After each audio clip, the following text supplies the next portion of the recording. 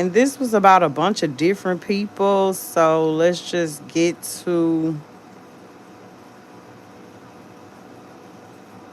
the Mo3 part.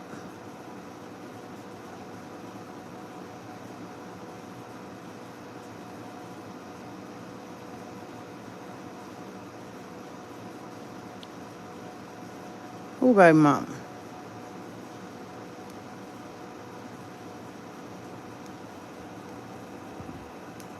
Easy, Yellow Beezy's baby mama, close friends on her Instagram. Pretty much somebody screenshotted and got inside of it. And one of the messages that got a lot of the internet talking right now is pretty much a message where she claims that Rain dropped her manager, Rainwater, is pretty much putting pressure on the lawyers to get her inside. What I touched? I wasn't The trying to courthouse touch to do anything. some type of testifying. Said Rainwater's a bitch. He pressing my lawyer for me to make a confession. Even if I don't F with him, I sure don't F with his Beijing her having that. Anyways. So it's more details coming about the Glock 9 situation. Pretty much, he beat the 5 attempted murder charges, and then he's got to face that RICO. And then also, it looks like Rain dropped the manager is allegedly trying to get Ben Frank Beezy, Yellow Beezy, baby mama to confess something. Anyways, let me know something coming down below. Let me know what you think about this entire Baby, I don't want this up there no more. ordeal. I'm out. 16 at the gas monkey. There we go. I mean, December 2016, December 4th at the gas monkey when Boosie had his Boosie bands. Who was there? Who was there 2016 December 4th at Boosie's Boosie No, bands all that he this had in is from the Dallas, Texas at the playlist. gas monkey? Who remember that? Anybody? Anybody was there? Who was there? You were there? You were there? Was you there? See, because I already felt like Brother Noomsy, old Boosie, was playing both sides anyway. That's why, because I'm a Gemini like 3. Well, I'm the 3rd. I think he the 8th or something, right? But I'm a Gemini, so, I read shit different, So when I hear him make a song and Boosie standing over there, everybody ain't your friend, everybody ain't your partner. I was like, damn. They kind of like did this song right around the same time Boosie and Mo3 did the fucking lie detector test. What the fuck is they doing a lie detector test? Wait, you know what I just thought about? You know what I just thought about? Leisha B, you had asked me, was that new or old, right? And it's old. So what the fuck was Just D talking about back then? Huh? What was she talking So about back Ben Frank then? Beezy, Yellow Beezy. I want to confirm because that is very interesting, right?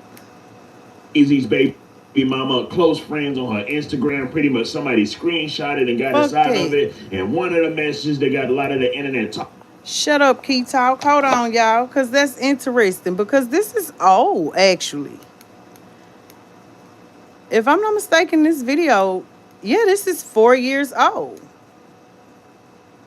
This is November 15th, 2020. Okay? So, what in the fuck were they talking about back then, y'all? And it say her Rain want her to confess. Confess to what? Yeah, let's run that back. Right now is pretty much a message where she claims that Rain dropped her manager, Rainwater, is pretty much putting pressure on the lawyers to get her inside the courthouse and do some type of testifying. Said Rainwater's a bitch. He pressing my lawyer for me to make a confession. Even if I don't F with him, I sure don't F with his Beijing her having that. Anyways. So it's more details coming about the Glock 9 situation. Pretty much, he beat the 5 attempted murder charges, and then he's got to face that RICO. And then also, it looks like Rain dropped the manager is allegedly trying to get Ben Frank Beezy, Yellow Beezy, baby mama to confess something. Anyways, let me know something coming down below. Let me know what you think about this entire ordeal. I'm out. Confess what? at the Gas Monkey. I mean, December 2016, December 4th, at the Gas Monkey when Boosie had his Boosie bash. Who was there? Who was there? 2016 December 4th at Boosie bash that he had in Dallas, Texas at the Gas Monkey. Who remember that? Anybody? Anybody was there? Who was there? You were there? You were there? Was you there? See, because I already felt like Brother Noomsy, old Boosie, was playing both sides anyway. That's why, because I'm a Gemini like 3. Well, I'm the 3rd. I think he the 8th or something, right? But I'm a Gemini, so, I read shit different, So when I hear him make a song and Boosie standing over there, everybody ain't your friend, everybody ain't your partner. I was like, damn. They kind of like did this song right around the same time Boosie and Mo3 did the fucking lie detector test. What the fuck is they doing a lie detector test for anyway? How come Boosie didn't answer none of the questions? What kind of shit is this? What kind of Illuminati Baphomet pinnacle with the fucking star shit is this? What the fuck is this? See, y'all pay attention to all that other shit. I be like, bro, why the fuck was Mo3 with Boosie at the Tyson interview? Why the fuck was Mo3 with Boosie at a fucking lie detector interview? What the fuck? Hold on, son. This shit ain't even. Mo3 ain't even. Hold on, son. Hold on. What is really good, man? This industry. Oh, it's the industry. Boosie, when you came to Dallas, Texas, December 26th, December 4th, and me and Yellow Belly opened up for you at the goddamn Gas Monkey with a whole bunch of artists. The following morning, I seen you at South Dallas in E Lanes, and I looked you in the face, and I told you that I was King Pharaoh, you standing in my hood on Malcolm X, right across the street from Jim's, you standing in my hood. I'm the king of the Triple D. Brother Noomsy, I already been telling niggas for a long time, fuck the industry rappers. Stop letting them come in here with that evil ass industry fucking standard and all that sacrificing and shit. And lo and behold, Boosie, you came here first. You brought T.I., you brought all these other niggas. Then Yellow Billy fell for it because he a goofy anyway. So, alright then. So damn, what was the cowboy bet really about? Oh, that wasn't no bet. Y'all sitting up playing with us. Y'all think we fucking slow because we ride horses and fucking wear boots and cowboy hats and we just some country bumpy niggas down here, and you think you can bring that death music to our city? That sacrificial, shoot 'em up, kill Brandon Naya, kill Miss Gloria, shoot all these kids at the... Hold on, son.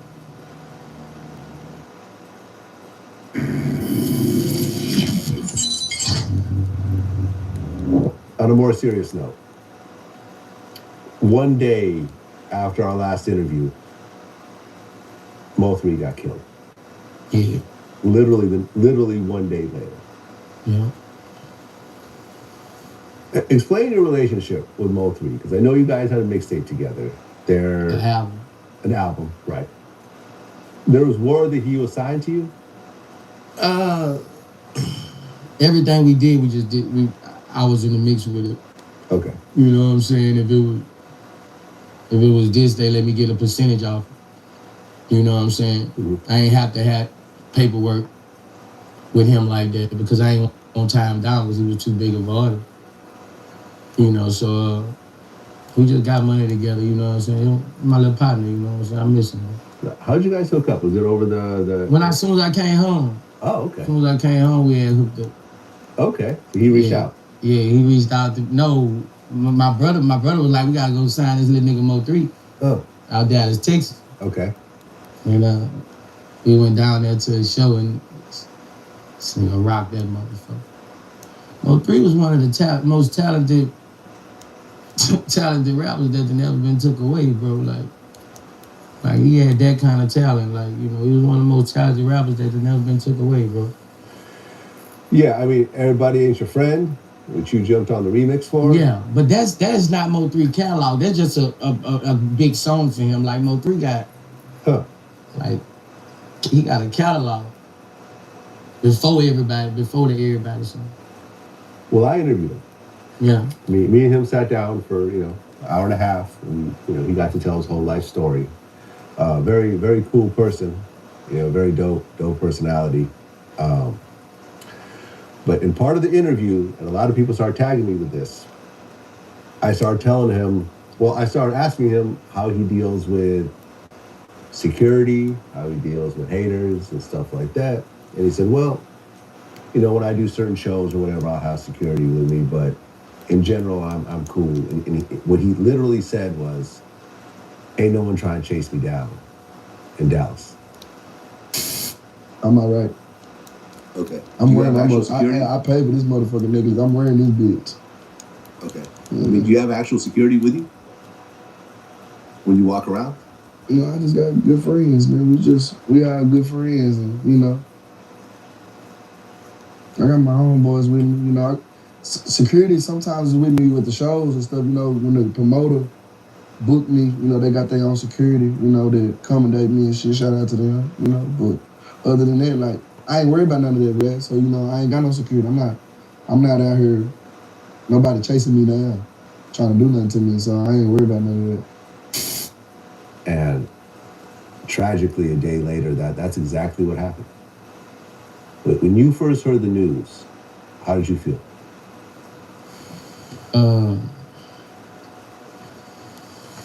They ain't want to tell me. A couple of my partners found out before I got on the plane. I woke up to it on the plane, getting off the plane, walking through the terminal. And, and that's when I saw it, I was like, damn, they got my dog, But the streets, you know how that shit go, man. When you walk banging in the streets, that's all part of it, you know what I'm saying? Like, you gonna get shot at, It ain't like we signed up to go to motherfucking Harvard, you know what I'm saying? Like, you sign up to go to Harvard, you gonna miss some tests, you might fail some tests. You sign up with this thug shit, you gonna get shot at, you gonna get shot, missed or hit, it's just all a gamble with what we choose, and it's the life I chose. Man, I mean, from what I understand, he was at a girl's house and someone was waiting for him outside in a car. When he got out, they started chasing him. And right there in broad daylight, side of the freeway, he got killed.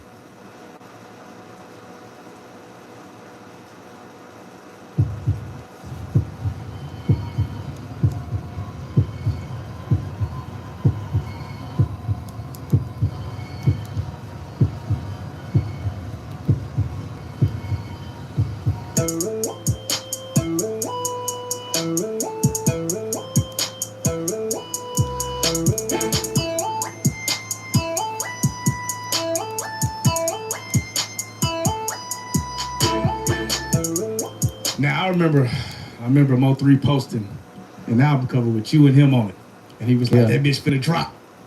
Yeah. And that bitch never dropped. I was like that. I was waiting, like I was anticipating that bitch. What happened, Boosie? Mo had got a bag. We had got a bag from Empire. Oh. So Mo had to drop his project, He had to drop his project. And we gotta do the business right. It's not like it used to be where we could just put out shit. It's business now. You gotta give us something for Boosie and Mo3, huh? Yeah. Big facts. No, like real, was waiting by the computer by the Spotify. Like real talk, like you gotta give us something, you know what I'm saying? So that's what we had with it right now. I was gonna drop it on Christmas, but you know what I'm saying, that was too close to when Mo just dropped. So I'm gonna let Mo ride for it, then I'm gonna drop it. Man, speaking of Mo dropping, man, I seen you live, where the thing came through saying, Mo3 was saying he, shot. And I seen you on live, during that time frame. What's going through your head when you see that? Like, I ain't even believe it at first. I ain't even believe it at first, I just be telling them be careful, you know. I try to stay out of all that shit. But I just tell them, you know, be careful, man, you know. I was going through the same stuff in my town forever and ever.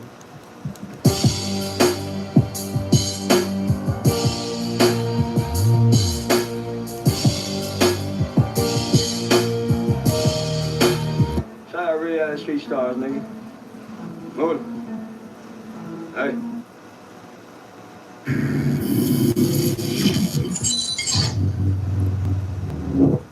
We interviewed Yellow Beezy, who's also from Dallas.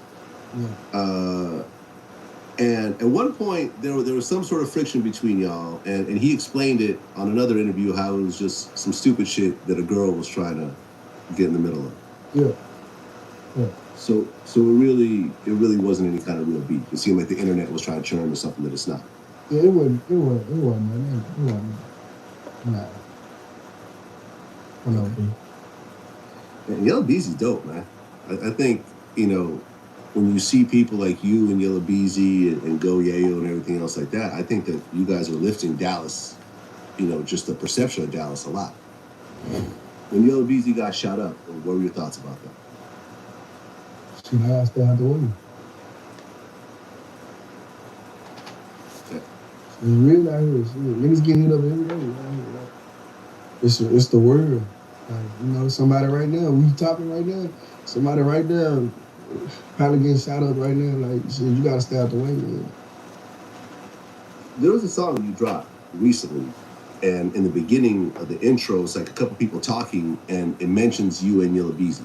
But I didn't really understand what it meant. Can you explain that? Yeah, nah, you know, they was misinformed about some rap beef, and I was like, I ain't got no rap beef with nobody. I ain't got no rap beef with no rapper in my city. No rap beef. And they was just, all that was just something that they heard, you know. So, you know, they not in the streets, so, you know, their job is to report, like, the news. So, you know, they just going out what they heard, you know. So, like, I just cleared it up on my interview when I went up there and talked to them. Like, I ain't no rap beef, ain't no problem, man. Okay. Now, what happened between you and Trap Boy Freddy? What? Trap Boy Freddy. What you mean, what happened? I mean, there was a story that y'all had some sort of situation, and there was supposed to be some surveillance footage. You know, someone getting ran down on the street or something. Did you see it? I did not see it. Oh, well, I don't know what you're talking about, because I don't know about nobody running down no street. Well, hold on. I'm pulling it up right now. Pull it It up. shows some. I'm pulling it up. So I guess he claimed that he ran you down last year, and there's some surveillance footage. And I guess you responded. Do you see somebody running down the street? I do not. Oh, okay. Yeah, I don't know what you're talking about. Yeah, okay. Okay. So you're saying that all that is just nonsense? Yeah, that's what I'm saying. It be reaching. Yeah. I've had Trap Boy Freddy on the show. Shout out to all the rappers in my city. We was doing our time. You get what I'm saying? We didn't talk about all that. Okay, well, I'm just saying. All the rap we doing, ain't no rap beef, man. Ain't no rap beef, man. People can't put me in no rap beef, man. I don't get into all that, man. That make my skin cry. Like it's nasty. Like, well, I mean, that's what I want to hear, man, because Dallas is popping right now, but all it takes is just a bunch of bullshit to happen between the rappers, and then, you know, a lot of doors will get closed. Because I guess at one point you got banned from performing in clubs in Dallas, right? Yeah. Shit, damn near a year. Right, that was over the shooting incident? Yeah. Right, so here you are. And that was fucked up. Right, you're one of the hottest dudes in the Something city. happened You can't Fort perform. 45 minutes away from Dallas. Y'all telling me I can't come to clubs, I'm banning. Y'all trying to ban the music and all that. Something that happened 45 minutes away from Dallas. I didn't understand. Right, and that's my point. I'm not here to try to drum up whatever beef it is. Like, I'm here to say, like, all this shit is bad for business. And ultimately, like, all y'all are winning in your own way. Yeah.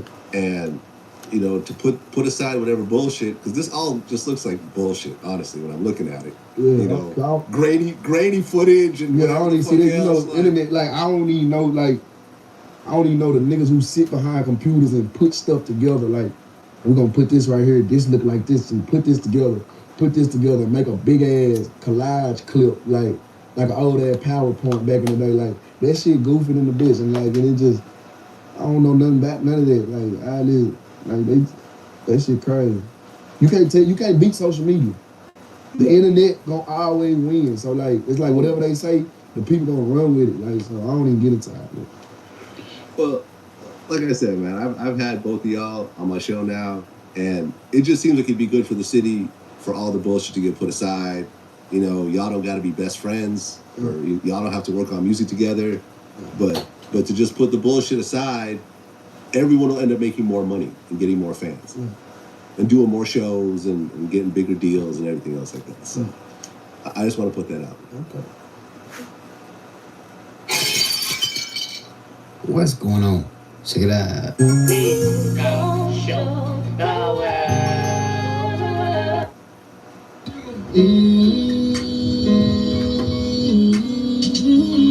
I was down on my dick. I was so broke, I couldn't think of some day. I want y'all to see the comments. Man, that nigga 3 is the truth, bro. I gotta go hit 3 Mama, man. About time me to go send us some money. Fucking right. Finna go send his mama some money this week. Watch. Nigga always keeping 100, nigga. Time me to go hit her with some money. Yep. What's going on? Soda Red TV. Check it out.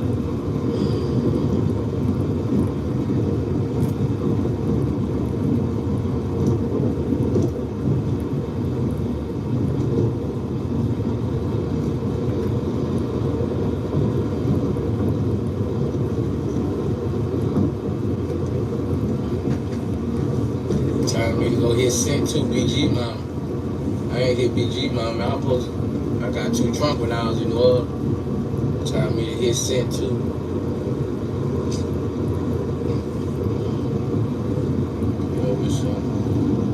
Can y'all see the comment? Okay, cool.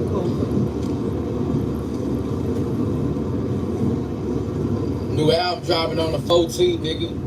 Let y'all hear some of that shit. Jail talk, nigga. Mayor call. Why you ain't do a song with Wayne yet? Well, y'all ain't fuck up the game yet. I be like, I don't even know.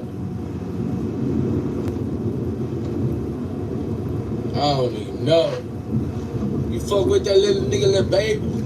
Fucking right, you already know. Know you fuck with the baby shit. That's my nigga on the phone.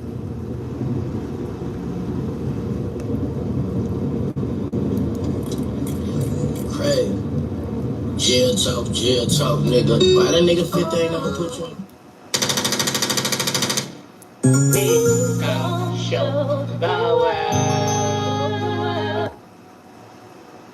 It don't matter if you on bond or not. They know you ain't gonna run. They know you ain't going nowhere. So regardless of how many lawyers you get or who you try to have to do this or do that, you gonna see what go down. Everybody is basically acting like it ain't obvious that Trap Boy, Freddie, Yellow Beezy, Errol Spence, Rainwater, Devin Brown, and Keyone White had something to do with it. They all going down. The most crazy thinking person in the world. You know, Trap running over there to try to go get married quick. And I applaud him. I had trouble finding love because I wanted the baddest one. So now I'm finna do what Trap do, go get a mediocre girl. And just in case I get locked up or just in case I gotta tell the world, I gotta tell on somebody in front of the world, she still gonna be down. So I applaud Freddie for that. I applaud Yellow Partners for that. And you know what I want to tell the world is, if you into some beef, into some shit, and you got a family and people to, care for, or people that depend on you, and you into some beef, call the police. Just call the laws. Because you ain't gonna get locked up and get caught dead trying to act hard. One thing about it is, never put yourself in a position. I feel like Yellow was on top. Was on top of the world in his eyes. And he went back down here to please the bottom feeders. And once you please the bottom feeders, everybody laugh at you.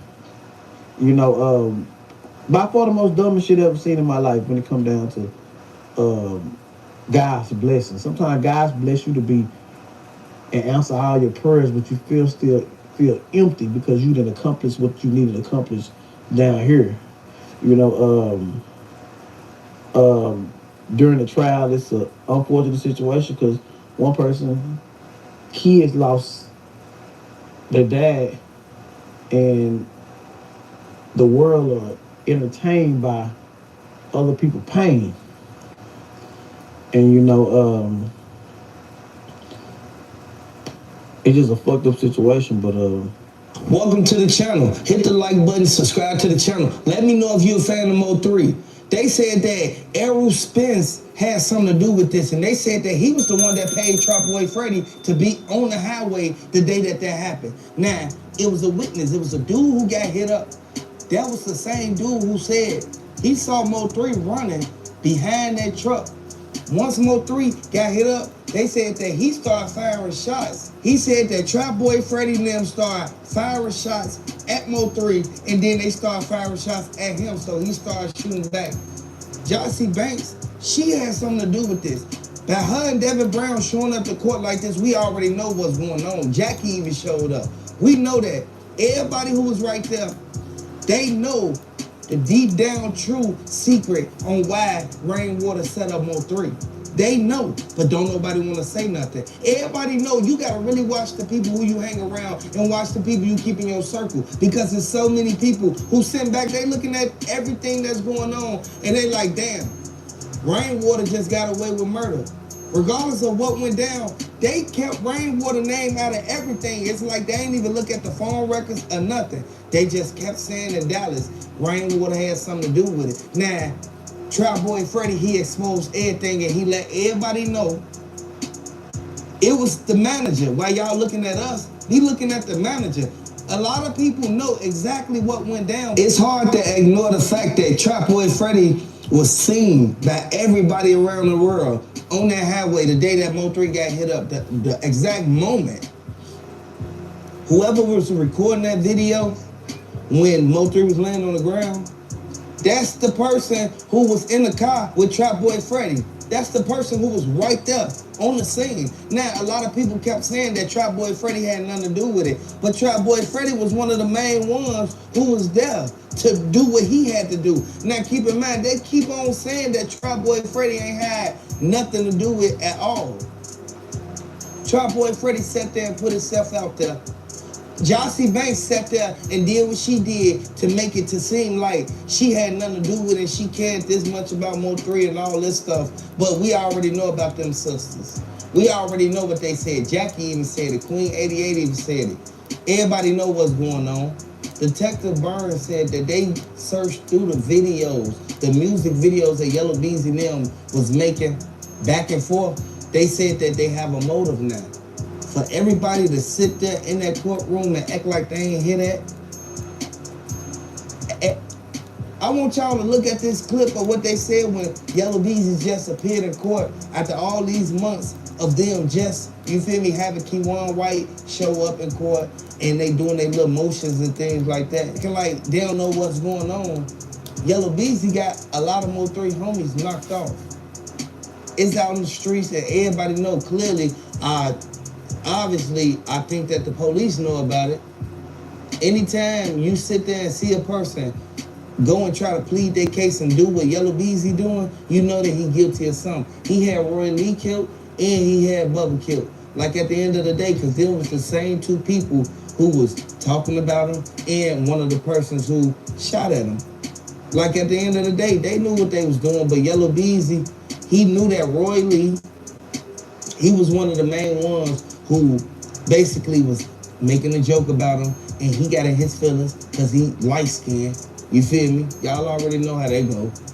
He got in his feelings, and then next thing you know, you sent somebody to do something to him all because he wanted to fight you. Like, come on now, ain't no everybody study ignoring how it started. Don't ignore how it started. Look at the whole full story. That man got shot in his leg, man, and he passed away, man. That man dead right now, man, because of Yellow Beezy. At the end of the day, Regardless of how much we talk about how Rainwater set up Mo3 and he has something to do with this, Rainwater, small fish in the pond. Yellow Beezy is the mastermind of this whole thing. And they said that EJ was mad and he teamed up with Yellow Beezy all because he wanted Yellow Beezy to be on the side because they both was in tour with Mo3. Now, come on now. You can't ignore that. The feds ain't playing no games. The feds got a 99% conviction rate, and they coming to get anybody who has something to do with it. I would like to say, y'all better get y'all money up, and y'all better get y'all stuff going on the way y'all need to get it going on, get your motion started, because once they come and get you, it's over with. You know what you did. You got 3 people killed. Yellow Beezy, you know what you did. 3 people died behind you. Behind your name. Everything that you got jealous about, everything that you did thinking that it wasn't gonna come back on you. Now look what happened. You sit in the courtroom facing murder charges. It don't matter if you on bond or not. They know you ain't gonna run. They know you ain't going nowhere. So regardless of how many lawyers you get or who you try to have to do this or do that, you gonna see what go down. Everybody is basically acting like it ain't obvious that Trap Boy, Freddie, Yellow Beezy, Errol Spence, Rainwater, Devin Brown, and Keywan White had something to do with it. They all going down, regardless of how they feel about it. I want y'all to know this sad, man, because the way that this trial finna end is gonna be a way that y'all never thought it was gonna end. They knew exactly what was gonna be the outcome and what was gonna happen after Yellow Beezy actually got caught. Now, once they caught Yellow Beezy, I just made a video that got 1.9 million views breaking down everything that happened. You can go look at that video. It's a graphic footage. It's right there on my page. You can go to my videos and you can type in latest and you can go to popular and it's gonna be the first video that pop up. I want y'all to know this sad, man. At the end of the day, hey, I want y'all to go to my Instagram, man. I'm going live on this topic, man. I'm going live to talk about what happened with Mo3. My Instagram is Director SK4K. DIRECTOR SK4K. SK, the number 4, and then K. Hey, look, I want y'all to know, we gonna break it down. That way I'll be able to say everything I need to say without nobody interrupting or saying certain things that I can't actually comment about or come back at them about. Because I be want to cuss them out sometimes because they be out of line and they be trying to act like they with this little, whatever they got going on, this little sector and all this stuff, man. I want y'all to know, it ain't about no sector. They created a whole sector off of Mo3. Off of Mo3 death. Like at the end of the day, Yellow Beezy had something to do with it. He got Bubba killed. He got Roy Lee killed. So by anybody acting like they don't know what's going on, Yellow Beezy got a lot of Mo3 homies knocked off. What's going on YouTube? Astria TV, Truth Exposed. Move it back Today for we're these talking comments. about the hip hop gatekeeper, Little Boozy, and the Mo3 sacrifice. Let's get into it.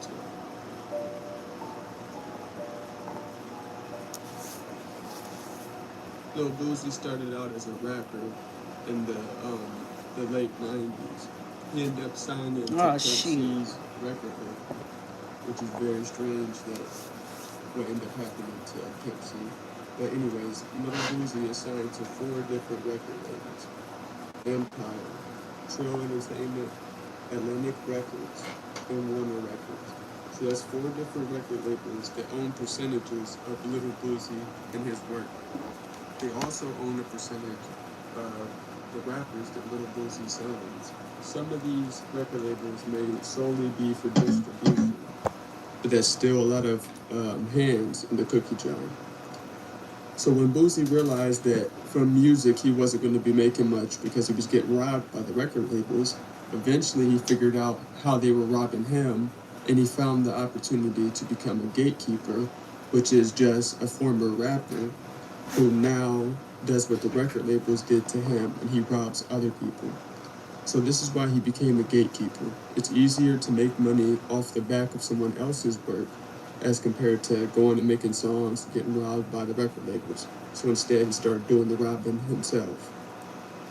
These rappers, they get finessed, like I said, by the record label. They learn how to do it, and then they themselves do a partnership with the record labels to, in turn, rob upcoming rappers and split in that money with the record label. Basically put, they are pimping the artists out. Everyone thinks that the gatekeepers are amazing people who are helping their communities and their people by putting these rappers on. But in reality, it's all for selfish reasons. They're not going to put someone on unless they're making a percentage off of it. Boosie is notorious for trying to sign these upcoming rappers. First, we're going to take a little look at the Kodak Black situation. Kodak Black said that Boosie tried to sign him for like $10,000. Basically, tried to rob the man. This little Boosie, I used to look up to him. So he said, "What part of Florida you in?" I tell him I'm in Broward. He was like, he wanna come sit down with me, and like give me like 10 bands or something. But I already had that money off street money. Listen, I already had that money off street money like before. So when he said like he wanna come give me 10, like I guess, but you never know a duck till you try and stuff like that. But I was scared of. You think it was like a respect factor that he just wanted to just hit, hook you up, or I mean? Nah, he wanted to sign me for like $10,000. Oh hell no! The next situation is the NBA YoungBoy situation. A lot of people don't know that Lil Boosie has his hand in these artists' contracts. He'll go and get people like NBA YoungBoy and broker a deal with Atlantic Records for him. And in that contract, Boosie will be getting a percentage of everything YoungBoy does. The record label gets a percentage of everything YoungBoy does. And that's why NBA YoungBoy does not want to sign this new contract with Atlantic. Then we have the video of Boosie getting mad that NBA YoungBoy basically figured out he was getting finessed, and then he wouldn't clear a song for him. So Lil Boosie was still trying to profit off of this man's success with a song and got mad that he wouldn't clear it. And this is what Lil Boosie had to say on the Vlad interview. And pay attention to his facial expression, how angry he looks, his heavy breathing, and what he says. How did you feel in this case you had to respond?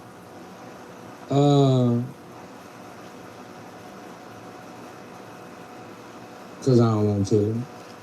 Did you see how mad this man looked? You're not going to get that angry over someone not clearing the song. There's a deeper thing going on here, and that deeper situation is that he couldn't finesse YoungBoy, just like he couldn't finesse Kodak. So then there was this hostility of, they made him look stupid. They took away his opportunity to middleman them, which is what he does repeatedly over and over to these upcoming artists. Just like that clip of Lil Uzi saying that Famous Dex tried to sign him for $20,000 or $10,000. They give him that advance, and then they rob him on percentages. You think they're trying to give him that small advance so that, they don't have to recoup as much, but that's not really the situation. See, Boosie knows how the game works.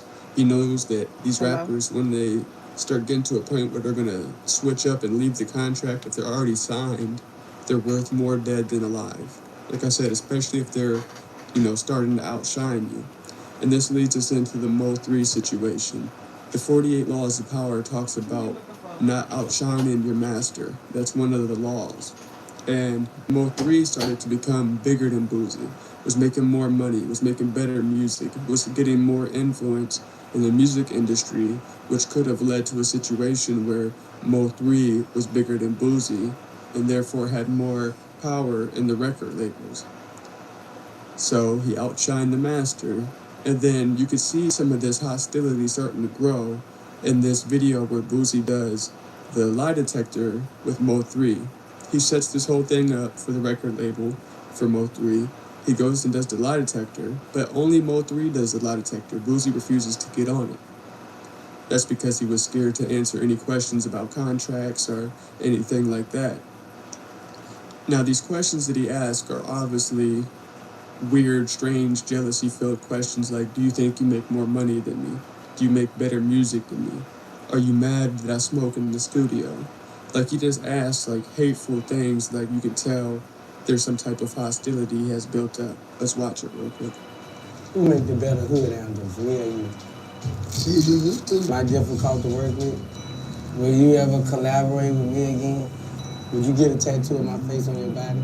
Do you have more money than me? You can just see the jealousy, the hatred, and the envy he had asking questions that he was asking. You can just see it. And then him refusing to take that lie detector test that he just made his artist do is very strange to me. Directly after Mo3's death, Boosie went onto Instagram Live. And in this live, he was counting money, smirking, smiling while singing Mo3 lyrics right after he died. The money is symbolic because that's what he was hating on Mo3 for. That's why he got Mo3 famous, was for money. All of it had to do with money and the influence, the power, the fame. Just this live, or just watching it, knowing that he had this man taken out of this world for a ritualistic purpose. See, the ritual, they have to keep participating in these sacrifices. And then when they have envy and rage and hatred built up towards someone, it's a lot easier to sacrifice them, especially since you profit even after their death. Let's watch the IG Live. You got no car and he got racks. Yeah. Platinum plaques on the wall. Rolls Royces bitches dropping they drawers. And lastly, that brings us to this young Blue situation, where young Blue, in the Vlad interview, he's talking about that he's not really signed to Boosie in a contract, but obviously Boosie feels a different way about this and feels he was signed for the contract. So young Blue brought him $100,000, gave him $100,000, and Boosie thought this was a gift, which I don't know who thinks $100,000 is a gift. But this was his way, a young Blue's way of buying himself out of his contract and severing ties so that he went and signed another major contract. Pay attention in this interview real quick that young Blue says Boosie allowed him to sign another contract. That language tells you that he had control over it. Boosie allowed him to sign another contract because when they do that, they sell the rights to these artists because they own them. They sell the rights to their name, to the copyright, to the catalog. So Boosie still made money off of that, and then he's gonna go and sue him afterwards. Let's watch these clips. My situation is like it's more difficult than contract. Let me sign my other deal, you know what I'm saying? He let me go to sign my new deal. There is absolutely zero reason why these rappers should go through another rapper to get to the record label. That's like being, this is a terrible comparison, but it's like being a drug dealer and getting your supply from the middleman instead of going directly to the plug, to the source. These rappers could go directly to the labels and get that deal, but sometimes they don't have the connections, so they go through another rapper. But if they have the talent that another rapper can see it, then the record labels, the A&Rs, they definitely will see the same thing. So they can skip this process. These rappers, they have to sign to these other rappers, get completely robbed, and then work their way back up. If you go watch my video on the breakdown of the gatekeepers, the true doors of hip-hop, which I'll put in a card right now, when you watch that, inside of that video, there's an audio clip from Ice-T comparing the music industry to the pimp game. The record labels are the pimps, and the artist is the hoe, is the trick. All the money goes back to the record labels and crumbs given to the artist. These artists are financially illiterate, coming straight from being poor to being rich, so they know that they're going to blow that money. And then they teach them to buy jewelry, cars, things that depreciate in value as soon as you buy it. The goal for them is to keep you broke, keep you in debt, keep you indebted to the record labels so that you never have enough money and power to fight back or outshine the master. Thank you for watching. Time for us to check back in with the desk now and get over to assignment editor Danica Hill, who is live for us this morning in our newsroom. Danica, what are you looking at this morning? Hey, good morning, Carmen. So I have an update on the Mo3 murder trial. We do know that a judge has decided to allow some lyrics to be heard during the trial. So here's the details and information that we know this morning. The judge ruled that most of the songs cannot be used, but denied excluding 3 songs, which means those 3 will be allowed. Now, Marquise Conway, who's rapper name is Yella Beezy, is accused of setting up a murder-for-hire plot tied to Mo3's death. Mo3's real name is Melvin Nobles. Now, Nobles was killed back in 2020 along I-35 in South Dallas. Pre-trial hearings wrapped up last week, and attorneys were working to figure out who will testify and what evidence will be presented to the jury. Now, the judge orders allow the prosecution to use Mo3's song 219 and Yella Beezy's Keep It in the Streets as evidence in the trial. Yella Beezy's song On Your Head will also be used, with only having Trap Boy Freddy's voice redacted. Now, the judge also made some rulings on several other pieces of evidence, including social media posts and music videos. Now, 2 other men accused in Mo3's death were also in court last week, Keywan White and Devin Brown. White is accused of pulling the trigger, and Brown is accused of helping set it all up. As of right now, the trial is still set to happen next month on August 24th. This morning, I am working to go through all of the court documents, all of these pre-trial hearings, and all the motions since this has all been playing out. I'll bring you any details and developments that may come out of that here from the desk. TQ tell me you want sign, huh? Nigga say you the nigga gonna make me some money. That's what my big brother say. Say you selling out shows and shit around here. I gotta check you out, man.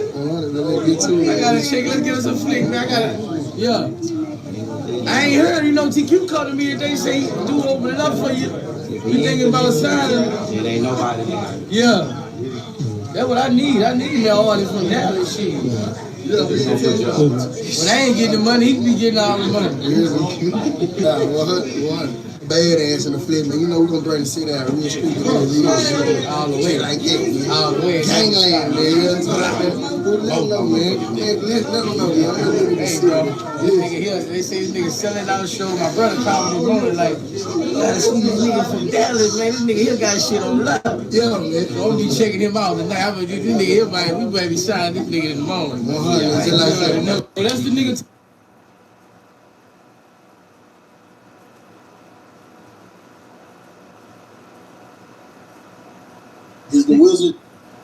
Was the wizard nigga good? Yeah. Yeah, he was solid. He was solid. But yeah, they shit over. Okay, let me. I say you had posted somebody else. Ain't it another dude that kind of got the same voice as 3? I think he did like a rap over 3 beat or something like that. He mixed or something. I'm not sure. I got. He sounds just like Mo3? Yeah. Okay, KO3, he little 17-year-old look up to 3. I ain't never say it like that. He I like him. I like him for keeping 3 name alive, but that ain't nobody. That shit will take you so far. You know what I'm saying? That's where I'm leading to. Playing Mo3. What about his homeboy, the little bright skin and 7? Slum and the other Dun? And that's the one doing something with dogs or something? 7 dude? Yeah, that COVID money over with. Some people don't pick up on the opportunity in front of you. I do. You know what I'm saying? Mo3 died. I was already thinking.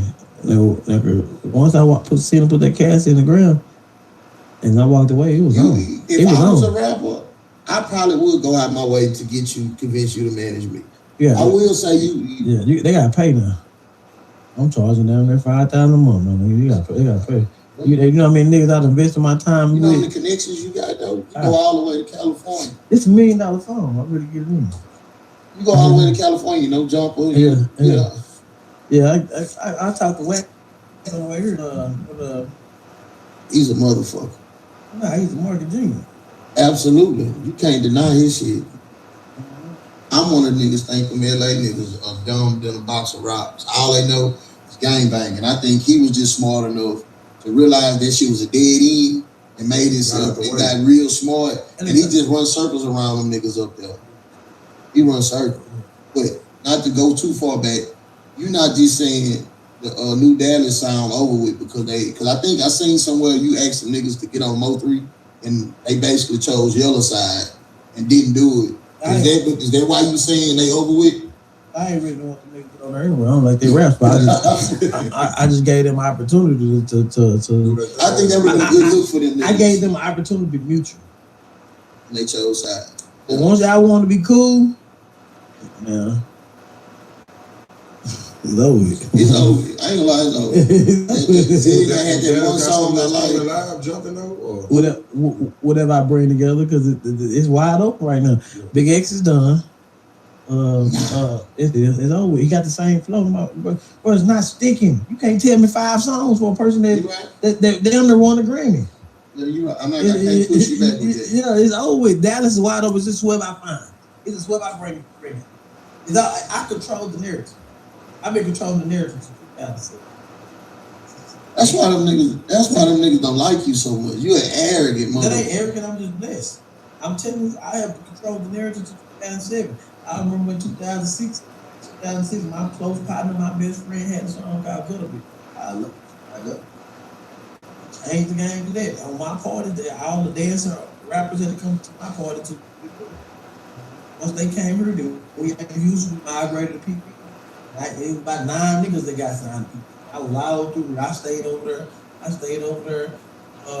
With West Town behind Targets. On the bridge. Chandra, the white lady named Chandra. Chimney Rock. Back up over there. That owned they consider Southwest. Chimney Rock. Yeah, that's Southwest. You know Southwest. I know. Okay. And you know I've been controlling the narrative for a long time. Why you don't think Houston and Dallas come together to do more music together? Do you think it's money in it, or is it a waste of time? Houston, I always look down on Dallas. You say we look down on Dallas? Yeah. On the side to where like we started it first. I started it first, so we look down on Dallas. I kind of do see y'all as country bumping. Yeah, and now we look at y'all like lean heads. Everybody's Houston when they get Pillhead. Yeah, that's fair. But Houston, I like Houston better than Dallas. See, he do. I'm hard on Houston rappers. Nah, I ain't talking just rappers, just the culture. Just the culture. I love it. Like right now, I have to come down here with certain people so I won't stay. Meaning? Like I come down. Come down here, if I do like I used to do, flew down here, because this is my first time riding Houston in about 10 years. Like, let me know I got good hookups on flights. Yeah, but then I end up staying by the Galleria for 3 or 4 days, and then one simple trip Houston will turn into a $10,000 trip. You know what I'm saying? Then you'll go party. Well, it's depending on the people you with.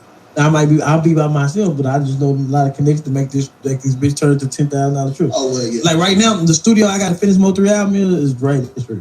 Right. You know what I'm saying? A big cuz. Right. But I'm gonna have to miss him. Right. Because I know me. Spending one night here, right. I gotta take my daughter to school. I'm trying to get you more money. My partner, he got a G Money. He got a Brinks truck. He turned the inside of it into a podcast, the whole thing. And the truck in the shop or something. I was gonna while you was here to try to spend more money to get you to do an interview with him, he wasn't gonna be able to do it in time. Nah, I appreciate it, but you know, back on the yellow situation you know, sometimes God give you the devil give you the tools to destroy yourself. You know, sometimes people not empty. Some people is empty on what they accomplish. You know, if you never came from that, you could have $1 million in your pocket. You still feel empty because you want to prove that you're a gangster. I call it when your history is a mystery. Yeah. You find yourself steady trying to put your mark in the ground. That's how I feel like that's how we do a lot of greats anyways. Trying to play that role and shit. You really could just be yourself. Do your thing. If Mo3 would have ended up on top in that beef, would you be clamoring for him to go to jail? 3 gonna be 3. No, I'm asking you. No, I'm understanding. So look, let me put like this. 3 gonna be 3 regardless. So if he was on top, you wouldn't see him. If he be quiet on the internet.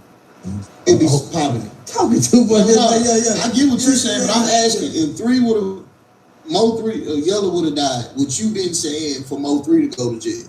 I ain't said nobody go to jail. So you don't want Yellow to go to jail? I'm just worried about this album. Okay, because I'm gonna be honest with you. I have my biggest problem with niggas at rap, and then y'all play such a role like the Julio Fulio. You pissed on niggas' grave, and then when you die, your mama doing victim impact statement. I think that's bullshit. Now, 3, you know you made a song, you gone on the interstate, you made a good song, great song, I love it, replayed it. But, you know, I wonder would people be clamoring for him to go to jail if he would have killed one of them? Though the songs that Yellow was dropping, it really didn't have that impact because they was really trash. They was trash. Oh, he garbage. How garbage? I'm talking about when the beef shit was started. That shit in that motherfucker, like I was telling you the other day, man, that shit in that motherfucking army tank and you know something. See, you never probably listen to them. Yeah, see, because I'm really not. That's him. Music. See, I'm really. That song me was a diss song to Roy Lee. Oh yeah, the one capping on Boosie. Yeah, put like you know, everybody should want a friend like Mo3. I know how many times somebody passed away and people are going on with their life. Oh, he kept Roy Lee name alive. Yeah, no, for real. Yeah, so you know what I'm saying? Bubba never seen the picture of Bubba. Yeah, so you know, like everybody want a friend like Mo3.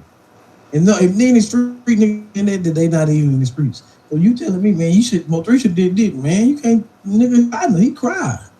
I seen him cry in the back of that car in New York. So he kept them people's name alive, so you can't tell them nothing when the nigga cry. Like me. Y'all can't tell me no comment, but I don't like them people, so what me cry, I never forgive. Well, I'm be honest with you. If I was you, I wouldn't give a fuck about them niggas either. Yeah, you know what I'm saying? So is drawn in the same. Yeah, so you telling me like Mo3 should did this, Mo3 should did that, but man, like I said, everybody should want a friend like Mo3.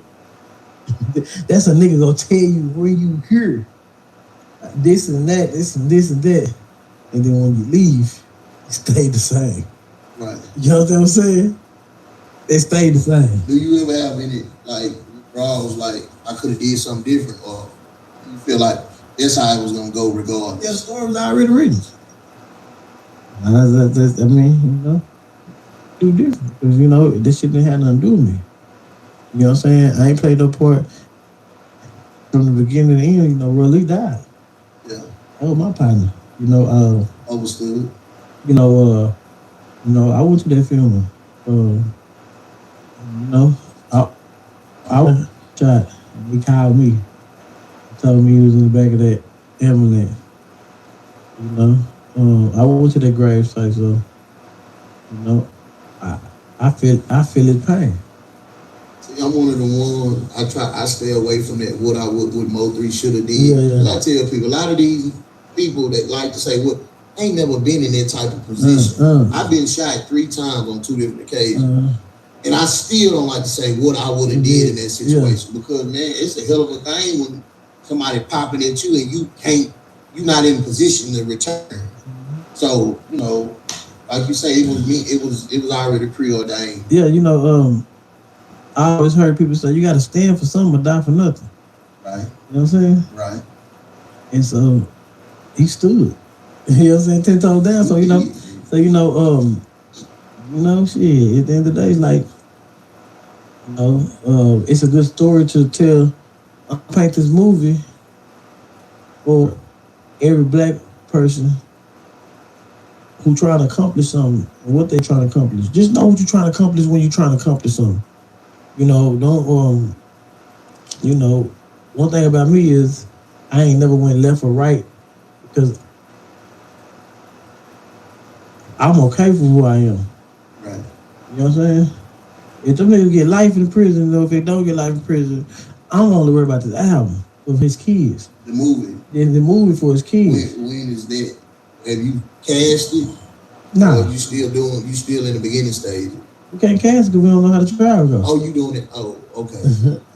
I can't drop no albums because I don't know how the trial goes. Okay. So is Trap Boy Freddy? Is he is is the prosecutor making it look like he going to go tell, or is he really telling? You'll get married 20 days before the what's guy. I don't get that part. Like, what do that mean for him to get married? I know you understand. Yeah, you understand. So you put like this: you get married. Put like this: you get engaged. 7 days later, you get married. Right. Then you make a post and say, "Hey, as bad as y'all want it to be, I'm not the same Freddie. I'm a grown man. I can't do this kid. Oh, you got to laugh for your family. Yeah. Oh, I see the lady, the alley who your kids in the Caesars. I'm ready. I'm a totally different person. Like that. Oh, he probably changed his numbers and everything. Yeah. So put like this, like you testify. You on the same list? I'm on. Yeah. I know what I told you. The question is, what did you tell them? You know what I'm saying? I sit here on every podcast and tell you what I know. Right. Yeah, I know that. As an album like this, I can't think past 2020. I was really in my head. You say everybody should have a Mo3 for a friend. I have to tell you in your face after meeting you, everybody should look to have a friend like you. Because you ain't stopped pumping this. Whether it can be alive or some people or not, you have never stopped pumping this man wherever you go. And I got to say 10 down, man. You a blessing to his family, to his kids. Because I ain't heard not one time somebody come out besides his brother try to say some little Mickey shit, but I ain't heard nobody else say you're not doing right by them, his kids and with his music. Man, I made a kid multi-millionaire. I don't like your brother. Take care of him. You think I'm gonna make a rapper? Because I made some brother. We gonna go and make trade. Yeah. I want you man, trying to put bumping each other. Really, especially the crazy thing, that little young now we bumped him in the streets. I seen him at the barbershop 2 days ago. And you know what I'm saying? Or that kind of his little girl come to my shop. You know what I'm saying? My salon. But we seen, but like, man, nigga, you want me to push you? Now, even if you try, I don't think he have that. He don't have that it factor like his brother did. Put like this, right? Put like this. I seen what happened when your brother died with you. You know what I'm saying? You think I'm gonna be going to the club, promoting your music, on your music, and what you gonna do? Not a damn thing for my kids. You ain't do nothing for your brother kids. You know what I'm saying? So you think getting the chain? Yeah, he ain't getting no chain. He ain't getting none of that. But see, everything be cool with families after somebody pass away until money involved. You know what I'm saying? I remember a couple years we was partying. Me, his mama, and them, everybody was partying. They spent like $40,000 on this Mo3 day, big stages and everything. I'm sitting there looking like, I'm saying to myself, tripping. They a lot of mine. He was dead. That first Mo3 day, man, they had a big ass stage on the other end of the park. On the other end of the park, nobody was down there looking at their head. They had bikes, they had blow ups, they had benches. We had big ass barbecue. They had ice cream truck. They had a lot of shit there. Like it was like yeah. And I'm sitting there looking like they just spend it. And I'm telling to myself, y'all should. But see, they left me out of it. I'm like, I would have had niggas paying $500 to perform on that stage. I would have had an extra 1,000 people here buying this and buying that. They left me out of the decisions. You know what I'm saying? Yeah. And they gave me they gave me my little 20%, and this what you do. It's the only thing you focus on, your little 20%. My 20% turned into millions. You know what I'm saying? And so I'm watching them like they're just spending. They having a good ass time. They not worried about nothing. I'm still hustling. I'm out there doing interviews because I'm watching the game change. I did one interview the day he died at the funeral. That bitch did 500,000 in one day. I'm like, man, it's bigger than rap. So I kept on doing the interview. I'm telling his mom, telling his brother, interview. Nah, we ain't doing none of that. We ain't doing none of that. So they thought I was trying to enforce them to do something that was a gimmick for me to make money. People give me too much credit. They be thinking it's a gimmick to the shit I be telling them. Like, man, he just got money. Man, do y'all know 2 years after Mo3 died, I ain't had no money. His mama never give me no money. No, who putting the money up for this album shit now? Niggas, it rolled, the money rolled by itself now. Mo3 died $500,000 in the hole. When you say, see, I'm out of I'm just now learning it. When you say it's rolling by, what you mean? It's just generating money. The Mo3 streaming, it's rolling now. You know what I'm saying? But when he died, he was $500,000 in the hole with the label. You know what I'm saying? The estate, the kids, the estate was $500,000 in the hole. So they like, yo, Ryan, get the 20%. That's cool. We'll put it together. It's cool. We ain't worry about that. Man, I put that first album together, went double platinum, outside and all that. Outside, I wasn't supposed to be on there. Outside and all that shit, they had the Mo3 sector and started doing them interviews. It went from $500,000 to almost $15 million. For the record, Blueface did not sound live in it. That's your trash. Garbage. That's your trash. But nah, yeah, Bobby B too. I was looking at his clip on the way here. Bobby B. Yeah, he fell out like that. He could have had. I heard they want to add Lil Baby on there too. Nah, he didn't want to add no. He was wishing for whoever was on it. Wishing for Lil Baby.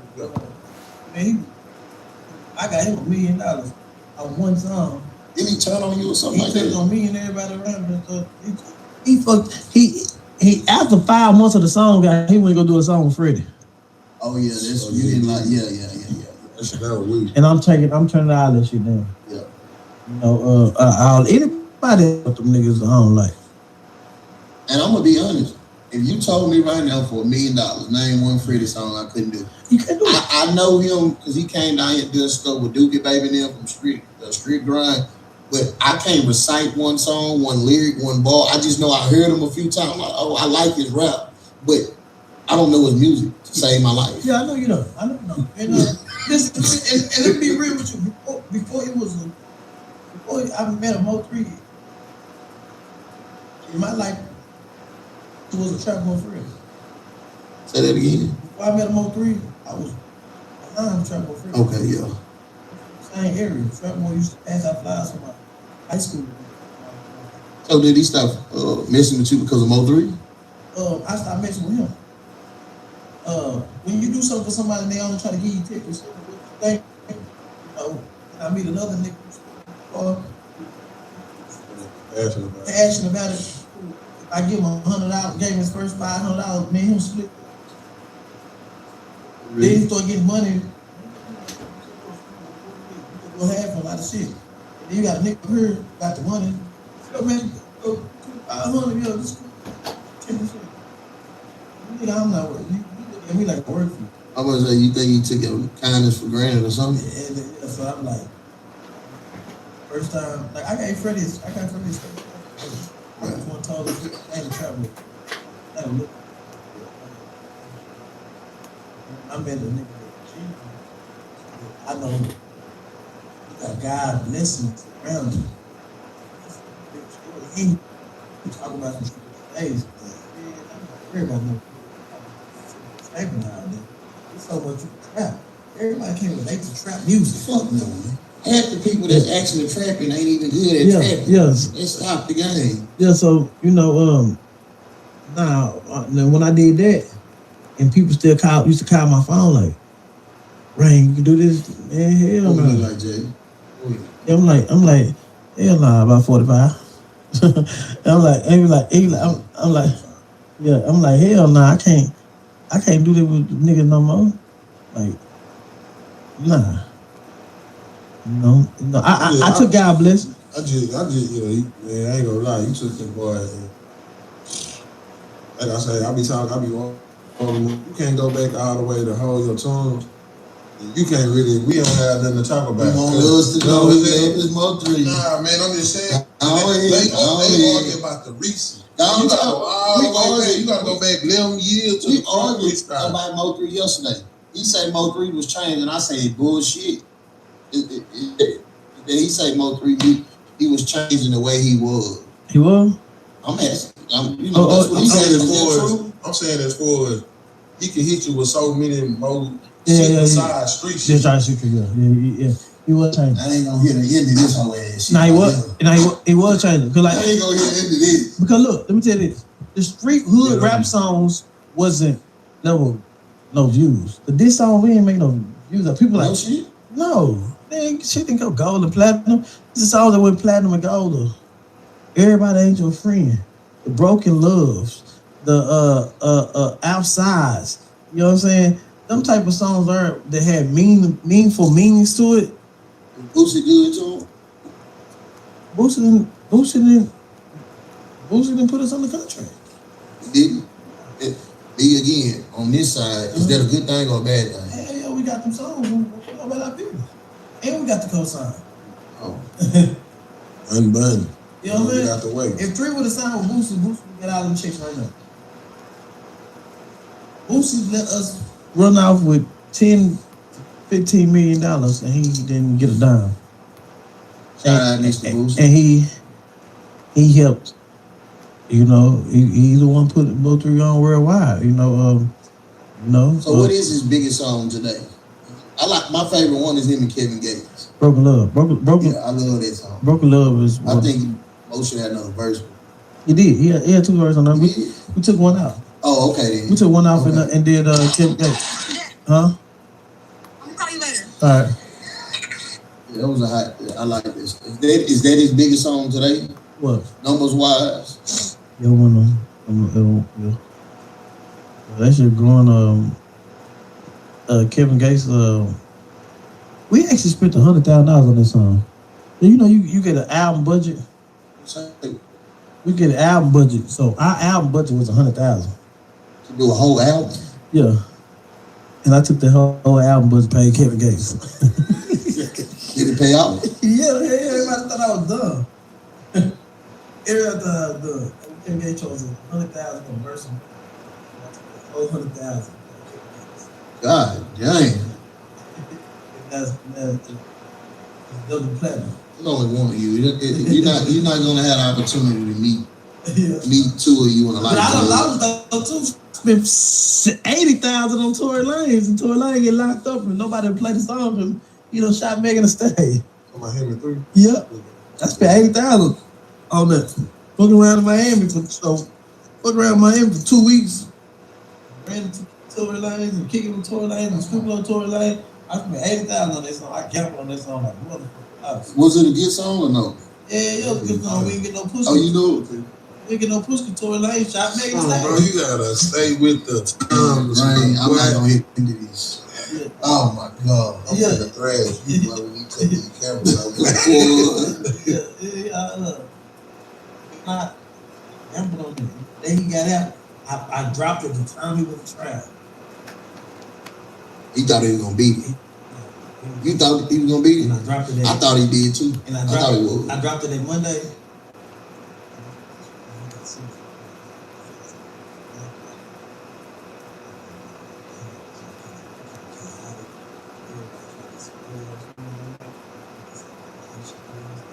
Oh, key out of it. Yeah. We can't do nothing. They Texas shot Megan Thee Stallion. They gonna look bad.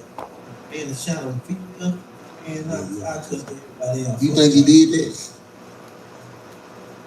I'm gonna say it before. I don't think he did. The GL song was on the partner. Gunpowder. Yeah, I know the rappers. Yeah.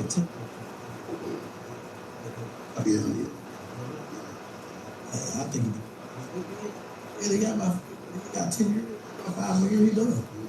All the time you get cut up, stabbed up, down there, boy. You got a hell of a time. Cause you probably PC, boy. You having a hard time, buddy. I like that nigga though. I like I think he's the hardest working rapper. For what he's AI, of course, doing a lot of the lifting for him. But what he doing, the way he putting out music, and then he got an album getting ready to get released. He recorded a lot. Oh, okay. He prepared for it though, just today. He recorded a lot. That bass album, I think, was good. The sound, you barely can hear. Oh, see, I ain't heard it. Yeah. The bass, that album was great to me, but the sound was real. Barely can hear what he was saying. I like the nigga. We had in the penthouse and we were kicking it and so is he really? Was he rich? Like he was putting on? Hell yeah, that nigga probably make it down there $200,000-$300,000 a month. See, cause my thing is, I be finding it. With me being from Houston, I don't be thinking them niggas rich like that. I be thinking it's really a facade. Man, I've been around that nigga. I've been around to him. Got it like that. I've been around tour. You think he got a chance at getting back hot when he come home? Yeah. I mean, too. But yeah, give me the arm thing. Man, Rain, I ain't gonna lie, man.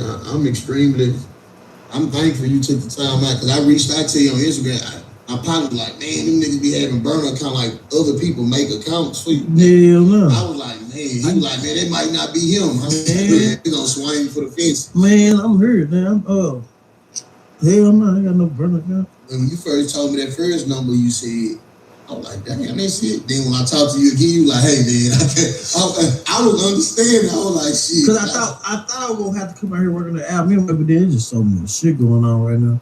Right. There's just so much shit going on right now. So when is the album?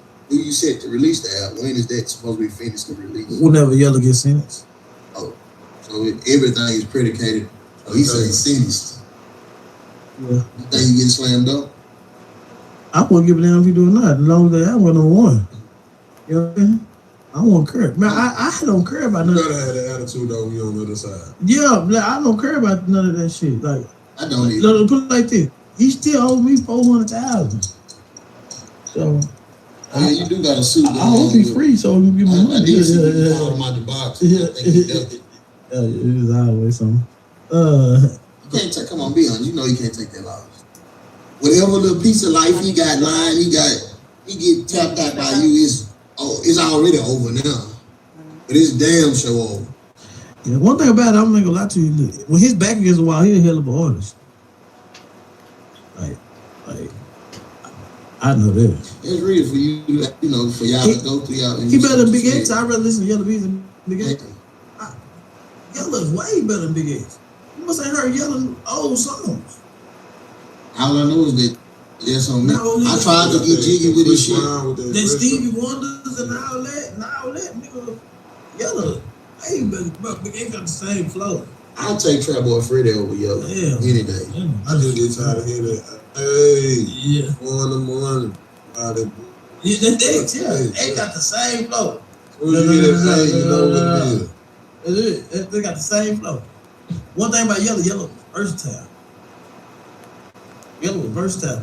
I mean, I give it to him. Like, Yellow was better than half of Dallas new rappers right now. What do you think he went wrong? What way he went wrong at then?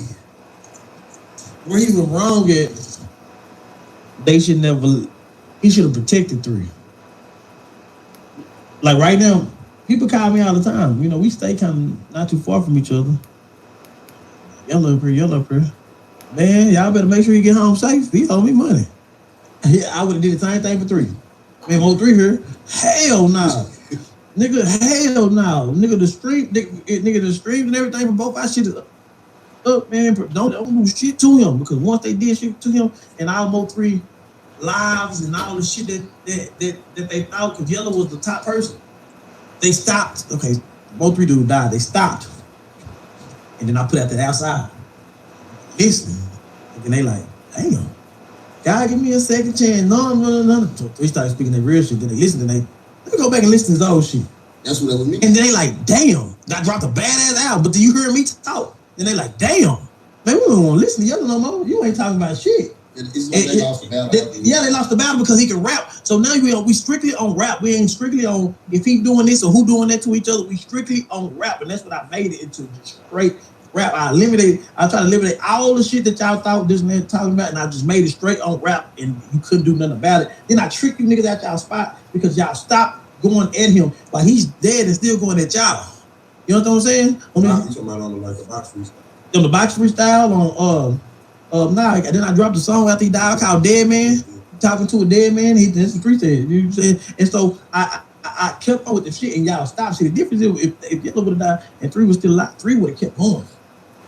You know what I'm saying? He would have kept going, but y'all stopped because it really wasn't in y'all. See, the problem is when people, the money can trick you into thinking that you're something that you're not. I did that before. Man, I had so much money. I'm up here cousin of my mama out tripping. You know what I'm saying? You know what I'm saying? Like, straight up, that money will fuck up your head. I start having babies. I start thinking these people like me. I'm had triplets and some other shit. I'm out. partying, kicking, bro. I'm a fucking. I'll go throw a bunch of money at Area 29 and 59 to go leave, go to Pink House, and all kind of shit. That money would trick the shit out your brain to think you did something that is not. And now, so that's what Yellow did. Yellow let that brain think he was Tony Montana. He said, that nigga started sending hits. You know what I'm saying? And so sometimes if you're not grounded by God, it was it will fuck with your head. The thing is, 3 was never tricked. That was always him. That was always him since the first day I met him. Since the first day I met him, I had to get out the car and pat him down and say, bro, you ain't got no gun on you? And I don't know how he stuffed his gun so far. Like, that man is stuffing his ass. So we got to the studio, he pulled out a big ass 4.5 round to check your whole waist. You know what I'm saying? And then the day he was looking for his gun. Was it one in there? You got rumors. I don't know if you can tell the truth, you know, with the case going, but was it one in the car or not? I wouldn't know because I ain't searching, but I think he was moving too fast. He had several cars. You got to think about it. He just came out from Houston. Be live. And I read this in the report, and I ain't know this. I just read this report. The nigga came by, his drive on him. And they shot back and shot the nigga that shot it in the head. Yeah. And so you had most balls, so you could have been moving too fast. You know what I'm saying? To jump in the car, you don't know what's what car. You know what I'm saying? So like, one thing I can say about the situation, he died like he started. I can respect it. You know what I'm saying? He's looking for a gun. You know what I'm saying? Yeah. And so if I ever can call him right now and be like, he'd be like, damn, bitch, I was looking for that hoe. You know what I'm saying? I'm like, damn, bro, you gone. Oh, man, I'm telling you, if I would have had that bitch, he would have been talking to me like that. You see them bitch ass niggas, they can't fuck with me on their music. I'm turning their ass up. Keep on dropping that shit. You gonna be like, man, I wish I know him. I know him to a T. Like, nah, he would be excited that nobody can call him hoe. Nobody can do this, do that. You know what I'm saying? He'd be more mad if people got slapped and then they gunned down and all this shit. Yeah. He didn't fight back. But so sometimes when it's in you, it's not in me to do no shit like that or it's in me to have family get-togethers and be family orientating and play with my kids and you know what I'm saying? It always comes to that time where you be like, man, if you do how you was gonna go, you still do the same shit you was doing. And like 3 say, shit, I know what I'm in, I know what I'm doing, so he rapped about it. He was saying if y'all me. That's how he put it. I'm gonna keep doing what I'm doing if y'all like me, kill me. He rapped about it. So it's a remarkable story to show kids, you know, the movie I'm gonna show like a person who, you know, sometimes kids, you know, you get involved in shit that you don't understand what you're getting involved with. Right. If it's in you, it's in you. If it's not, it's not. You can move around. How long is it gonna take to put that together once the case over? 3 months. Yeah, everything's gonna be shot in different cities, all in Dallas. It might not even be shot in Dallas. I don't need none of Dallas. I just need to paint the picture. Right. You know what I'm saying? Right. You know what I'm saying? I just need to paint the picture for now. But you know, y'all stay tuned. That's a bad motherfucker. And with that being said, man, again, it's gonna conclude another episode, but not like the other episode. Pillow talking, Nolly man. Got your boy. Let's go. Rainwater, man, we truly appreciate you for coming in and giving us this out. We new to the game 3 weeks in. Y'all get you on the couch. Y'all know we're gonna be good. Y'all send it to me. Y'all collab with me. He's on. We'll make that happen, man. We appreciate it. Thank you. All right.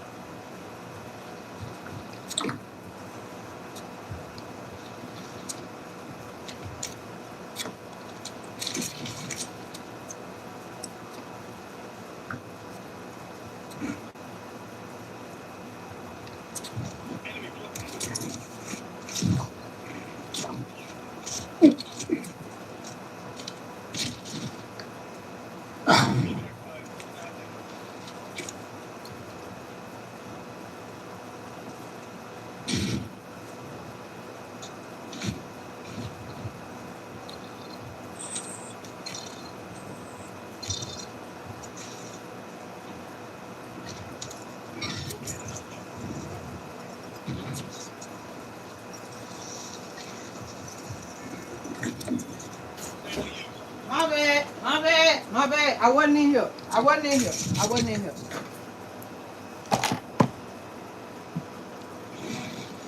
I don't know what the fuck this is. Yeah, we're gonna have to remove that from the playlist. Man, My bad, y'all. Don't get it confused. It's not nothing cupcake about Big T. But Boosie did not get shot at Big T, guys. Ain't hitting the vehicle. They laid him on the ground to protect him. Okay? That was an update that I got. Okay, guys? So make sure y'all aware of that. Matter of fact, let me go live on Instagram because they go, so they'll know too, because I know it's all over Instagram too. I know, see, look, no, there are a number of people saying there was a shootout at Victor's office there and he did not get caught in. Men on the ground.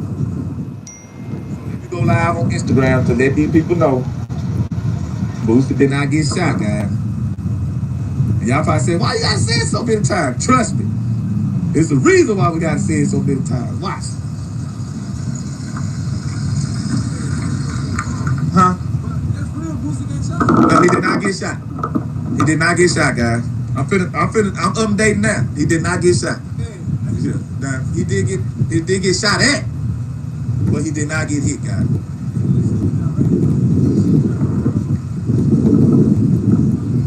Hey, he didn't get shot. He smashed the turkey. He did not get shot, too. What he was doing up here? I mean, he probably just, visiting. So, listen, guys, I'm on Instagram now. Somebody screaming my name somewhere. Listen, guys, I'm finna tell y'all like I'm on Instagram too for the people.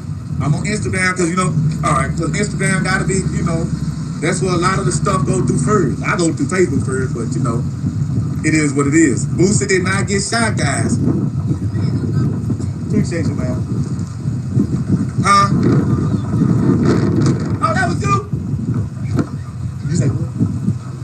I know, but I got a million people hit me saying he got shot. He did not get shot. Shout out to PT. He got 50 round ticket. What? So he did not get shot, guys. Remember that. Y'all know it'll be a million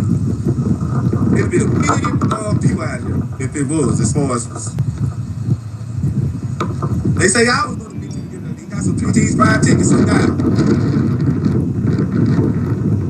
He did not get shot. He did not get shot at Big T before. But he did get shot at, man.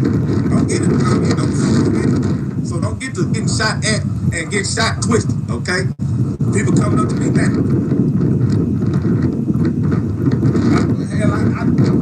Matter of fact, I ain't called Big T before. I called Big T Plaza all this damn time.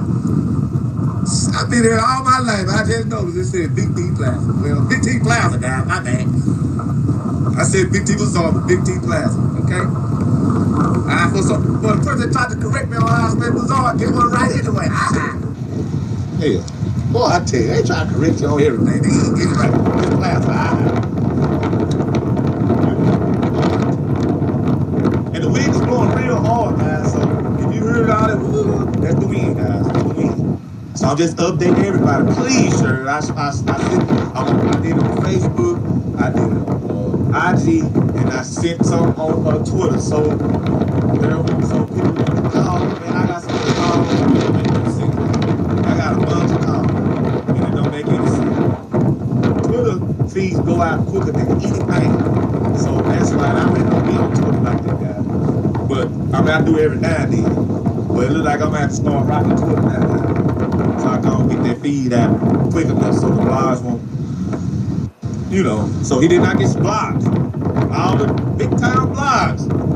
Boosie did, even the small time. We got shout out to can't forget about little brother. Big time, small town blogs. He did not get shot. Boosie did not get shot. Okay, he got shot at, but he did not get shot. They put people saying, I seen him on the ground, they laid him on the ground so it won't be a devastated kind of situation. So for his protection, okay? For his protection. I'm smashing things out like this. Still not.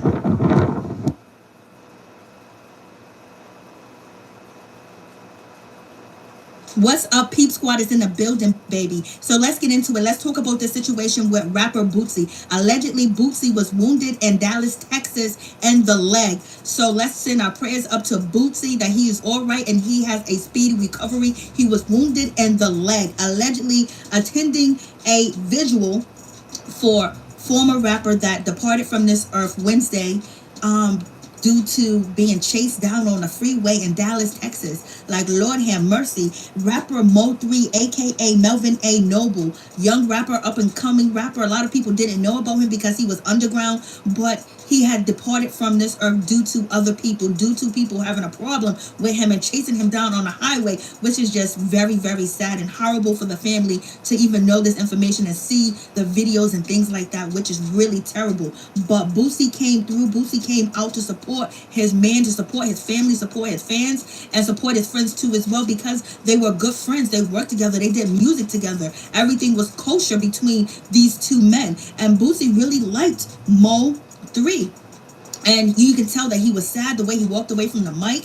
You can just tell he's just like, I can't believe this happened. Even though Bootsy is not a stranger to street issues and things that go on in the streets. So you guys tell me what you think about this situation. Allegedly, TMZ is saying that Bootsy was wounded and he was treated at a hospital and he is under treatment right now, getting help for his injuries. But also, there is a witness that was on the scene when this situation took place between Bootsy allegedly getting wounded in the leg, and they said that Bootsy did not get wounded, point blank period, because they watched the whole thing. So we'll be viewing that video and we'll be viewing Bootsy speaking at Mo3 visual. So let's check this out. And you guys tell me what you think about the situation. It's just really sad on both ends, on all ends. Like, damn, you can't even tend your homies, visual or show your respects without being a target. So let's check the situation out.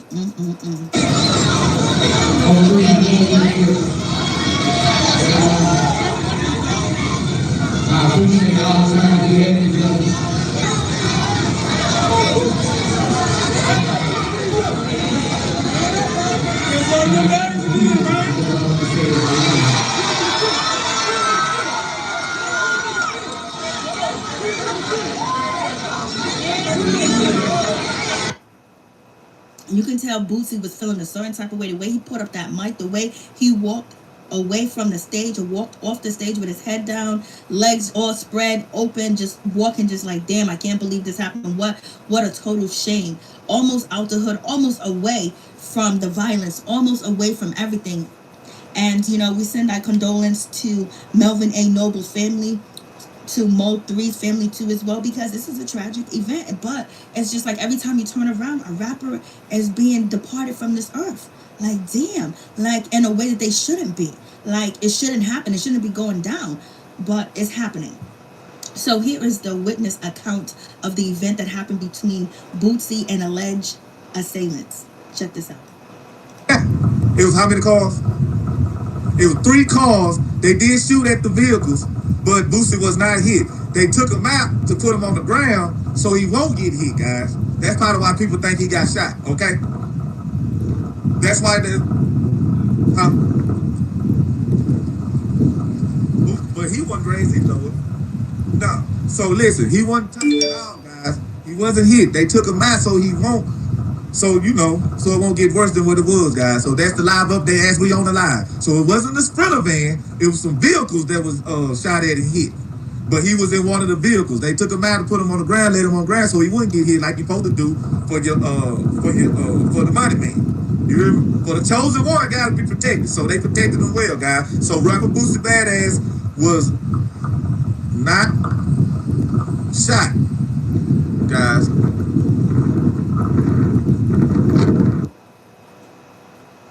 Wow, what a really sad situation. You guys tell me what you think about this.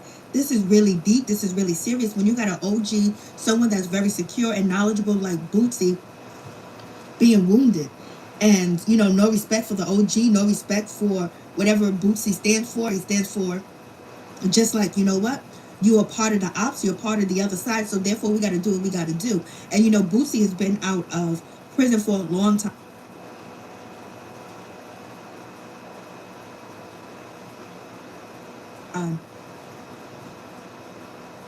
and he hasn't been tried or hands put on him or anything like that, but different events and different venues that he hosted shows did see some type of action with artillery flying in the air. But to see and to know that Boosie's been touched, it's a serious game out here. Nobody is safe, and that's for real.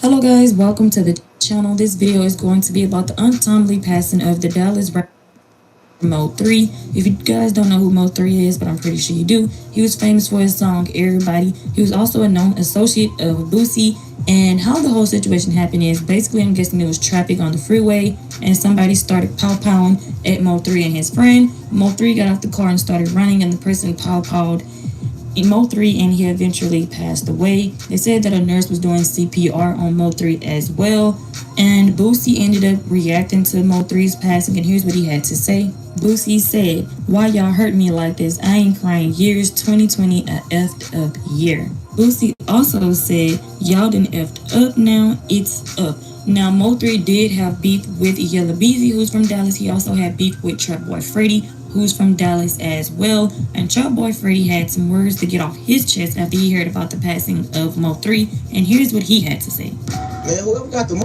freeway blocked out need to get y'all together, dog. God damn. Nick ain't going on the freeway. And all got the freeway blocked off all the way on Pope, dog. They got going. Gonna pop some bottles. It's bottle popping time. Half quarter time. Butt naked time. Yeah. Pump the gas. Hey, y'all need to stop tripping on the internet, man. Y'all tripping, bro. I'm just on that big truck, nigga. Y'all go subscribe right now. YouTube channel, motherfucker. Swipe up for reason, bitch. All that shit I'm saying, nigga, that's all the fucking CD, bitch. This shit jumped up. We got to the fair, go, motherfucker. Get that shit, nigga. Shit. Now, this is my opinion on this. What Trap Boy Freddy said and what he did is disgusting. Like, look what happened to King Von, and look what happened to Mo3, and he in Dallas just like you in Dallas, and you don't think that somebody will try to come for you like that? Like, I just don't understand, like, why people think that death is just going to skip them.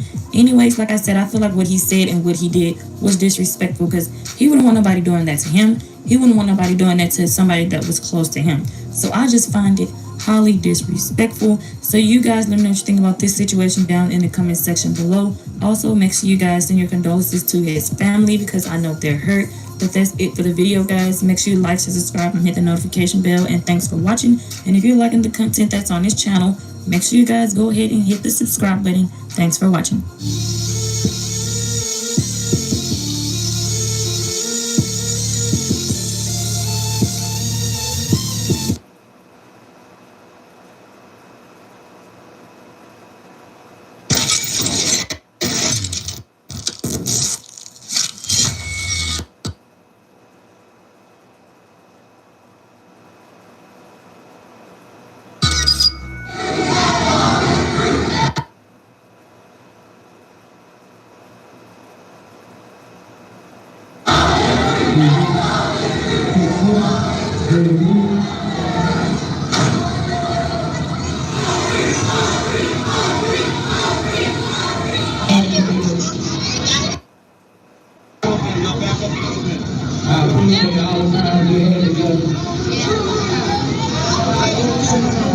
Everybody put your knees up. My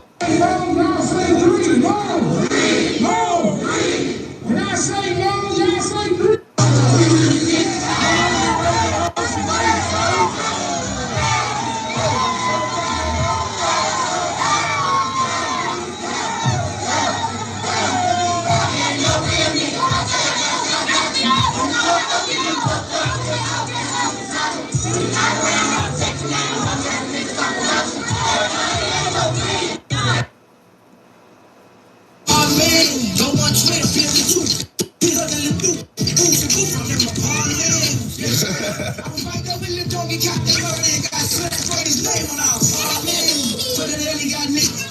game. Lit out life. Yeah, I rap. Me and Boosie finna drop one.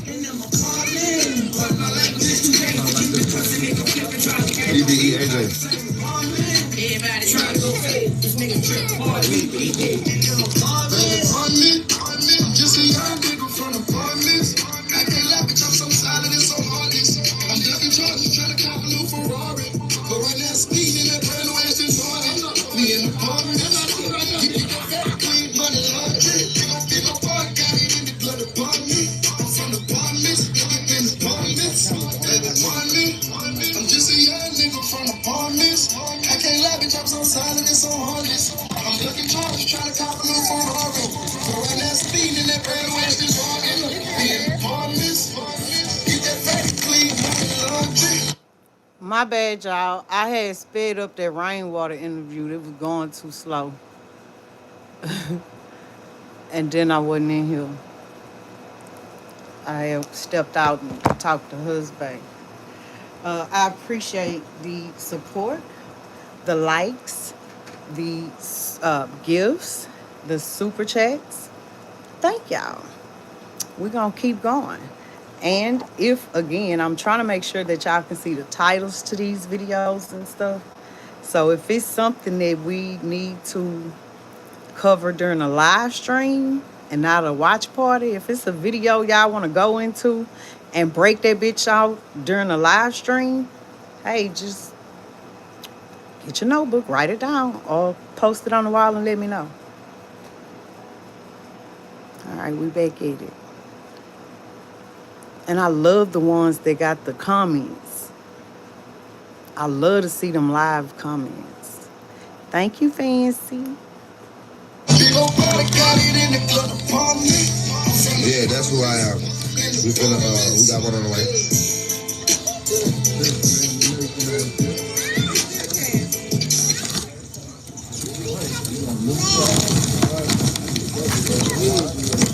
I'm on. Oh yeah. What? It's good. Hey, it's good.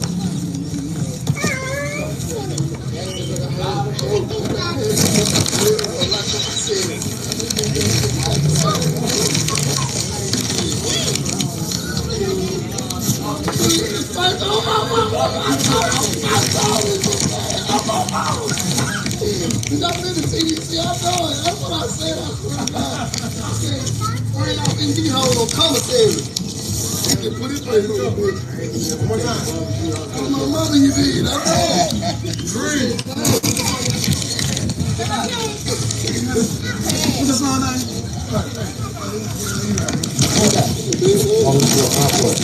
Huh? Take you to the airport. How I'm gonna get to the airport? Shit, Oh, Shakira, this isn't the video. This is a behind the scenes. So this is the footage from somebody who was there when they were shooting the video. That's all. It's just a little clip that I found in my content quest. Yeah. All right, I'm charging the phone up, y'all. I hadn't been charged up. Been at it for a little while now. Okay. It is 8 p.m. Central Standard Time. Hope y'all off work. If you smoke, light up. If you drink, have a nightcap. If you don't do either, baby, grab you some good lemonade or something. Kick your feet up.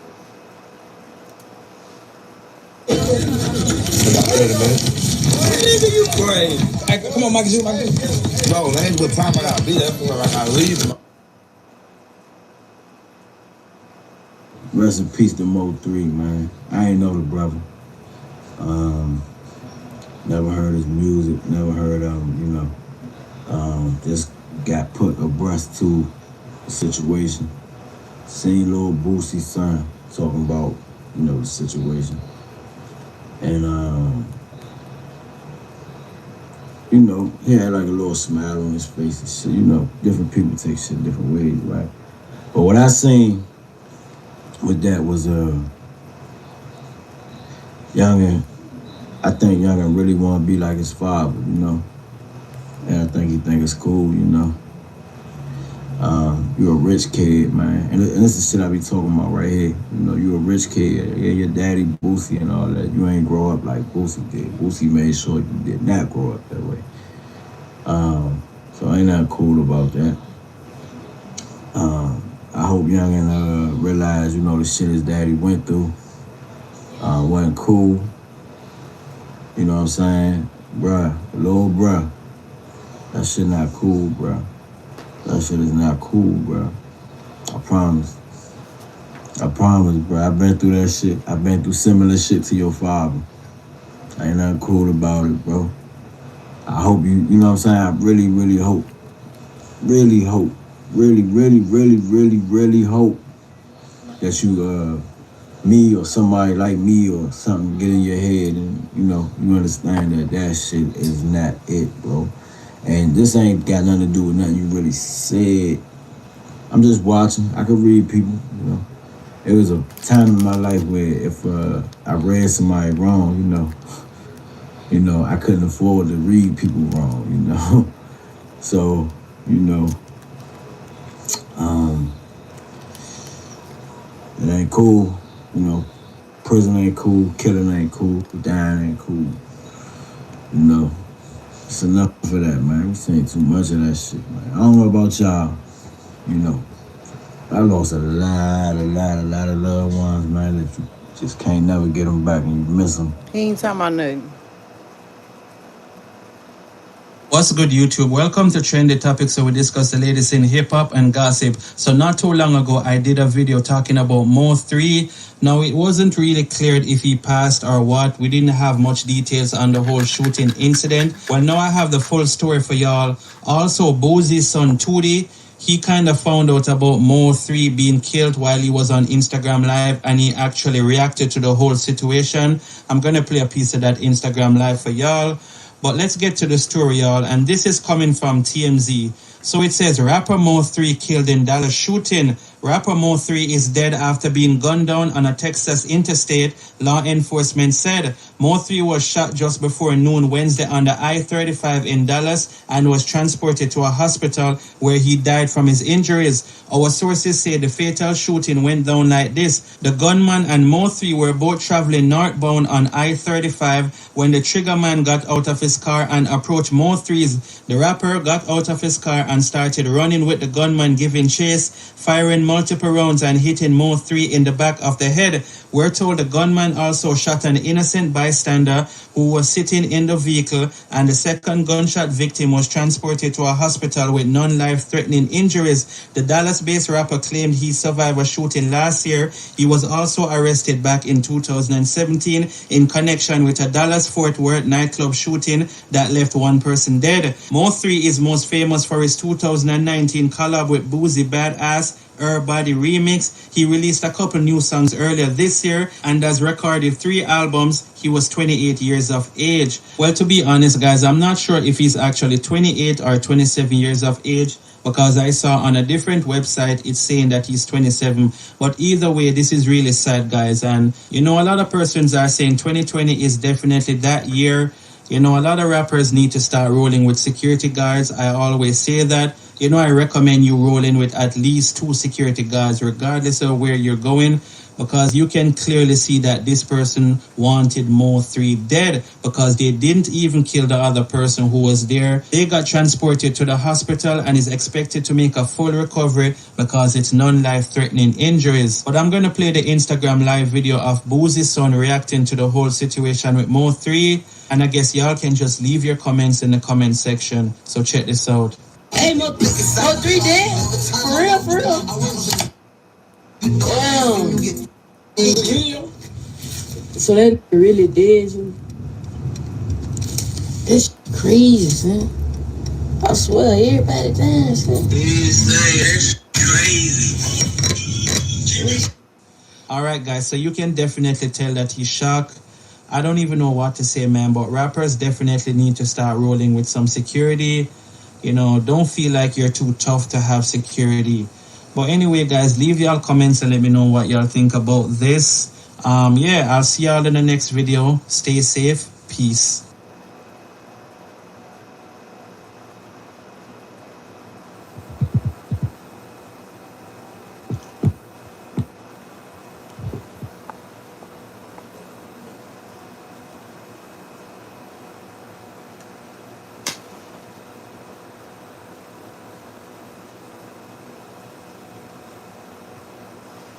Couldn't find my damn lighter. I had to use some matches.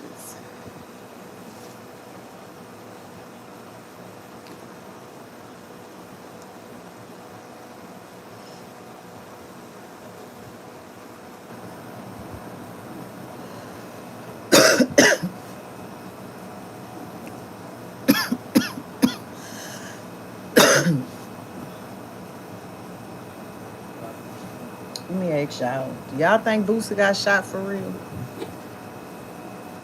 Yeah, Trillin', but you know him and Webby was beefed out. But I don't see why he would say that then. You know?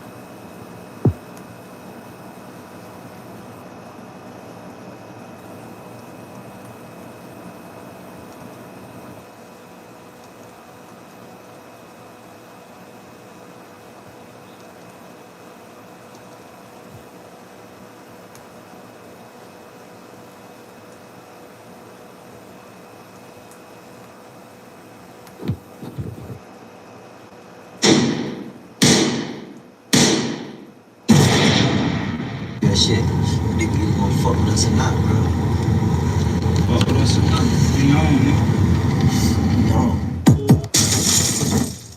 What up, gang? Today's video is about why Boosie got shot. Alright, if you don't know, Boosie did a song with Yella Beezy a while back. That's On Me, Baby remix. Hey, baby, these niggas don't play on my contract. Okay, T.I. was on there. Baby, Yella Beezy, my dog. See how this shit I got on? There was a lot of other artists on there. Alright, for whatever reason, Yella Beezy did not pay T.I. all his money. T.I. went to Instagram and social media saying that he wanted his money. He didn't get paid all his money. Okay, Boosie, being the dude who he is, spoke out and was like, if that couldn't be me, because if that was me, I would have had them killers at his door. Okay, one thing, Yella Beezy, look up to Boosie. Boosie was one of Yella Beezy's favorite artists. Thank you. It's real, goddammit. Hey, man.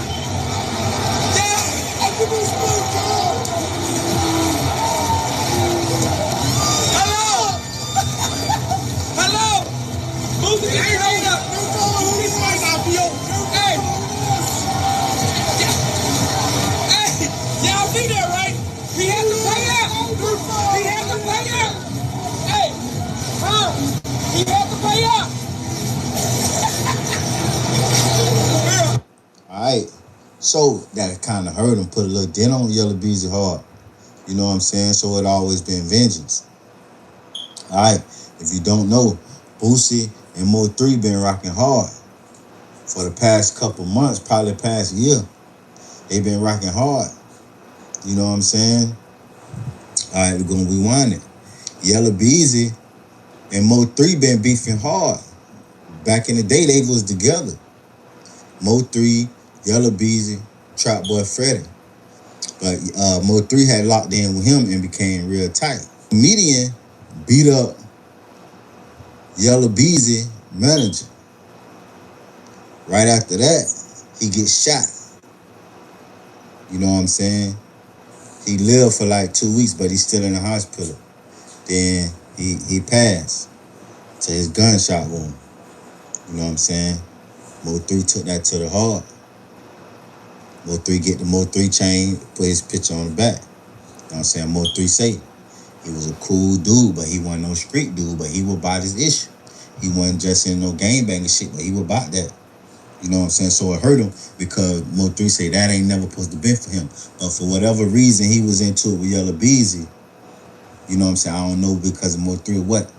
Okay, boom. So now, Mo3 and Yella Beezy beef get more intense. Months later, Yella Beezy get fired up, almost killed in the hospital like 8 bullets, 8 bullets. You know what I'm saying? Then, after that, Trap Boy get fired up.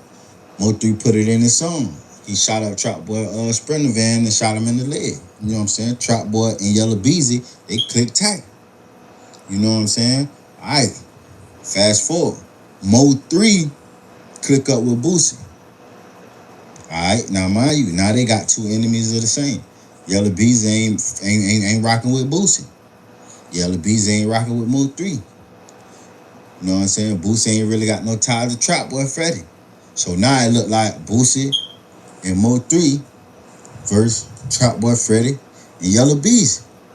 You know what I'm saying? Okay. Mo3 get hit up on the highway. Boosie go to his candlelight. The next day, Boosie go to Yellow Beezy baby mama's spot. Not necessarily her spot, but to the plaza, Big T's, where they sell jewelry at. You know what I'm saying? I don't know if he was copping jewelry or what, but he go there. But it's Yellow Beezy, you know what I'm saying, baby mama's people area or whatever, her little shop. So, you know, Yellow Beezy got the up on that area. You know what I'm saying? Perfect time. Perfect time for Yellow Beezy squad to move in and do what they gotta do. Allegedly. You know what I'm saying? None of this stuff I'm saying, don't use this against nobody. This allegedly. All right, boom. Boosie get hit up. You know what I'm saying? Boosie get hit up. Sources say the girl that set up Mo3 was on the interview, not necessarily an interview, but was talking to someone on live and said, why would Boosie go there if Mo3 ain't here to protect him no more, knowing that's Yellow Beezy, them baby mama spot? Boom, shots fired right there. You know what I'm saying? Shots fired right there. So Boosie was shot because the beef that Mo3 and Yellow Beezy had, plus what he said that he would have did to Yellow Beezy if Yellow Beezy would have shorted him like Yellow Beezy shorted T.I. He would have had them killers at his front door. Like, comment, subscribe. Let me know anybody else y'all want me to touch on. If I don't know about it, I'm going to let you know. Hit in the comments who else y'all want to know about and y'all want us to solve this here. Because guess what? Music 101 is the one to do it. We're going to find it out. We're the CSI of the music game, and we already know. Gang.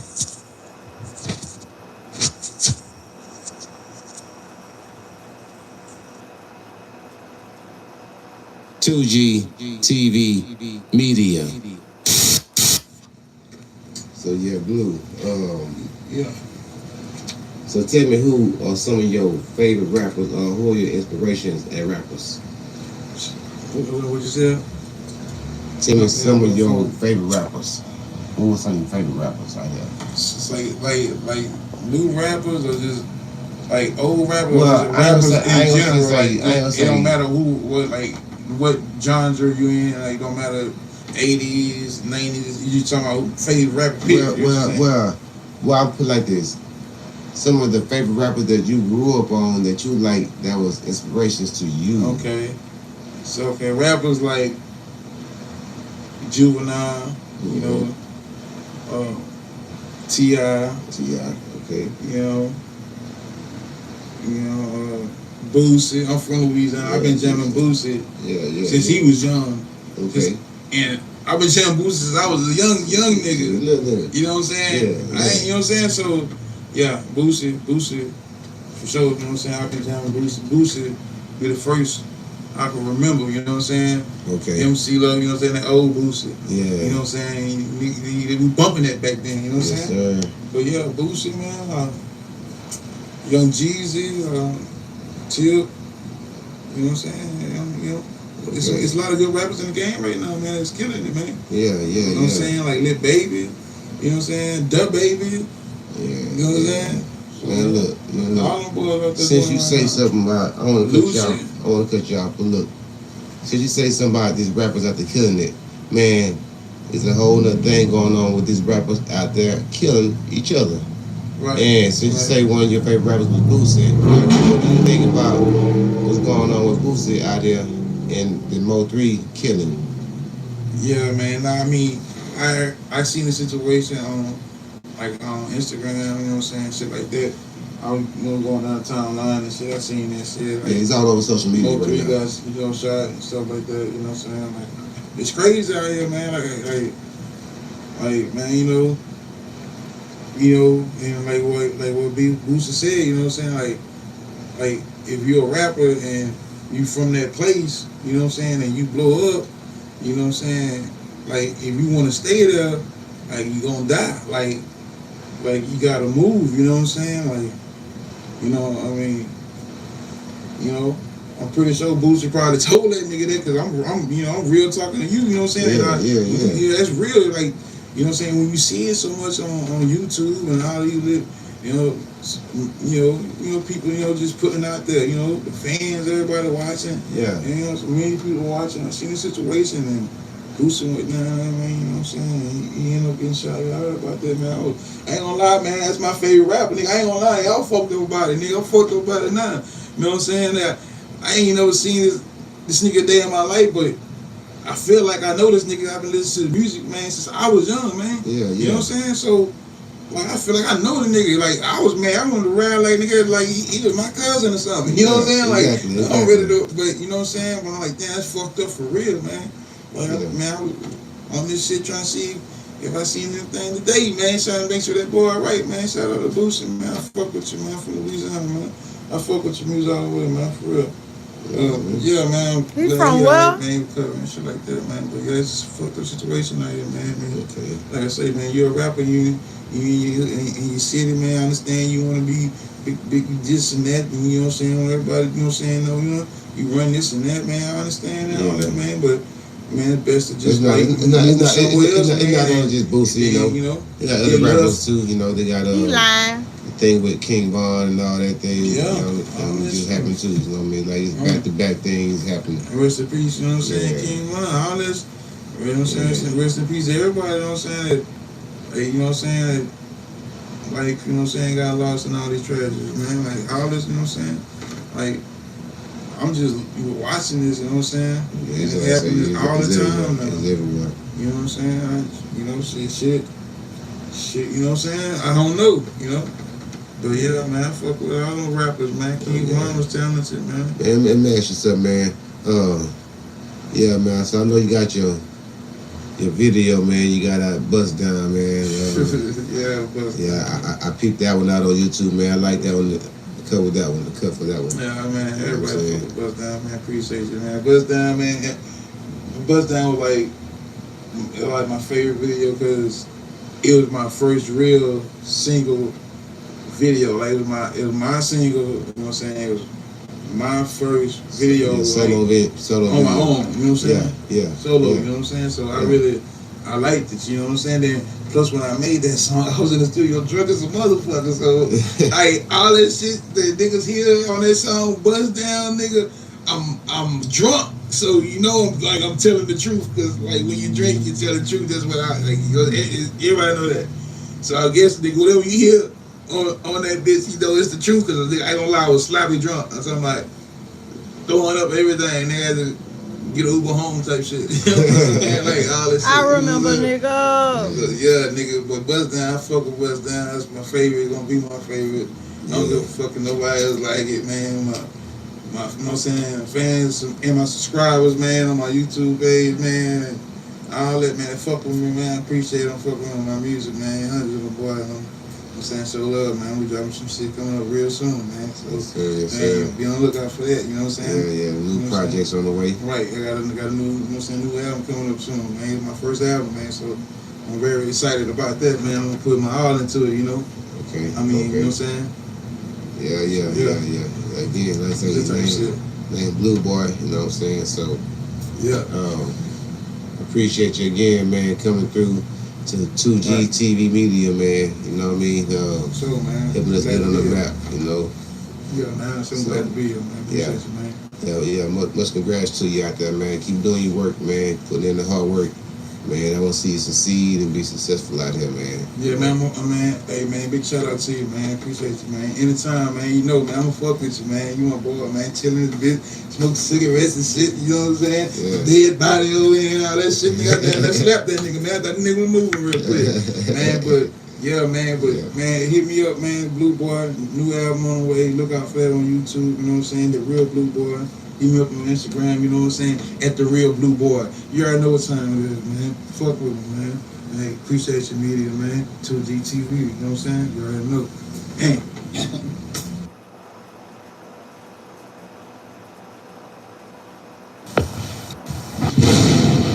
My affirmations of a real clout. You on your you the one. Ain't nobody clouting with. What? Clout me up. Clout me up. Clout me up. I clout me up. Hey man, y'all get in the building. Hit that like button, hit that share button, hit that subscribe button, man. It's Mr. Cloud Up. And today we got Mr. Boosie. Like I told shout y'all, out to him. Shout out to him. Boosie even told Mo3 2 weeks before Mo3 was killed. He the setup man. He the one who get it done. This one right here is strange, and I want y'all to listen to this. This is a TKO in the Mo3 case. Listen to what Boosie had to say to your boy Mo3 2 weeks before he was shot down and killed. Boosie say, I'm the setup man. I'm the one who get it done. I've been doing this for a long time. Strange, you guys. Listen.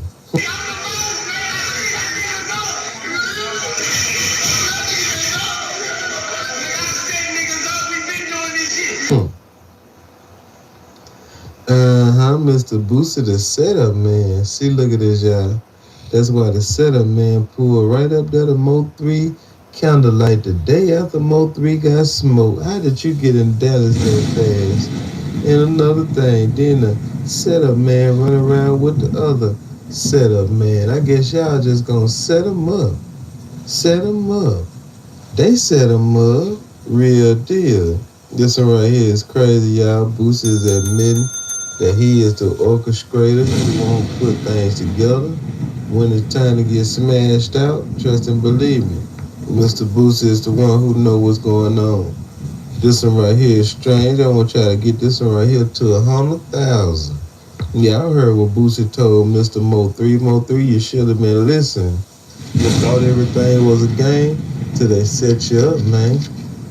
This one right here, it don't get no more TKO than this. Minister Claudio the Don, I will be back. The best video on YouTube. Tell him I said, clout me up. Clout me up. Clout me up. I clout him up. Yeah, Boosie, all them bodies back in the day, then turn around, you got new bodies. Like the Mo3s and the Duke the Jewelers and everybody else who participated in all these murders, man. Boosie and Rainwater need to be investigated into the death of Mo3. So do say cheesy. Real deal. Then Boosie will run around with Yellow Beezy too. This one right here is a TKO. Hit every button you see when you hear me. Mr. Geeko.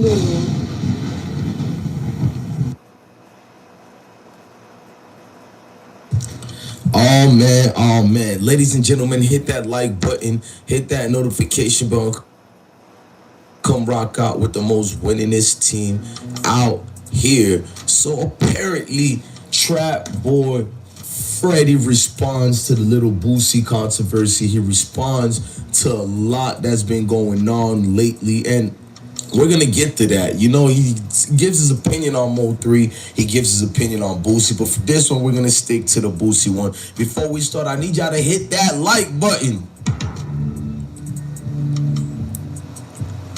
Hit that like button, hit that notification bell. Go to my Instagram, DJ_bless1 at DJ_bless1. Let go. So you got Trap Boy Freddy is in a situation right now. He's gonna give his opinion how he thought on Boosie shooting, whether he had anything to do with it. Let's get some clarifications right now. Shout out to Trap Boy Freddy up into his house. Look, first the Boosie shit. They got some. Boosie comes to Dallas. You don't want to get too deep into this situation. Now tell me if you don't want to get too deep into this situation. Mo3 situation happens. Boosie comes to Dallas. He goes to Big T. He gets shot. After that, 20 people reportedly shot that weekend. Look, first the Boosie shit. They got something to do with whatever he got going on or something. They ain't got nothing to do with us. But the rap and the internet shit, that's how it's gonna go. So that's just the rap word for your ass. Now, you got real niggas that be like, nah, this ain't that, this is this, or this is this. Or you got niggas that's gonna roll with the internet. You know what I'm saying? Oh, this shit gonna bring some money in, so certain niggas go with the flow. Man, niggas know that shit. That shit rap shit. Like the 20 folks in Dallas dying and shit. They ain't got nothing to do with no rap shit. No, on now one of them niggas side. They ain't got nothing to do with no rap shit, bro. Okay. But and it's to the point where, nigga, I'm from Oak Cliff. I'm in Oak Cliff every day. Now he goes deeper into what he's talking about and what he's explaining. Shout out to Sean Cotton, Say Cheese. I'm gonna let y'all hear a little bit more how deep on the issue he goes into. Know what's going on, but the internet don't know what's going on, so they give niggas bodies. And we even got little niggas rapping about lying on them hoes. Man, nigga, I know what just happened over there, bro. I know about these 6'5" people, bro. Shut the fuck up, lying. But that's just to feel macho, you know what I'm saying? Like, that's just the rap world, bro. They got something to do with whatever he got going on or something. Mo3 situation happens. Boosie comes to Dallas. He goes to Big T. He gets shot. After that, 20 people reportedly shot that weekend. Look, first, the Boosie shit, they got something to do with whatever he got going on or something. They ain't got nothing to do with us. But the rap and the internet shit, that's how it's gonna go. So that's just the rap word for your ass. Now, you got, and so certain niggas go with the flow. And niggas know that shit. That shit rap shit. When you listen to Trap Boy Freddy explaining what he's been through, what's going on, you understand. What he's trying to tell you is, I ain't had nothing to do with Boosie getting popped. Boosie got his own personal situations. Now, he's going to say that they had a phone call and they talked it out with Boosie. They had a conversation and Boosie and the people didn't want to hear from him. Before we continue and carry on with the story, let's go back to how he explained Boosie and them came to speak to them. But before that, let's go to the former news clipping of it. Be able to recognize the man who shot and killed rapper Mo3. I want you to come over to your screen and look at this. They released these photos. The images are pretty clear, but as you see, the suspect is wearing a ski mask, so identifying him is going to be pretty tough. Detectives think he may be driving a 2014 or 2015 black Chevy Camaro. It was 10 days ago that the 28-year-old rapper was gunned down in broad daylight on I-35 near the Dallas Zoo. The suspect took off in the car going north on the... I mean, that part was sad enough when we seen everything that transpired. We went to go look at Mo3's funeral and everything else. A lot was sad, I'm gonna be honest with you, but let's get into it some more. Now, a lot of things happened after that. When Mo3 lost his life on that Dallas highway, Boosie went to go pay homage, and an unfortunate incident happened, and you all know by now, Boosie got popped. That's right, Boosie got popped, and things went left from over there. So let's go to some of the left things and go to those news reports and what happened. Confirmed that rapper Boosie was shot. Well, tonight we have confirmed that rapper Boosie was shot in Dallas. That word coming from Mo3's manager, Brandon Rainwater, but he didn't give us any more details. Police say someone called 911 and reported the shooting at Big T Bazaar earlier this afternoon. But when officers arrived, they didn't find anything. They did say someone later turned up in a nearby hospital with a gunshot wound. However, they don't know if it's related. TMZ is reporting that the Louisiana rapper was in fact shot in the leg and is being treated at a hospital. Boosie was among the hundreds of family and friends who attended last night's candlelight vigil for Dallas rapper Mo3. Mo3 was driving on I-30. Now, Boosie getting shot had Trap Boy Freddy ready to explain everything that happened. So can we go to some of that right now and check some of that good old out? Let's listen up to what he had to say.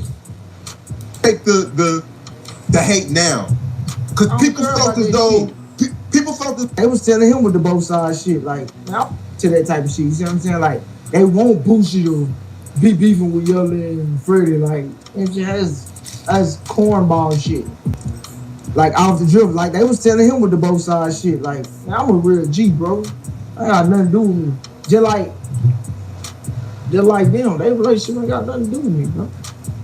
Like, I confirmed it. Hey B, don't even be talking to him no more. I ain't gonna do all that, bro. If I gotta tell somebody not to talk to somebody, bro, I don't need to be talking to them. Facts. So that. Like that's when you gotta use your fucking head. Like it ain't you gotta tell somebody not to talk to somebody, you don't even talk to them, bro. comments full of hate. Yeah, so people felt as though you ruined the rap scene. That nigga go to your school, but it just make me remember that you sort of good and sort of not good. And you ain't gonna be fucked up. Like nigga running so fucked up right now.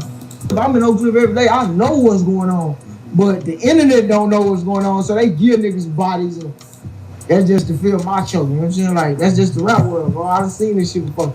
This ain't nothing but the Mo3 blueprint. You know what I'm saying? They just doing everything they see him do. So he's basically coming at Boosie a little bit too. He's saying that Boosie and them, they had a chance to, downplay the beef, the drama, but he personally feels that Boosie played with it.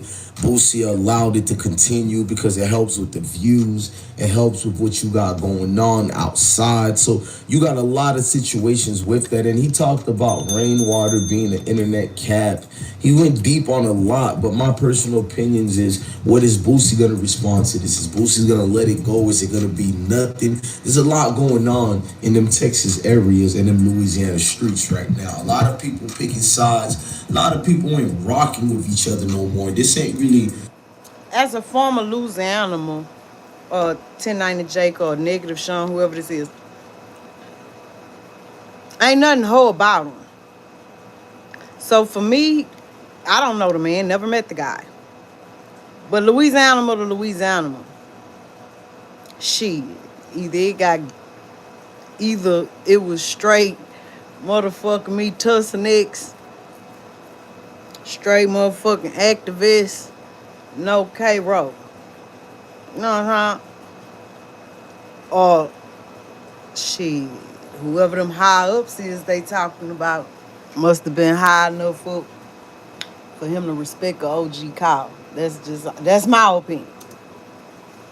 A downplaying situation. Now, we heard the rumors for a while that Boosie and them ain't rocking with Trap Boy. I mean, I expected that. It's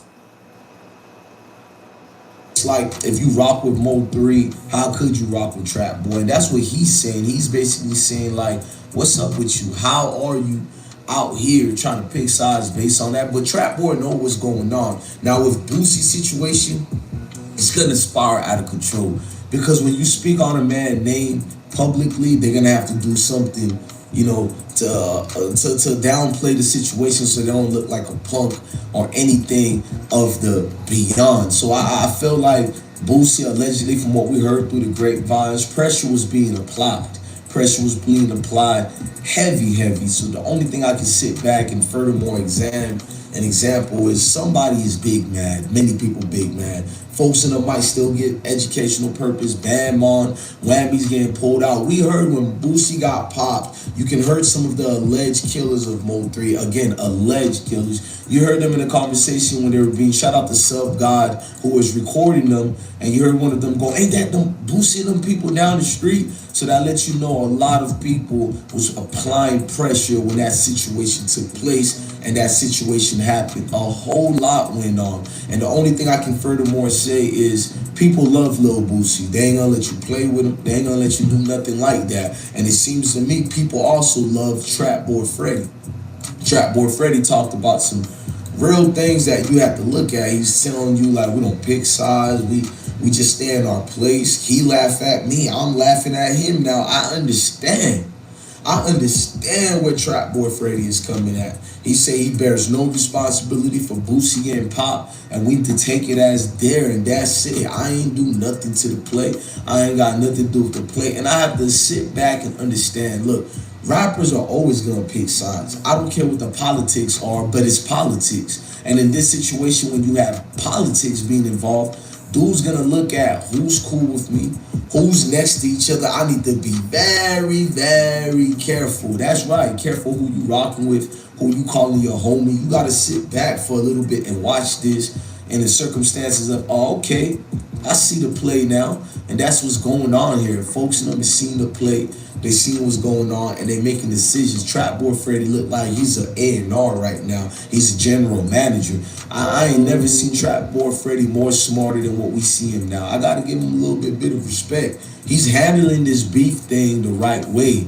In a time where everybody is picking sides, they're allowing this and that to happen. This man is literally letting you know why he's doing what he's doing. I gotta salute him on that. I ain't got nothing wrong to bring up other than, man, I want everybody involved to keep winning, get rich. It don't make sense to be out here arguing every day.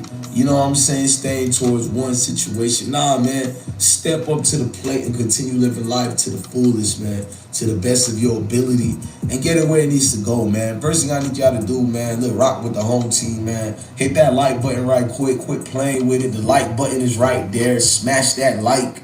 Make sure you hit the notification bell after hitting the subscribe. And if you hit the subscribe already, resubscribe again just to make sure YouTube ain't playing with you. And we get this the right way, man. Shout out to everybody, like I once said, for all. Blessings to the kings and the queens and the gods. I mean, God bless one. Thank you for watching another episode of I Smoke Hip Hop Live. Salute, gang up in this.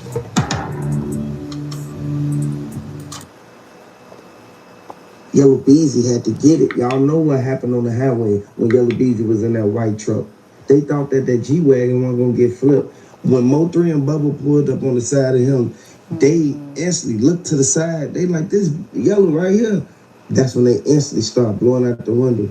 Everybody know for a fact that Keywan White, they said that he was running on the interstate, but come to find out, did he really do that to Mo3, or was it somebody else who resembles him? They hopped out the black Camaro. People knew for a fact that black Camaro was in all them pictures of the dudes that used to hang with Yellow Beezy and Trap Boy Freddy. At the end of the day, it seems like there's just too much going on to be really on the same page, because this person went down for federal gun charges. He didn't go down for murder. So do they not have enough evidence for this suspect to be held accountable? You don't just bypass murder for a gun charge. It doesn't line up. The case doesn't line up. Did Rainwater put a word in to get Keywan White charges dropped? Because it's like Rainwater, he was against Mo3. And I want y'all to let me know, is y'all rocking with Mo3? Throw the Mo3s down in the comment section, because Rainwater, he knew for a fact everybody who was after Mo3, they saw for a fact Mo3 was on his cell phone the whole time. He had the phone up to his ear while he was trying to get the blicky out the stash box. It just doesn't line up, though. You don't bypass murder. There's literally no statute limitation on murder. So how do I get my charges dropped down to felony gun charges when that was already a case that was proceeding? You're telling me that I can go out and I can just shoot up and, take out a bystander, take out the person I want, and just keep living life and go in for 9 years and I'm back out? Jossie Banks said that Yellow Beezy was the one who basically, he the one that paid the $150,000. Yellow Beezy got the money.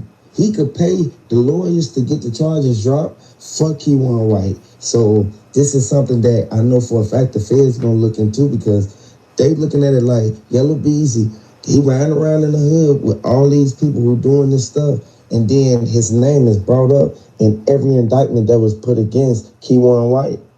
When you're living this lifestyle, you need to be more aware of what's going on in your circle. These are people that we put trust into and say, hey, manage my career. And this very person is out to get you. These are people that you think it's cool to hang out with, and then all of a sudden we're jealous because my girlfriend's got a better life than yours. It just doesn't make sense. Where's your security? Why would your piece be in a stash box? It should be right where you can grab it. If that's the type of life you're living, you need to be hyper aware of the situations going on around you. You were just in a shootout not even a month ago. 2 people killed while many people were shooting at you. It just doesn't make sense. Boosie just bought a mural for his living room of Mo3. It's red. It's a red mural, and Mo3 is like it's 6 foot tall. I want everybody to know Boosie was one of the main ones. He really didn't want to see Mo3 go out like that. This is why once everything went down with Mo3 on the highway, Mo3 tried to run away, and then Mo3 he already done hit Boosie up and called Boosie after he left Jossie Banks' house. This what made Rainwater instantly stay on the phone with Mo3 while he was driving on the interstate. Mo3 should have instantly been on the phone with somebody else besides Rainwater, because Rainwater did not help him. Rainwater instantly went paused on the phone. As soon as Mo3 started saying, "Rain, where you at, Rain?"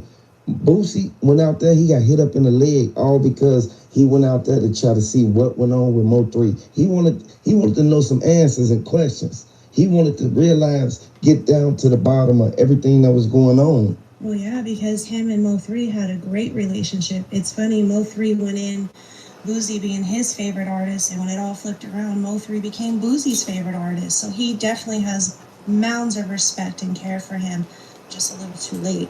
Everybody thought that Trap Boy Freddy was going to be the main one who basically sit back and try to escalate, you feel me, and try to diffuse certain things so that he can be able to move around the city. The whole time, Trap Boy Freddy, he end up being right there with the people who did that to Mo3.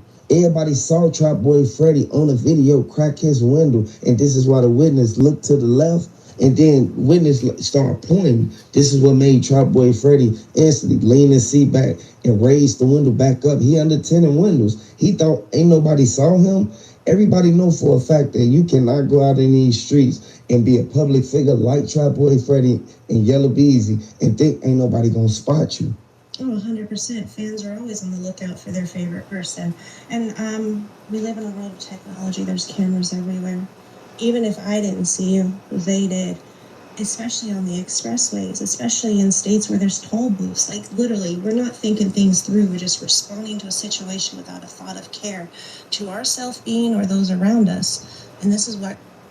Hit the like button, subscribe to the channel. Let me know if you're a fan of Mo3. Let me know if Mo3 inspired you. Let me know if you feel that Yellow Beezy, Boosie, Rainwater, Kenwan White, and a few more other people, including Trap Boy Freddy, was entwined with this whole setup. I want everybody to really pay close attention to the facts of what's really going on. They should have never even involved themselves in this. Their name was brought up. The DA said that Yellow Beezy was the one who sat down. They had footage of everybody who came inside the Yellow Beezy crib when they sat down and plotted on who gonna be the one to take Mo3 out. On Tuesday, May 18th, Say Cheese posted an interview with Knowledgement. Video footage of Mo3 attempting to grab a gun under his glove department leaked.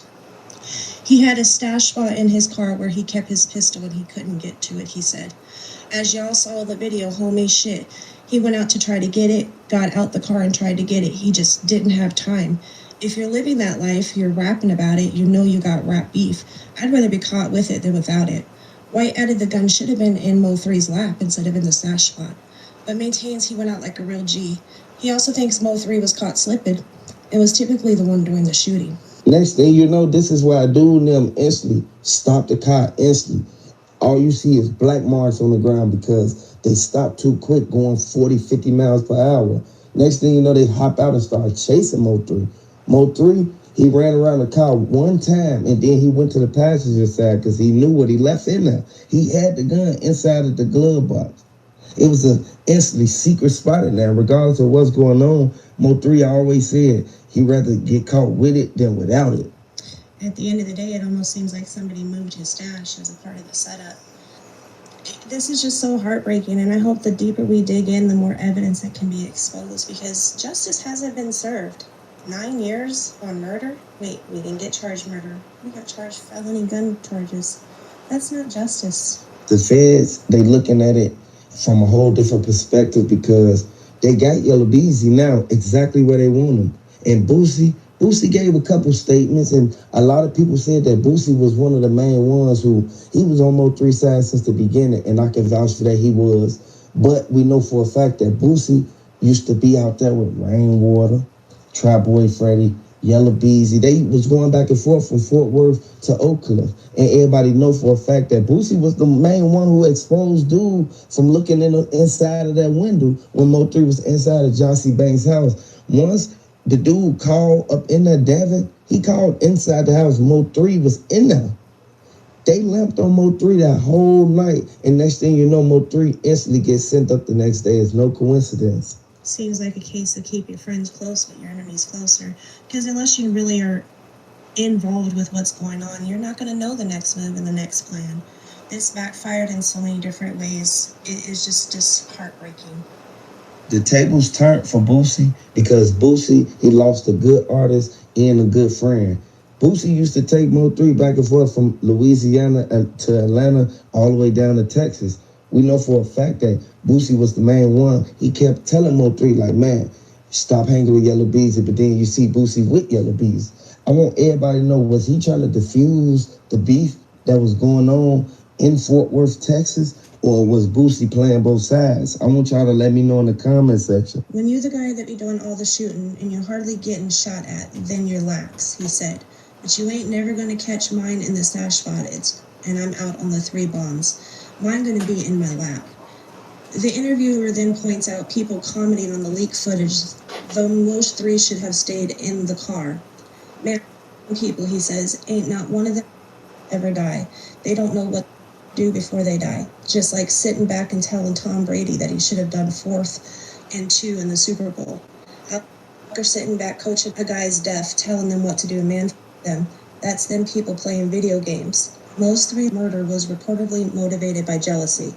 Last month, the Dallas News reported Devin Brown, who was already in custody by the time suspect Keyone White was arrested, told police he was aware Mo3 was dating a known witness. Mo3's murder was reported motivated by jealousy. Last month, the Dallas News reported Devin Brown, who was already in custody by the time suspect Keyone White was arrested, told police he was aware Mo3 was dating a known witness and got upset over a Facebook video involving the late rapper. And that's crazy because when you really pay close attention, we know for a fact that Rainwater was the one who told Yellow Beezy, regardless of what they going through, him and Mo3, they still cool. They all from the same neighborhood. They was cool once upon a time. Trap Boy Freddy, he was out on the interstate. I want everybody to know, if y'all feel that Trap Boy Freddy was right there and he actually was able to see the people get down on Mo3 on that interstate, I want y'all to let me know down in the comment section because this is something that could have easily been avoided. And Trap Boy Freddy, he kept egging the beef on. Mo3 was sliding on them every single day because Mo3 knew for a fact he was in a low-key car. He wasn't even in none of his Corvettes or none of that. He sent Mo3 riding thinking that it's a regular person hanging out the window cleaning the side of their car. He saw the wood grain part of the Drake hang out the window, and one of the bullets, it went through the bottom passenger windshield, right there by the windshield wiper. This is what made Mo3 pull over. He stopped because he didn't want them to instantly mess up the car. You feel me? He wanted to try to get out of Dodge. Hit the like button, subscribe to the channel for updates.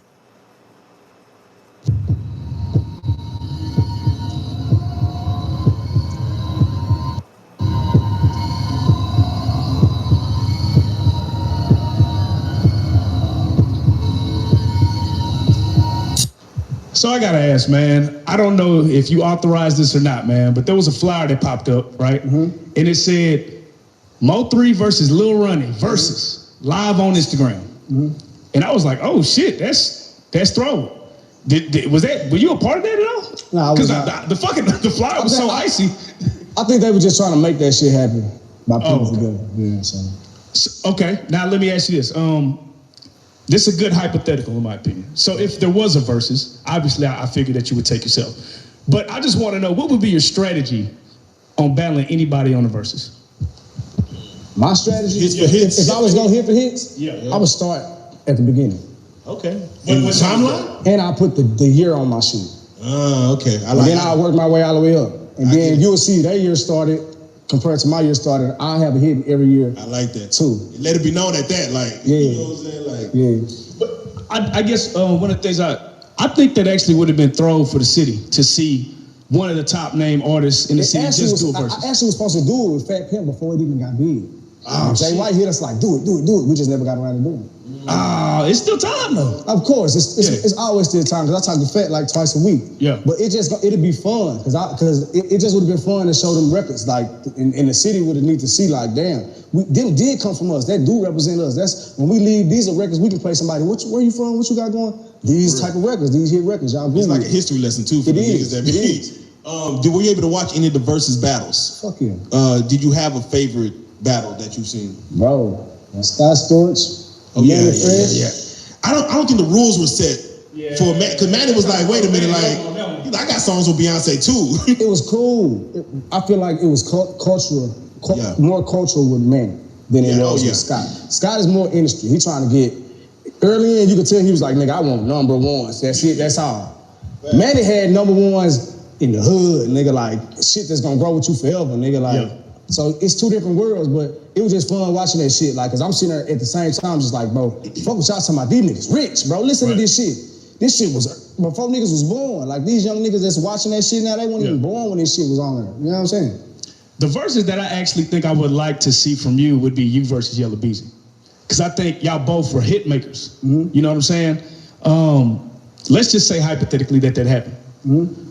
What's the last? You know, cause it's always that last song that people play. That's the. What is the last song that you hit that you hit a Yella Beezy with? The last song I would play, just based off of Yella being from the city, I would play probably New Year's Resolution last, because I know what New Year's Resolution was for the city. They gonna sing along. They gonna sing along. Intro type shit. For real. And if your internet connection was trash, who asked you getting on? My internet connection is trash, bro. I would look like Teddy Riley. I swear to God, I would have. That nigga Ron, I think that nigga's, is he there? Nigga pop back in all of a sudden like a mother. One up a check on these niggas. Hold on. Ron, I think I lost you for a second. My shit bad, bro, at home. These niggas know my shit. I think I lost you for a second. Call of Duty, my shit, I get kicked out all the time, bro. Nigga. You know what I mean? Hey, and it's crazy because I think Angela Yee shouted you out from the I did she did her tour. Lip service. Yeah, she did her tour. She came to the city. She brought me out. So it was just love. You know what I'm saying? Angela, she solid. So I'm gonna ask you this: on Lip Service, which one would you take down? Which one would I hit? Yeah. It's not really tough. Why would it be tough? It's not really tough. They all look like they successful. So I mean, if you going off just to hit off just appearance. Yeah. I don't know if it was a L'Oreal chick. Oh, shout out L'Oreal, man. Yeah, she cool. I hit Gigi old ass too, boy. Nigga. OG. Teach you something. I'm not calling you old, baby. I'm saying you're mature. Yeah. You know what I'm saying? Seasoned. Ain't nothing wrong with that. Vintage. But they beautiful women, bro. They beautiful women. I'll probably pop them all if I'm just popping them. You know what I mean? Shut it up.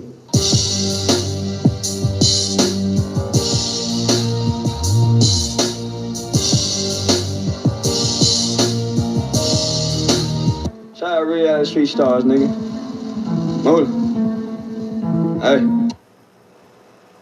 Do you have more money than me?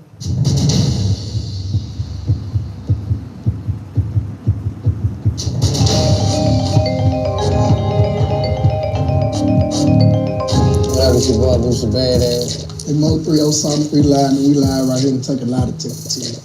Are you nervous today to take a lot of temperature? Yeah, depending on what y'all have. I feel a little nervous. I'm gonna tell you right now, I lie for a reason. I'm a criminal. We lie. I'm a big shot, too.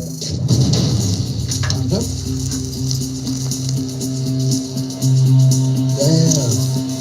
You ain't gonna let me do that. I suppose let's get it.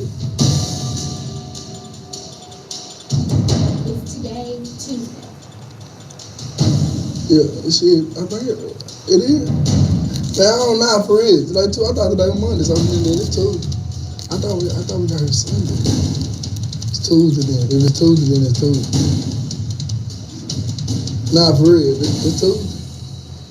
That's true. Yeah, I'm gonna ask you a question. Come on, man. You ready? Let's get it, man. Will you ever go vegan? Yeah, nah, like me. True. Who make the better hood anthems, me or you? Shit, you stupid. See, man, you know, my turn, you Michael Jordan on LeBron James. So it's me. That's true. See? Am I difficult to work with? Hell no, you smoke too much. I'm gonna die like a bitch. You can work though. True. Am I more fashionable than you? Yeah, you can dress like a bitch. I can't really dress. That's it, but that's how it goes. That's a lie. Is Badass Mo3 your best album so far? Yeah. Yeah, one of them. Yeah. Better shot of 3.0. And nigga been waiting on that hoe. Put that in, Jay. That's true. Will you ever collaborate with me again? All the time, let's get it. Lead this hoe right now and go get in the yo.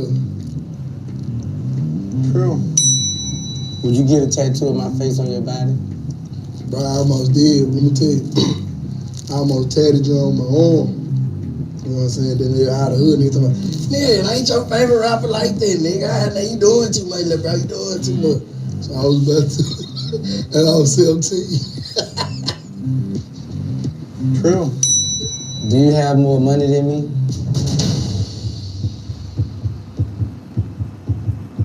Yeah, you broke in the bit. No, bullshit. No, man, I don't know. We ain't pocket watching, man. I don't know. It's a lie. You trying to have some more baby mamas? Nah, man, I ain't trying to have no more baby mama. I'm trying to have some more kids, though. True. Do my weed habit bother you in the studio sometime? All the time. I need something to drink when I come in there. You know what I'm saying? I need to record by myself or something. Smoke too much. Clouds. True. You just smoked that interview with Tyson. I was in that bitch like, God damn, shit. That ass club.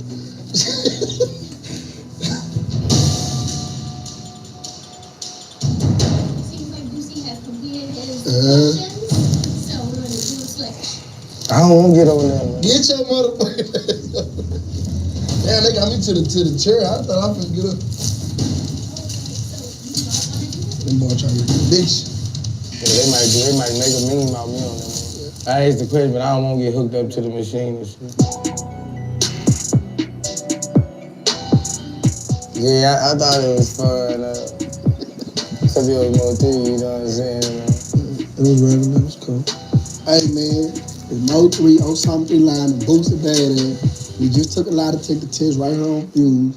Y'all need to go follow us on IG, Badass Mo3. The album out right now doing numbers. Mop with it, video on the way. Hottest song streaming right now. Yeah, I know where I want us to come. We're gonna pop out, we're gonna rock out just like that on God. Just dropped out with Mo3, finna drop another couple albums. Finna drop my movie also, My Struggle. Finna drop a trailer for that. Yeah, that's good come out. I'm just doing me right now, you know, just trying to stay successful and keep doing what I do.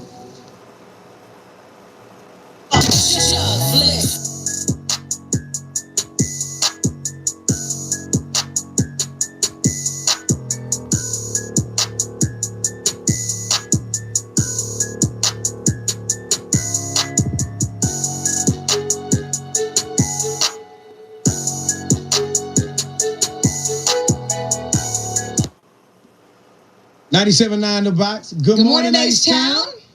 Mo3, Boosie Badass. What up, now? Good morning. What's up, H-Town? What's poppin', man? It's early, Boo. You still look sleep over there, Boo. Yeah, man, I ain't even got no drawers on. I gotta keep it real with the fans. Yeah, keep it real. It's early, man. I ran out in the suitcase. I wasn't finna put the same ones on. New project on the way? Yeah. Badass Mo3, Valentine. What's up? We finna kill a game. Yeah. I'm sorry, it's over. Yeah, for real. Wait, now how y'all two I've been waiting on street this. guys dropping on Valentine? It's just a big day. It is for real. We big time. Yeah. It's right there, man. Yeah. Valentine, why we gonna wait? It's right there. The women love our music too. Yeah, Women love our music. The women love how we sound together. So. Yeah. How did y'all like officially like link up? Like how did this Boo and this Mo3 happen? He and Redbird doing a little what you were doing in the shoe store taking pictures, meet and greet. Okay. I walked right in there. Boom, you know what I'm saying? You the young, whoop, man, back, whoop. I'm talking about like, he put me on the stage at the Gas Monkey, I rock out. Probably like next month, his brother TQ called, like, it was Monday. We was in the studio, I remember. It was Monday. He called like, what y'all doing this weekend? Like, I don't know, what's up? He like, what y'all doing next 2 days? Like Wednesday. Come out here, boost on fly out. Oh, for real? We ain't doing nothing. You know what I'm saying? Like, so boom, we fly out there, pick us up, meet everybody, T. Jones family, everybody done rap the battle. I'm telling my melody, I already knew everybody. Right, so just from the songs and the music. From the songs, you know, like real talk. Like, you know how they be like, oh my bad. You good? Oh yeah, but you know how people be like, I would tell every interview y'all see me do. How people be like, you know, this is my favorite rapper. Every time they get somebody, right? Now I say the same. He and I my articles, like from the labels and everything. Like it's the first one. Like, I told him like, nah, you ain't my favorite rapper. You my favorite street nigga. Like you know what I'm saying? Like it's bigger than rap. You know what I'm saying? So like, I was ready. Like let's go. Like you know what I'm saying? So after we did them 2 songs, it's been love ever since. Like nah. Yeah. You know, I got on him. You know, when I got on him, first I saw how the nigga rocked the crowd. And, right. You know, like, they know this shit word for word. Yeah, that be important. Where this nigga been at? Hold on. I tell people all the time. TQIC now. Yeah. TQ been some. Yeah. TQ, that nigga there, he been some. Yeah. Whenever you hear about new artists, how important is it? And I tell people all the time, OGs listen to music. Now, don't think that OGs ain't but I gotta listen to music that I understand. Yeah. Okay. Other people music, if I don't understand, I'm just gonna listen to your singles. Yeah. That's just how I am. It gotta be something that I can feel, that I can relate to. Right. You know what I'm saying? It gotta touch something. And Mo3 got the music that I can relate to. That's why I listen to listen to Mo3 shit. I'm not gonna listen to too many niggas shit, bro, because it can't relate to what I've been through. Now, when I met Boosie, me and Boo met the day he got out. We was down in New Orleans, and he was interviewing with radio people. The first day he got out, they had all the record labels. Me and Boo had a hip hop moment. I was the first person that showed Boosie what a selfie was, and bro ain't stopped ever since. They just reposted it. Ever since, bro has not stopped taking selfies, going live. I love it. That nigga go live and look at the live for 10 minutes before he says Boom, you owe me a live now, brother. I'm just letting you know. You owe millions and millions of followers. I need my live. And the one thing about you, Boosie, is you actually read comments that be on the live. Yeah. So a lot of times people look at the live, it won't say nothing. They'll just look and they'll see somebody say something. Cause my block party never closed. I will block you. I will introduce you to the block party. All you gotta do is say something wrong. You gotta stay on top of the haters. Okay. See when they say something in them comments, boom, highlight. Right then. Immediately. You'll never see my live. You know I do that. You know what I didn't know you could do it right there. Hide live. You can hide live. They can't come. They can't see it. Can't do nothing. Ever again or just on that one? No, they can't get on it unless you unblock them. Has there ever been a situation where you unblock somebody ever?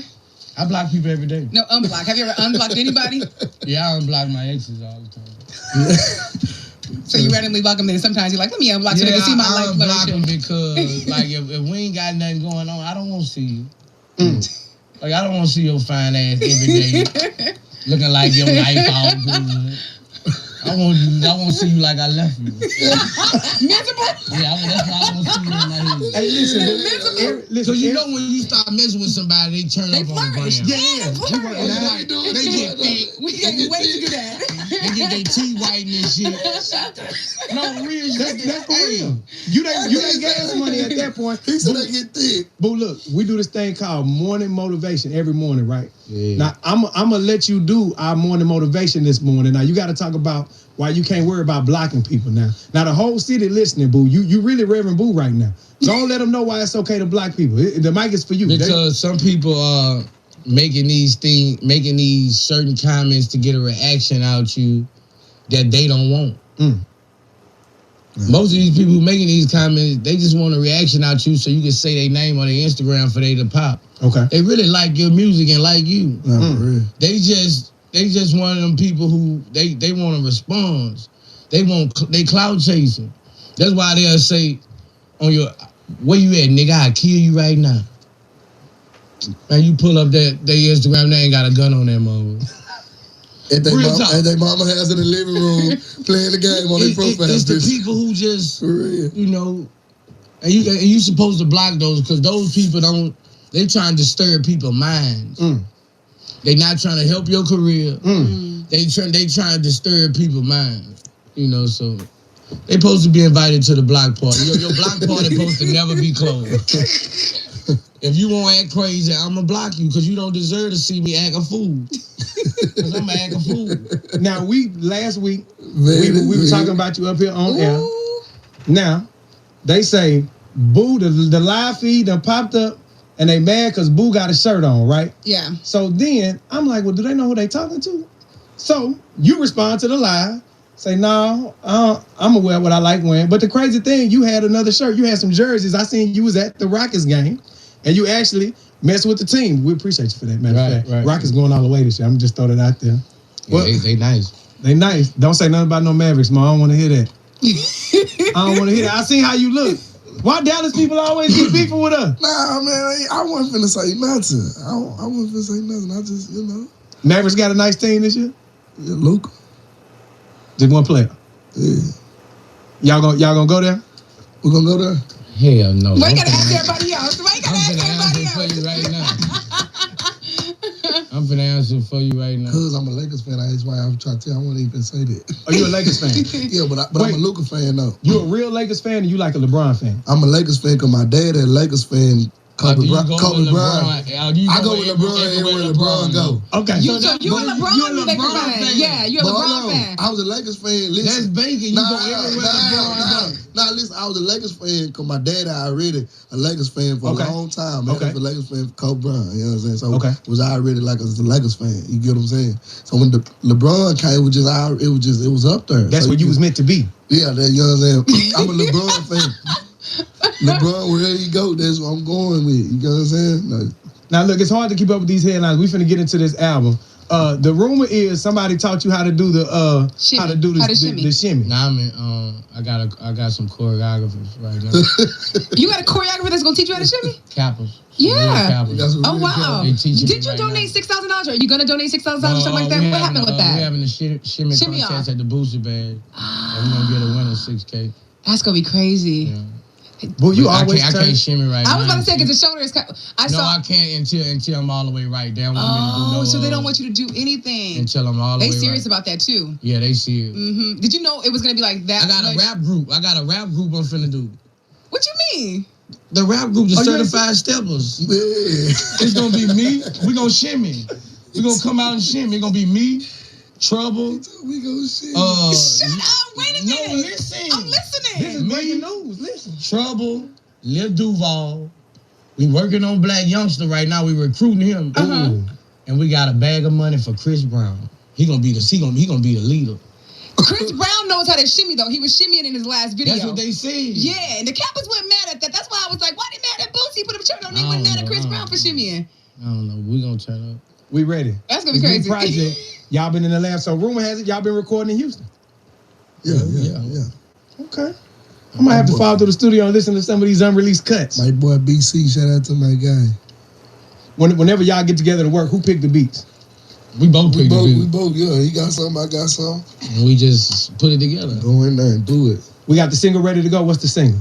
We ain't even got. What we gonna go with? You got that apartment baby right there? Yeah, it dropped next week. Okay, apartment baby dropping next week. Yeah. I'm excited. But y'all know everybody remix. You know what I'm saying? We 50 million views on it right now. Matter of fact, did we break that here in Houston last time? Yeah. Okay, No. Put some respect on that. Okay. Hold on. Okay, let me get. You ran that thing about 3 weeks, man. Just up. Every time I looked up on the ground, you know what I'm saying? Houston was one of the first cities, especially from a radio standpoint, to get behind it. Everybody remix Boo. So, whenever we got together and talked, man. One thing I like about you, Mo, you listen. When somebody give you some good game, you listen, brother. Last time we talked, it might look like I ain't listening. I'm listening. Last time we talked, bro was independent out here. We was trying to figure some things out. Yeah. Now you I'm saying you on billboards. Yeah. Light up DVD channel. You on all kind of stuff, bro. Yeah, man. I like that, man. You ready? It feel good. Yeah. I'm still new, so I'm trying to, I'm ready though. I'm ready for it all. So you and Boo play basketball, because I see Boo got the hoop at the high. He can shoot, but we ain't never played against each other. But he can shoot, but I was a dribbler. I rock his ass. For real, he laughing. I cross his ass over real quick. I can't shoot. I ain't gonna lie. I can't shoot no basketball. I'm the make it look pretty, pass the ball. Then whoever I pass to, I hope they do their thing. So I know y'all competitive. Who win in Connect 4? We ain't never played that. We ain't played Connect 4. I got Connect 4. I'll beat him and all. Hold on. I'm good at that game. Like shit like that. I understand. Checkers. Like everybody know. Boo, I think I can get you in Connect 4. You know in Connect 4. Everybody in this room know. I cannot be fucked with on no Connect 4, man. Like that's point blank period. I bet you right now. I bet racks on that game. Not racks. I bet you $100 right now. Got somebody will smoke you right now. I think we do too. I'm gonna put 100. I'm gonna put 100 on that. I will put 100 on that because I know this guy has never lost to anybody. Oh my God! This guy has never lost. You got your money on? He's never lost to anybody. He has never lost to anybody. I ain't never seen this man play no Connect 4. Never lost to anybody. I ain't finna lie. I ain't never seen this man. Have I ever lost though? No. Never lost. Listen, damn, that's how big in the bed. Yeah. You ready? Yeah. It's about a pizza box in this hole, man. That no damn Connect. No wonder he win. All right, here we go. They going fast as hell. Oh, play your motherfucking game, nigga. You lost.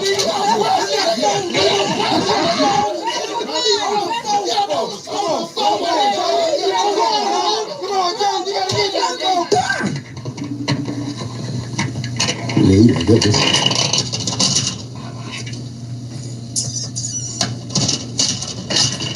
I'm pressure. Stop playing with me, man. I told you niggas. This guy right here do not want to fuck with me on Connect 4. The baby, where you at? Where you at? Nigga, I'm calling you out. I'm talking about nigga say you a Nick Cannon. You a Nick Cannon, man. Nigga see me. Nicky. You can't see me, man.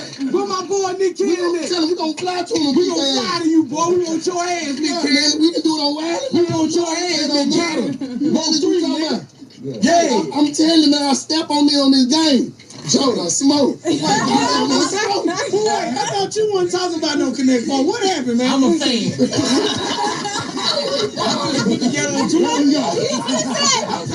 We gonna like body y'all ass. Yeah, get your ass on my game, nigga.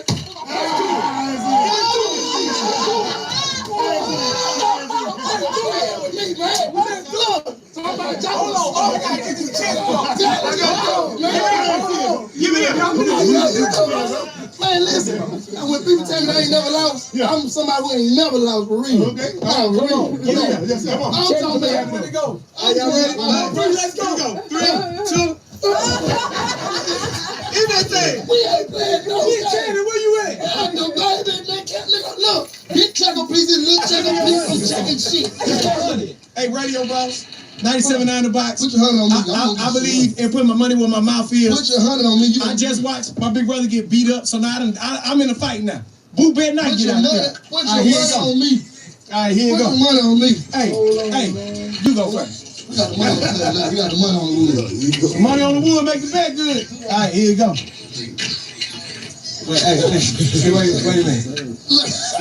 Hey, do you want to win now or do you want to win? I'm not letting people get up their first one. You know what? All I do is win. All right. All right. Hey, which one did you start? I don't want to start at that. I can tell you ain't no structure. So I'm sorry. Good, I'm good. Because apparently structure don't work good. Man, dog, we gotta do the chest bump again. You erased it? Damn, Boosie. You erased it. Boosie, you don't know the answer. He don't know what he do.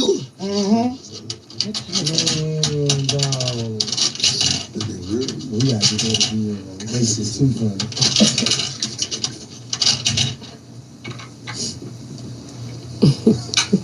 What's going on? Big ass chest. Oh, I'm thinking.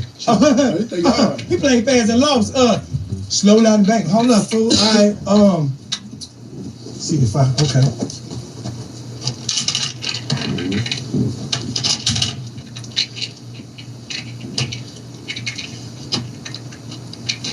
Y'all get this. Get my motherfucking money. Yeah, I see. Stop playing with me, man. Listen, if you had too much faith in him, how the hell you think you been getting You already lost. Stop thinking about it. Let me tell you, you lost. You lost already. It's over. Ain't no losing. It's over. Look. Ain't no losing. Yes, you lost. You already lost. You already lost. Radio DJ. Get on. Get on. Get on. Fuck him up, Mo. Fuck him up, Mo. Get on. Fuck him up, Mo. Let's get it. Yes, sir. Look at the nigga like zooming on this shit. All body, It's over. Man, I'm talking. Hey, man. Hey, I'm say every time. Anybody else? Joe don't want no more smoke. I'm down for it, bro. Joe don't want no more. I'm down for it, bro. Joe I ain't never lost. That's crazy. Man, I ain't never lost. That's crazy. Listen to me. I ain't never lost. You next time you hear somebody say I ain't never lost, I You ain't never lost. No, I ain't never lost.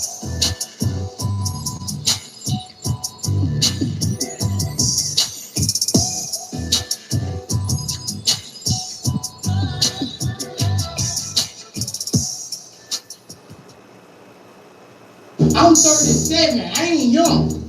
Like you, I watched everything. You say he's 37. He's 37 looking good from fucking. Hey. Your baby, nigga. You don't know nothing about it. Sit down, Boosie. Boosie, sit down, bro. I'm telling you, This is Evan. I don't know this shit. This is like a bucket list for me. Sit down I and had talk. punch out everything.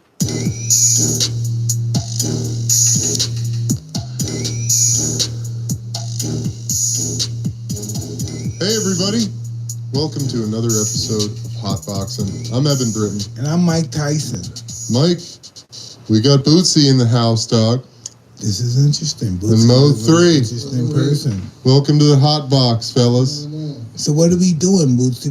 What's going on in your life? Didn't you just come home or something? Yeah, I came home at like 15, 14. I've been just taking off ever since. I just been making music, I got my liquor, I got my clothing, I got my potato chips. I'm just grinding, Mike. I'm just. No, but Bootsy, check this out, right? Who are you? Yes, who are you? What happened? What happened to you to make you the way you are? I come from the slums, bad. No, I know we all come from the slums, yeah. But it's something about the slums. Like it's something. Let's talk about me. Yeah. Let's see. I'm from the slums too. And you know what blew my mind when I had a hat. My mother bought me a hat in the 70s. The Robin Hood hat was a really fly hat to have. I must have been 9 or something. But for some reason, I had an innate, I like style. I like clothes. It's out of the blue. I like clothes. And somebody punched me in my face. He became my good friend too eventually. But he punched me in my face and took my hat. And that blew my mind. That blew my mind. And ever since then, I didn't understand world, and people would pick on me, take my money. I became not a nice person. I hurt people, and it's just really bad stuff. But what happened? That's who I am now. I'm an insecure kid. I'm really scared all the time, but everybody thinks I'm fucking fearless. What changed me? Yeah. What happened to you? Yeah, why did you a hustler? No, it's not. The way you are now. That has nothing to do with hustling. It's the way you are now caused you to hustle. Just the way you think, the way the way you think about yourself in the world? I just think about always going further in the world. You know. What's that? What's going further? Further is just expanding. It's just making a better way for my kids. You know, I got a lot of hustle in me. I got a lot of hustle in me from always wanting when I was a kid. I always wanted when I was a kid. And why did you want? Because nobody in my family really had. So I always wanted to look like Calvin, the drug dealers and shit. And now I just got a hunger for one more. That's just a part of me. I always want more. Like I don't never settle for shit. I feel, you know, and then I came home from prison with nothing. You know, I came home with nothing, so I've been home 5 years and I'm just refreshed. You know, and I feel like prison made me a better man. It made me smarter. It made me a businessman. Yeah, good pack.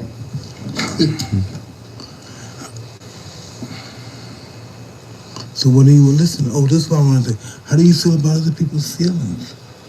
You know, you offend a lot of people. You talk about fucking gay motherfuckers, homos, and faggots. No, a lot of times I need to shut the fuck up. It's just. Why don't you? I don't know, man. It be hard. Like, you know, it be hard. My mama got on my ass yesterday, telling me I need to shut the fuck up. But when it be on my heart, I won't. You know, I gotta say something.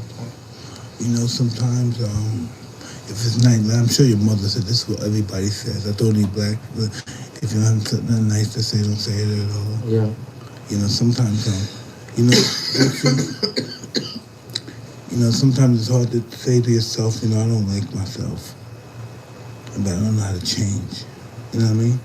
Like, I didn't like myself for a long time because I did a lot of shit to people. That's just who I am. I'm an abused kid that abused people. Till this day, I haven't abused anybody, probably myself, but I'm still a predator. And you can't stop if you're that person. I think we're all that way. All of us are, a survival mechanism makes us all predators. Make sure we stay out of everybody's way, the right people's way. Always be friendly with the right person so we can have power. Get it some lab. You know, that's just human nature. That happens without us even thinking. We do that without even thinking. So that's what I wanted. I always wanted to die. I always wanted to kill myself, but I couldn't kill myself, so now I got to deal with who I am. So I got to change myself. I got to find out who I am. I got to look into myself and find out who I am. And why do I say these things about certain people? You know? Why do you say things about person that might be a homosexual? Why do you say that about them? Do you feel the possibility that you're a homosexual and you by disrespect them, you further yourself from being a homosexual or thinking you may like homosexuals? Nah, I'm straight as an arrow. I'm just saying, you know. I'm not saying you are, but why do you have? If you're straight, why do you? I really commented on the Dwayne Wade situation because I got offended because it's a child. You know, that's why I really got offended. You know, and that's why I really said if it was a motherfucking 19-year-old, 18-year-old grown person, I probably wouldn't. I know I wouldn't have said nothing. Why did you? But I felt like you know, I'm just saying, hey, you know, I'm not judging you. Don't ever think I'm here judging you. I'm just trying to understand you. Yeah. You know, and I got some demons. You ain't in my world when it comes to demons. Yeah. Okay, but just tell me why. It was just like, you know, I just felt like, you know, that's a child. I felt like a child ain't at 12 can't make that decision. I felt like that's just how I felt. You know, and certain things I talk about on like that, I just felt like that was going too far. You know, I agree with you. You know, you calling him or her, you know, like that's just going too far. You know, at 12 years old, it's like what? Check this out. I agree with you 100%, right? I agree with you, right? Me, I agree with you. But check this out. Who the fuck am I to say anything? We can't, you know, what I think don't mean a motherfucking thing. You know what I mean? But I got a big ego. I think I'm somebody that can help the world because I'm Mike Tyson. You know what I mean? I created this fucking image of I ain't Mike Tyson, who I am, whatever people think I am. But I know I put some scary shit out there. I know it's out there, you know, because I'm afraid. That's what kind of, you know. We have to know who we really are. We think we know who we are. You know. Who the fuck are we to make a comment about somebody's life? Who are you? What happened to you that you think that you're somebody to make a comment on somebody's life? I used to think that I can make a comment on somebody's life. My mama said the same thing. But, yeah. You know, she said, who am I? I think I can make a comment about somebody else's child. But, you know, I said it and I stand on what I say. Really? Yeah, I said it. I said it and I stand on what I say. I just feel like, you know what? That's a 12-year-old child. I realize about myself, sometimes I can say, fuck, I'm wrong. You married? Huh? You married? Yeah, I'm married. And being married is a war too. Yeah, I never been married. But it's a war of love, you know? Yeah. Look, love is so inconceivable. It's free and it's all around us, but we think we have to pay for it. We think it's very difficult to have. We think if we don't do something great, like kill somebody for it, we can't receive it or buy it. Do you ever feel like this, Mike? Like, since you a king, even though you married, like, if that's your soulmate, why can't, when you feel that way, my wife, I have to go get me another woman. Tell me about this. Let me hear this. I like this. My wife, I have to go get me another woman when I feel like that. You know, that's just, you gotta listen. You gotta be like them motherfucking them wives of the old. Whatever my man want, you provide it. I love this guy because I'm the same mentality. You gotta cook, clean, whatever he want, you provide. I have the same mentality, nigga. I agree. That's just for the thrill. I agree. You know. I come home to you, that's just for the thrill. We gonna fuck this bitch together. This just lust. I know, listen, it's right? Just lust. No, listen, right? Like, I couldn't control myself if I couldn't get my lust off in a marriage. Nigga, I'm about to tell you something. Suppose your wife really, she did it because of you, but now she's getting at a stage where she doesn't like it anymore. Right. That comes with a lot of threesomes I do. What do you do? With my, I bag off a little bit, then speed it back up. You know. How do you feel about self-respect? Do you feel you have self-respect? And if you do, how do you feel self-respect is being branched on yourself? How do you feel about self-respect? Do you know what self-respect is? Explain it to me. Huh? Explain it to me. Self-respect is the illusion of yourself. How do you feel about yourself? How do you feel you should be treated? How do you treat people? I treat people with respect. I treat people with loyalty. Those who are loyal to me, who deserve respect. How does somebody do? This is interesting. I like you, man. Listen, I'm you, nigga. At one time, how did somebody deserve respect? Respect gone.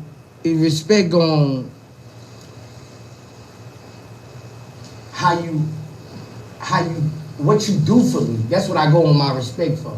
Like, what the fuck do you do for me to get respect? You know what I'm saying? What do you do to him to get respect? I'm there for him. His kids go to jail, I got him. I feed him. I bond him out. Anybody, you know, I'm there for him. Do you expect something back from doing that? No, I just want my niggas not to turn. Just don't flip on me. I'm gonna put us in positions to get the money.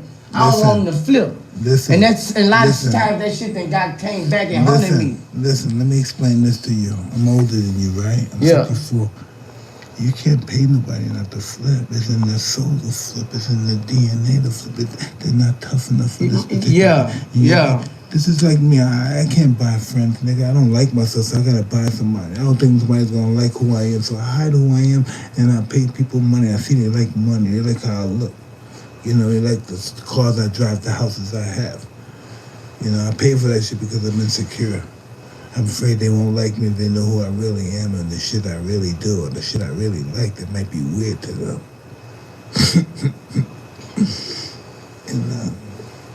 And How would you like somebody to know who you really are? You want to tell them. You really want to tell people who you are, but something's holding you back. That's why you do it in such a crazy way. Like, I don't give a fuck. It's something you want people to know, but you don't like it about yourself, and you hope they don't judge you. You know, I miss who I am.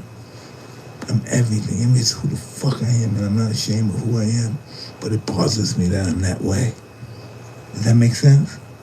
I'm not ashamed of who I am, but it bothers me that I'm that way. Why am I that way? I got an image of something that's just totally not what that is not about. I'm such a fucking contradiction and lie to myself, both a contradiction and a lie to what I represent, that is, to what do I look like, the heavyweight former champion. This is what former champs represent, whatever manlyhood is from my fist. It's just who we are. America's that way. That's why I'm that way. We take what we want. America takes what they want, and that's the same toxic energy that guys that are immature and insecure we feed on. The toxic masculinity, to hide who I really am. But keep it real, nigga. We respect them niggas that are killing. So when we see them, we don't think of nothing negative to them because we want to be that image. We want people to feel the way we feel, to feel about us the way we feel about him. Fear. Yeah. We want people to fear us. But I come from a place where I want fear. Look at my career. I thrived off of fear because I was afraid. I wanted people to fear me. Yeah, you say you knew you was gonna beat him when you looked in his eye. When you say you knew it was over when he looked in his eye as soon as he got in the ring. I say, damn, Tyson had the motherfucker. He said, when I looked in their eyes, as soon as I got in the ring, I knew it. Nah, brother, it's like prison. You know who's the bitch. Yeah. You know the bitch. I don't care how much muscles he have, how big he is, you know the bitch. Yeah. Just like the yard. You think that you ever have some kind of kindness to people and their feelings? I guess can you ever apologize to somebody? Is there anybody you apologize to? Yeah, I apologize to Dwayne Wade. You know, I ain't. You know, I meant what I said, but I ain't. You know, I shouldn't have said this shit about your child. But you know, I meant what I said. I just, you have children? Yeah. How many? 8. Ooh, me too. I have 8. 8 children. Shit. So when I was young, I was so in love with my dick, you know. I was just so in love with my dick when I was a kid. That's why I have 8 children. Oh, this is a beautiful blunt. It's just, you know what? It's just the blunt brings me back to fucking the beginning. There are people who don't smoke blunts, you know, much. Yeah, we should. These fucking blunts just bring me back to like, fuck. Thank you very much. Do you sell these shit? Are you in this business? Nah, I'm trying to get in. I got a couple dudes trying to make me a couple strands and shit, but you know my shit got a hit, Mike. You know. But I heard you got all them damn makers. I'm a marketing genius. We can make some money together. I do a lot of good stuff. Know it'd be even awesome marketing for you if you were kind and consider people's feelings to be worthy of listening. You gonna be my helper with that. No, because I see you're worthy of that. You have to believe that you're worthy of that. Yeah. You know. I got feelings. You know. I don't want people to think I ain't got no motherfucking feelings for nobody. You know, like especially for the gay community. My tour manager gay. I got cousins who gay. No. You know, listen, you love everybody. Yeah. You just don't love yourself. Sometimes. You're a good man. No, I know you're a good man. You're like me. I'm a good man. You're a good man. You just have to believe you're a good man. You know, you don't have to make nobody happy. You don't have to kiss nobody's ass and stuff. But you have to let people know that you're a good man. And every time somebody makes you mad, that means they're your master. They control your emotion. They control your feel. How this motherfucker gonna make you feel a certain way? Because they may say you're a nigga. So how do you go let somebody control your life and your emotions, your mood? You're not gonna live long. We're not living long. Human beings don't live long after this. Why do we want confrontation? And you look at a guy like me, if I didn't have confrontation, I was nobody. And if I beat everybody and I scared everybody to confront me, I find the enemy. I find somebody to fight. I fight myself. Because that's all I knew was fighting, confrontation, and chaos. I was addicted to chaos. That's what you addicted to. Chaos is fun too. It gets my dick hard. Chaos. Woo! It's fucking. I'm in the paper. I hit that nigga. I beat the reporter. I did this, and that. I fucking paid $10 million to this fucking dickhead that never saw $40 in his life. And I did this, and I just became an asshole because I was addicted to chaos. And people said, "This is a crazy nigga." But I wasn't. It was like drugs. I was addicted to just being an asshole and getting in trouble and seeing my name being a loser and stuff. And just tearing yourself apart is just as much powerful as building yourself up. You know? That was the biggest thing in the world. Fuck you, nigga. You ain't shit, nigga. I know who you are. You got these white people fooled. You ain't shit, nigga. Your parents are pimps and whores.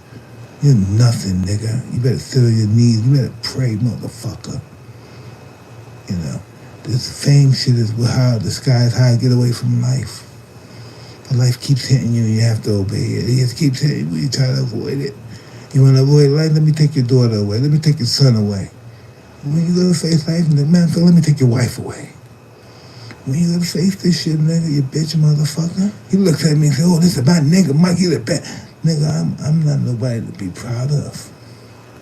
And I know you say, "Yeah, we're street nigga." No, nigga. You're a legend to me. No, nigga. Listen. You know, I respect that too, right? But listen, to be that, you know, nobody would want to go through what I went to become that, whatever this stuff is, legend shit, whatever it is that make people want to say, "Hey, we love you, you're our God," whatever that stuff is.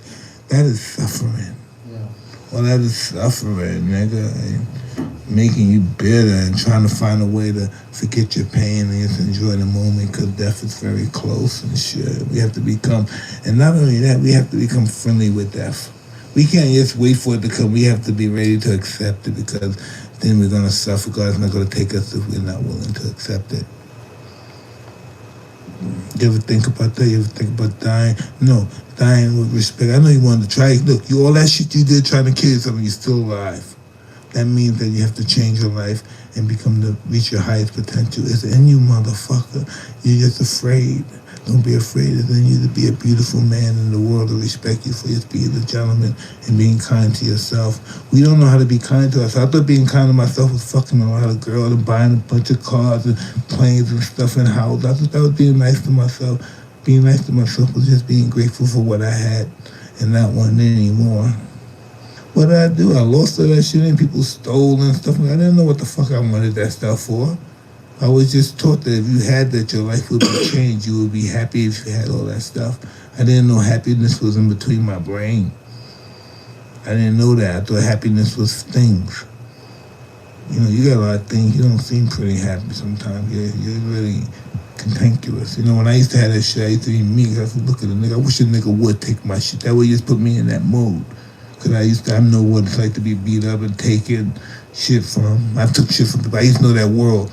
And if somebody takes something from you, you're a bitch. If you see him around and you don't kill him. That's my world. If somebody takes something from you, they don't kill you, and you see him around and you don't do nothing, you're a bitch.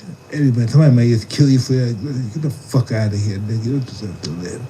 That's the world I come from. Somebody else that don't even have nothing to do with this guy. You don't even know this guy, but you just know your situation. You say, bullshit, kill that. You don't even deserve to live.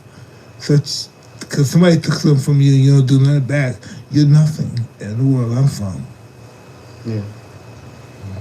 Can you believe that shit? I'm going to kill you because you don't want to take your shit back or you don't want to confront him about your stuff that he took from you. That's just the way. That's the way. I guess anybody that did that has been taken advantage, been hurt, been manipulated, been sexually involved. And these guys are savages now.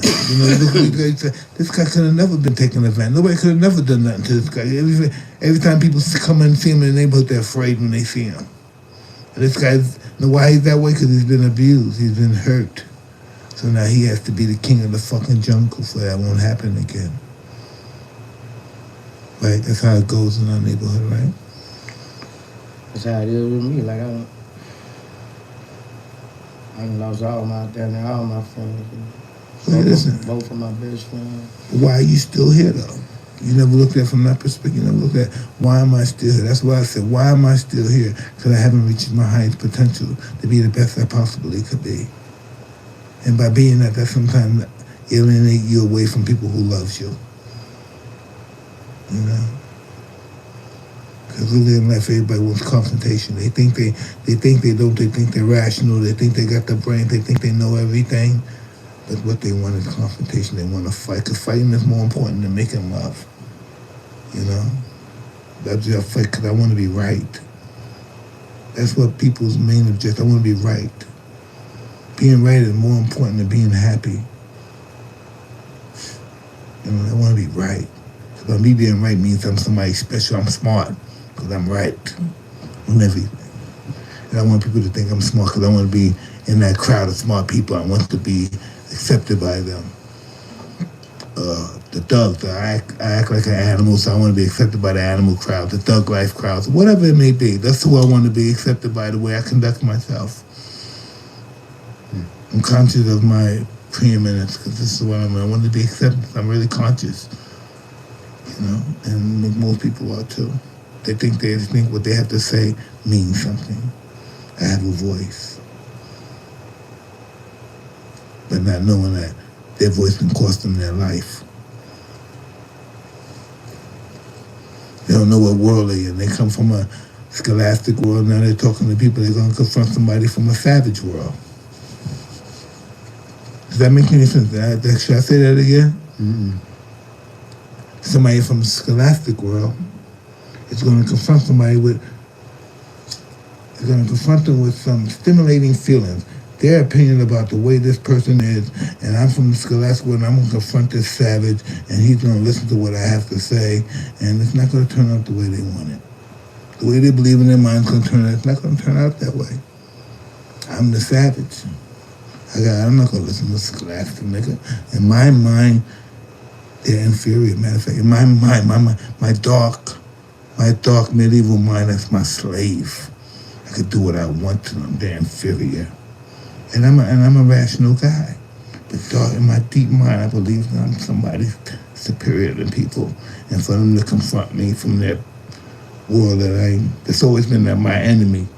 That world, the scholastic world, has always been the enemy of the black people. We built those scholastic schools off our backs. And now they're going to use that weapon against us with our people. Our consciousness supersedes the education that our kids receive. And our kids believe that they're smarter than us.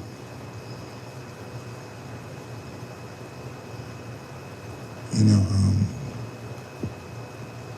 people need to study their enemies.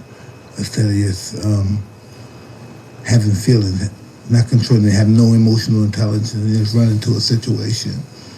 You know, like many times in my life, people believe that, hey, I'm going to confront Mike Tyson, and I'm going to let the world know that I'm not scared of him with that mentality. I'm from this world, and I'm going to confront that big, strong guy who thinks he's a bully. And they got fucked up. They went to the hospital. Because I'm an ignorant nigga, and that bad things happen, right?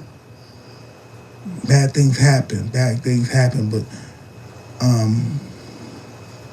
it happens because we were both misinformed about life. You know. What happens in the aftermath of that? I suffer. Right. Like I was saying, when they can control my emotions, they're my master. It's like when he controls people's emotions, that's why he does that. He gets response from me, he's their master. It feels good to control people. You know? That's the power. There's power in words, but people say that sticks and stones can break my bones, you know, and all the that. Words will never hit me. The words are everything. Yeah. They are the sticks and stones. That's why we are who we are, because of our words in our head. Yeah. Thank you, brother. What's running through your head, Boosie? I'm just Mike just putting me on all kind of game right now. No. Is it just he making me eat? I don't know. He feel like he getting in my. I don't know. Just keep talking. I love you. Why? Because when we talk about our pain and our pain hurts people, right? beat us more, but we tell them we're in pain. But our pain offends people because we don't know how to direct it or explain it to where they can comprehend it because it's nasty. That's offensive, but it's our pain. You know what I mean? And to some people, how can he say that? How can he be so open like that? That is just something you don't tell people. You don't say that to people, but this is the world we live in. People just don't want to hear about shit. Shit like that don't happen. Hurt people hurt people. Because they're hurt? Yeah. Because that pain has to go somewhere. The pain and the fear. It's like you, Mike, with your boxing career. You emanated fear. Because I was projecting how I felt. Right. I project how I felt on people. Yeah. We're all fear-based. Everybody, you react the way everybody does it because of fear. You know what I mean? But life is the willingness to die. But die respectfully.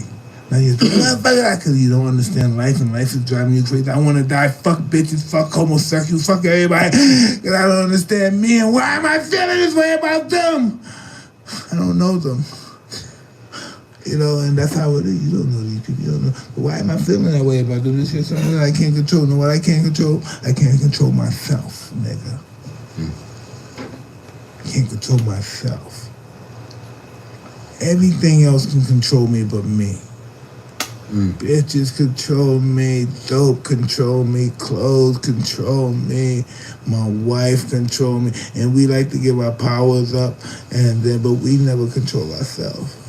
Especially niggas, because we're so accustomed to being slaves, so we give our power up. So who you gave your power to? Your wife, your woman, your homeboy, who you gave your manager, who you gave your power up to?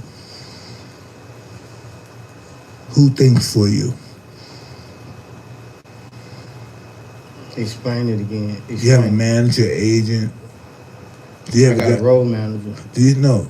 Check this out. I don't have a manager. Check this out. Do you have a guy that you go to and say, hey, how my bills? Hey, how's that doing? Hey, what about this? Can we go over here to Europe and take care of that? Hey, I saw opening here for this oil ranch. Can we do this? My personal assistant. My assistant. Yeah. No, I don't. Yeah, that's who I go to for. Really? Yeah. Listen, dig this, right? He's your assistant. She's your assistant. But she's your assistant, but she's your boss because she knows more about your life than you. So she can't be your assistant. She has to be more than your assistant. You just use that word to make yourself feel superior to her, but she's more superior than you because she controls your world. That's interesting. No, same with me too. I'm not making you like you're a dumb nigga. Me too, I'm the same way. All right, so I don't want you to think you're a dumb nigga and I'm smarter than you and I'm teaching you, so I'm doing the same thing too. We don't know the guys like us. Check this out, right? Street niggas like us, right? You know why we have people around us, all these people, and we have a lot of girls around us and stuff constantly, right? Your guys pretty much around him a lot, right? Tell the truth. A lot, right? Out of 24 hours of the day, how many of those hours are your crew around you and bitches and getting high? Shit. A lot, right? A lot. You know why? Because we can't live with ourselves. We can't live with our secrets alone. Just by ourselves in the room alone with our secrets, we'd rather kill ourselves. So this takes the time. We know what kind of niggas we are, nigga. We know who we are. We know where we came from. We know who we are. So this comforts us until you find out who you are and you accept who you are. Accept everything that happened to you and things you did to everybody in your life and accept who you are. You might not be the kind of nigga, but it would be awesome if everybody you offended, you can go to them and say, hey, would you please forgive me? That might be too much work for you, but that's what we do. We have to push ourselves. Without struggle, there's no progress. We can't be sitting on our laurels, have all this chain and this shit. And I used to have all that stuff too, and then I had, my shit cost 10 million. I had the baddest shit, it graphed you, I had the baddest shit. And then I looked at everybody else, and I wasn't happy. And then I look at these poor ass motherfuckers in Africa or somewhere. It's nothing. They don't got nothing. They gotta drink the fucking water, and they drink this water because give them some kind of diarrhea. The water got malaria, but they know they're gonna die, and they still drink the water. But they're happy. They always smile, and they have nothing, and they have nothing to take care of their teeth. They should have gingivitis, but they're poor and they got big bellies, but their teeth are so fucking white. right? They're so starving, they have no food, they can't even cry. It's like crystals, there's no water. In their tears, it's just crystal. You know, and but they're happy because they don't expect anything. All the shit you talked about, all that loud shit is not gonna mean nothing no more. So before this happens, how do you make what is that? How do you make some kind of redemption with yourself? Fuck the world, fuck people what they think with you. How do you get happiness and acceptance of yourself? Being who you are, what you hate about yourself, how do you accept that? How do you accept what you don't like about yourself and embrace it and say, I'm gonna make me who I am, because it made you who you are, but you don't like that part. And if you got rid of that part, you wouldn't be Bootsy no more. You'd be average, you'd be nothing. That's who I am. There's a part about me that I hate, but if I got rid of that part, I'd be nothing. So I learned to embrace it and shit. Can you get rid of that part? No. The name of the game is to love it, to learn to love it. But I'm asking, like, can you ever get rid of that part? No, that's why God gave it to you, because you have to be in tune with it. People still gonna feel that way about you regardless, right? No, it's not about no. Hey, check this out. It's the way that you people think. Still feel you people remember, like you said, you on a different path. But people still look at you probably like, that's Tyson. Not if they see me. They know this is a different guy. That's not that guy no more. If we believe whatever we believe, if we're assholes or we're great, it's true. It's just what we believe. I love this blunt. So you think you ever, no, I don't know, maybe you will. You think you ever get the power?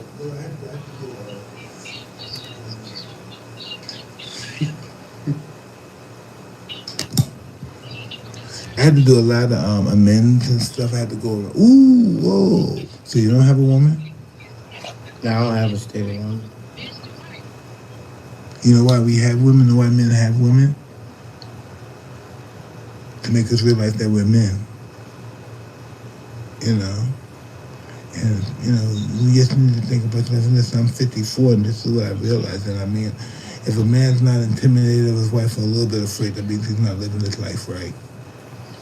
Or his partner, or her partner, whatever it is.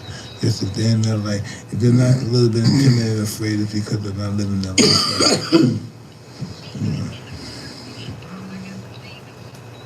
And that's what I listen to. We think like I'm an idiot. How many times you been married, man? 3 times. 3 times? Yeah.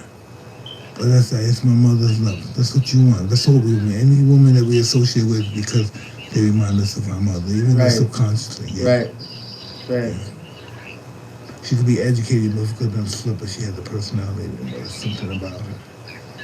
That's the only reason I like you anyway, because I'm attracted to my mother and you have that characteristic. Right. My first love, I fell in love with her because if I got sick, she used to console me like my mother. She was the only motherfucker could heal me like my mother. And it wouldn't, this ain't no sex. This was just on some. Listen, I know you said no sex, but know why it didn't work? Because of sex. You know what I mean? We look for our mother and our lover, but our mother could never be our lover because our lover would never love us like our mother. She's not in her. It's not in no woman to love us like our mother loves us. It's not in her. Don't care how much a slave she, don't care how many people she fucked for you, bring you the money. It's not in her to love you like your mother loves you. Eventually she'll turn her back on you. Eventually she'll turn on you, nigga. You treat her like a dog, you turn on her. Love her like your mother, nigga. That's a song. Yeah, listen. Listen, hey. It ain't in her to love her like your mother. Hey. I listen to man, that's some real shit. I listen to I look at my that's wife. That's why you can't, man. That's why she could. I look at my wife. They don't take shit. Listen. Both my ex-wife. Oh, Mike, I gotta tell somebody that. No, you ain't listen. That's why, bro. No, I'm gonna tell you something. It wasn't in her to love her like my mama loved me. That in her. Yeah, it wasn't in her. It wasn't in her, man. Know why? Because her survival, even though she does everything she does for you. Listen, everything she does for you is for her survival. Everything your mother do for you is for your survival. Now listen. That's great. Listen, can I tell you something?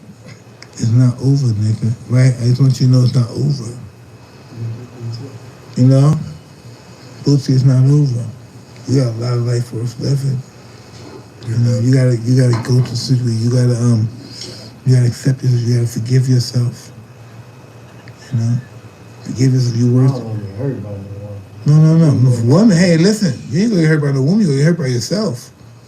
What power does she got that she's scaring you? Look, you a bad street nigga. Like, I don't want to get hurt by no woman, nigga. That's life. We living life on life. I don't want me hurt. You done shot some niggas.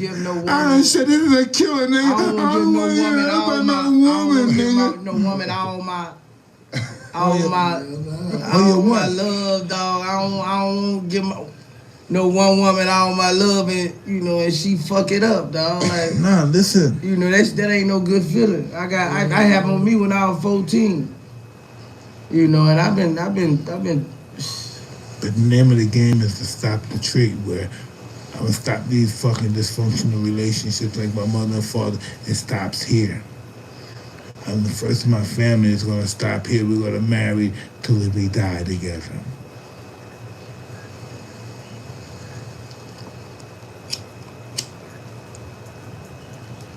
Boozy, Mo. Don't change your life. Come on, young smoke. Nah, man. Come on, let's talk about you, nigga. Where you come from? Dallas. Dallas? Yeah. Pull that mic up, brother. What year were you born? 1992. So yeah, that's when I did prison time. I was 24. So listen, man, what niggas in Dallas do? What do you do? Who was the first guy come out there rapping with good shit? Who inspired you? Shit in Dallas gonna have to be on me who I'm listening to, Lucha and Tom. Yeah. Mr. Lucha and Tom. Like, that's who said as far as the street rap. What does that mean? What does your jewelry and your teeth mean to you? It's a trophy. I accomplished something. I ain't had nothing. I love you for saying that. A lot of people don't like to say that. It's a trophy. I ain't never got no medals or nothing, no school or nothing. So shit, after jail time and after all that, like, I got me an AP, some VVS's. I used to always listen, even to this day, right? I wear really cool clothes, expensive clothes and stuff, I always do it subconsciously to hide, subconsciously the way I feel about it. I use my interesting clothes to hide the way I feel about myself. Yeah. The way I dress is an illusion of who I am. None of us, for instance, this is what I learned from my mentor. When you meet somebody, like right now, none of us are who we appear to be. Right now, none of us are who we are, really. Right now, we've been talking, we love each other, we're crying, but none of us are who we are right now, who we're letting each other see right now. This is not who we are. I'm not this person when the lights are on and the camera's out and I'm by myself or whatever I'm doing. I'm not this person. I'm not doing that. Oh, fuck! Who are you then, Mike? Huh? Who are you then? Somebody y'all might not even like or want to be associated with. Oh, shit. You feel scared? Huh? You feel scared? Yeah. When you're alone? Yeah. You feel contemplative? I shouldn't be, listen, right? Are you happy? I'm extremely. I've learned to understand the concept of happiness, and happiness is just this moment, right here. This is happiness, right here, and it's gone. Ain't that some bullshit? So when you won in the ring, you wasn't happy after you won? No. Now my conception of happiness now, no, it wasn't. Yeah. Listen, know what I've been my whole life? I've been a computer my whole life. I've been somebody, you say, Mike, you do this. I can't live on my own. Without cuss, I'll be dead. I couldn't live. I need somebody to give me instruction. What you need me to do? Who do you need me to hurt? I need that. I can't live my own life. I'm a fucking pimp and prostitute mentality. How am I going to live my fucking life? How am I gonna do that? Don't know. You tell me. How am I gonna live my life without somebody telling me? I just had the right guy to tell me what to do. Yeah. The guy that wants my best interest. He wants everything he told me to do. He would do it more. Mm. Did you feel relieved after fights? No, I felt relieved when I retired because I knew after fights I'm gonna have to do it again. Oh. Like after football games, I was relieved for that moment because it was the farthest away from another game I would ever be. Until I was done. I understand that. I didn't like the concept. What did I think about my opponent? I didn't like what I thought about my opponent. Like now, from the way I think and live my life now, I didn't like the constantly what I felt about my opponent, the build up to really hate him and dislike him. You created him into a fucking villain, an enemy, your enemy. Oh, listen. A lot of the things you didn't see, I wouldn't shake their hands. I would hit on their girlfriends or their wives. I was just, I was out of control, brother. I had no self-love and I showed it. You were a computer. Yeah. You were programmed for destruction. And listen, this is what I understand about my life. Oh, listen, right? Everybody loved that guy. That guy I hate and don't want to be that guy no more. And I'm this guy now because of that. I'm this guy right now because of the guy he came in. That's my nigga. I'm scared of that guy, Boosie. And that's my nigga, Mike, my nigga. No, you know me. You don't want it. I sit and watch every fight. Yeah, nigga. I sit. Not behind the lights or closed doors. Well, it's like Mike when you... For one fight, my daddy won gambling and got us a new TV. Yeah. I remember. They wouldn't. I know, nobody was like this guy. They wouldn't excite him, bro. You know? Like Mike Tyson was the Muhammad Ali wasn't from the hood. It was like Mike Tyson was our people. Yeah. It's like he was our the people's champion. He was the it was different from Sugar Ray Leonard and all that other shit. I know that's true, but that guy that we love, right? Well, hey guys, we gotta wrap this thing up. We got another interview too, huh? Yeah, but I love talking. That's why I love talking. Hey, I appreciate you coming in, man. I think the information is important. We got to be kind to each other. We got no chance without that. We got to be kind to ourselves. We got to be kind to ourselves. Kind to ourselves. Absolutely. It starts with How him. Booty going to be kind to people if he don't have a good feeling about himself? That's the first step. Boosie, thank you. Mo, thank you. Mike, thank you. No, thank you, brother. I'm very grateful that we all here together. We woke up this morning. No doubt. Be able to give our opinions to life that really, really don't fucking matter. But in our own ego-based life, we think we're somebody. That's right. Until next time, everybody, this has been another episode of Hotbox, and I'm Evan Britton. And I'm Mike Tyson. I'm Boosie Badass. Mo3, We're out of here. Thank you.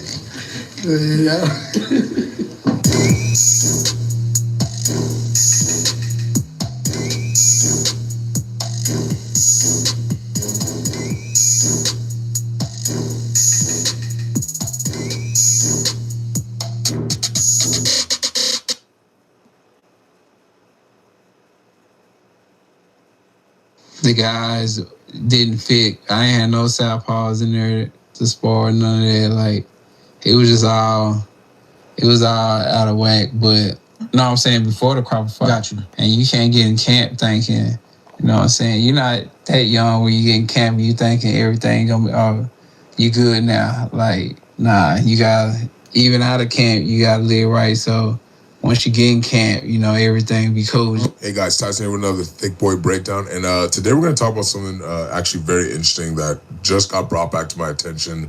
Kind of based off of the video I'd recently just made about Zuffa and how, you know, we never get to see the fights we want to see when they happen. And when it does finally happen, people don't get their credit. So recently, Earl Spence Jr., he's making his return, was on an interview with Andre Ward.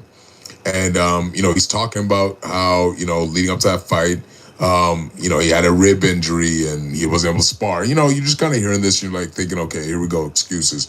But something very interesting came up that kind of, I'll give him credit for being honest about, which is that he was not living right. And right away, it brought me back to a story that I had heard a while ago, leading up to his accident, about how Earl Spence was known to drink a lot, right? before the you already know that potential deadly accident that he had, and you could see it, man. He was on that bottle, man. You could see it, and it's not a good look, man. It's not a good look, man. Check it out. Now, this is whatever, right? We've seen Adrian Broner's back in the news. We see that he liked to drink a lot. Fighters liking to drink and party is whatever, right? Who knows, right? It's just another story. You know, Tyson Fury's, your McGregor's, whoever. What was interesting for me was, you know, I brought up how leading up to that fight, how people weren't 1,000% believing that Crawford was going to win that fight. But I was one of the people who said, not only did I think he was going to win anyway, but that car accident was a big deal. But this is something that kind of got brought back up to me, and this is why, you know, it's very layered to this story, which was something that a lot of people in the boxing community don't know about. This is more of a street thing, which was Earl Spence's beef with a rapper named Mo3. I don't know if there was Mo3 gold car at the end of that video, at the crash, the Honda. Mo3 rapped about the Honda taking the plates off. You know, nobody knew that. You know, he and Earl lived in the same apartment complex. Those that know. Mo started harassing, antagonizing, and trying to bully Earl Spence. Showing up at the gym, whether that was at the gym where they lived at and where they worked out in their own home. So Earl Spence not a street guy. Mo was trying to play street with a boxer. That's what put the heat on him. So I'm gonna say allegedly, for your sake, not mine. But allegedly. Yeah, I'm saying allegedly for your sake, not mine. On your channel, that Mo3 was chasing Earl Spence the night he had that wreck. You know, growing up in the area I grew up in and knowing people in Texas, this is kind of something that even people in that area don't necessarily know, but if people who know, right? You can go do your research on this. I don't want to put any dirt on people's name, but it's already out there, so we'll talk about it. Supposedly leading up to that fight when Earl Spence got into that car accident, a lot of people question why Earl Spence was driving so fast on that road. It was like it wasn't a residential road, but it wasn't a highway, and the way he got into this accident. And if you watch the video, at the end of the video, you can see another car drive by. Now, who cares that a car drove by and didn't stop? Little weird, little suspicious. But watching the video initially, I think nothing of it either, right? Maybe the person was drunk driving themselves and whatever. But actually what's been claimed out of Texas is that it was because he was being chased by a rapper named Mo3. Now, the reason this story is so interesting is because later on, Mo3 actually ends up dying because of a shooting. And there's a person out there, some people may know, his name's Charleston White, where he talks about this beef. He's already spoken about it and how the night of that accident, Earl Spence was actually being chased by this rapper Mo3, and that's why he was driving so fast. That's why there's a car that drives by, doesn't stop, right? You see a Lambo or whatever car it was get into an accident, most people would slow down, right? Even if I'm drunk and I'm worried about the police myself, most people wouldn't drive off that fast. Like, you know, most people would stop, see what's going on. And that's something I never really paid attention to until this was brought up. And the reason I bring this up is because there's so many layers, like I said, to this story, which is one, you know, this kind of goes back to my point about why guys like Floyd Mayweather are the GOAT, and by, you know, he's gotten better by osmosis, because we've seen so many high-level athletes reach a pinnacle and not be able to either leave the streets alone, or they love to party and all these things, right? And, you know, I like that he gave his credit to Crawford, and this is another interesting part of the story, which was, a lot of people don't know this, Terrence Crawford, prior to this fight, before becoming famous, actually got shot in the head. When I got shot, a couple of homies was like scared, and I'm like, man, y'all niggas scared, man. Like, let's go. Like, if something gonna happen, it's gonna happen. We can't control it. Like, that's how I always live my life. Me nor you can stop it from happening, no matter what. Boom, I get shot. Like, damn, my dumb ass got shot. I should have left. So a dice game. And what this tells me is, he was kind of a street guy, right? And I think God had his hand on him that night. He learned this lesson early, which is to not put himself in situations and be in certain circumstances that can not only risk your career, forget your career, your life. And that's why a big reason I think why Terrence Crawford was so obsessively disciplined, and why, who knows what version of Terrence Crawford we get had he been the street guy, never had this incident, and kind of stayed in the streets and going to these dice games. Everyone knows Adrian Broner fell off, and now he's a little bit back. But another thing that Adrian Broner is known for, a lot of people may not know, was these dice games, and how he used to rig dice, and how he got himself in trouble, ironically in Texas, involving a dice game, and where he robbed a couple rappers over a dice game, and how people had to go get the money back and all this craziness. And it kind of reminds me of this thing about there's psychology to this, which is it possible to be a high level elite 1% world champion fighter without having an addictive personality? What do I mean by that? Is the reason so many athletes can be so obsessed with a sport like boxing or MMA or whatever, is it possible to be that obsessively elite without having an addictive personality? And do some guys just get lucky and that addictive personality gets turned into a sport, right? Look at how many athletes, whether it's your Conor McGregor, reaches a pinnacle, obsessed, gets into drugs and alcohol. Tyson Fury, obsessed, gets into drug and alcohol. Adrian Broner, Roy Jones, so many of these guys, Mike Tyson. And I bring up Floyd because I really believe that the reason Floyd Mayweather was so disciplined was he was the person who kind of broke that generational curse, because he saw so much of it in his family. Most people don't know his father went to the feds for drugs. His uncle, his mother's brother, is actually the one who Floyd Sr., while he was holding Floyd Jr. because of a drug interaction. His mother had drug issues. There's stories that his father used to sell his mother drugs. And I think for Floyd, I think he understood that he had this addictive personality, this addictive gene, and it's what turned him into a GOAT. Another fighter who's new and on the way up is another guy, Boots Ennis. Father was a street guy. He used to get in a lot of street fights, boxer, but had some trouble. His two brothers were really high-level boxers. His older brother, actually, most people don't know this, was like a top 10 cruiserweight and actually used to do sparring with Canelo. And so a lot of times leading up to that fight with Crawford, people were kind of hating on Boots, saying, "Oh, you're helping Canelo," but they don't realize that this family already had a connection. And his brother, he openly said they got into the streets, right? Obviously, it didn't get as extreme, but this is why their career fell off. And the irony of that is like, sometimes it's that son who sees it in the father and the uncle, and sometimes it's that second or third brother who sees it in his older brothers and is able to understand that addictive gene that gets them obsessed with the sport and whether they get to GOAT status. And Earl Spence, with him coming back, I think it's very interesting that initially when I heard this, I'm kind of hearing like, man, you're telling us that you are injured, now you're telling us. And I don't think he was necessarily trying to just give us an excuse. I think he was just openly trying to say I was not living a proper life.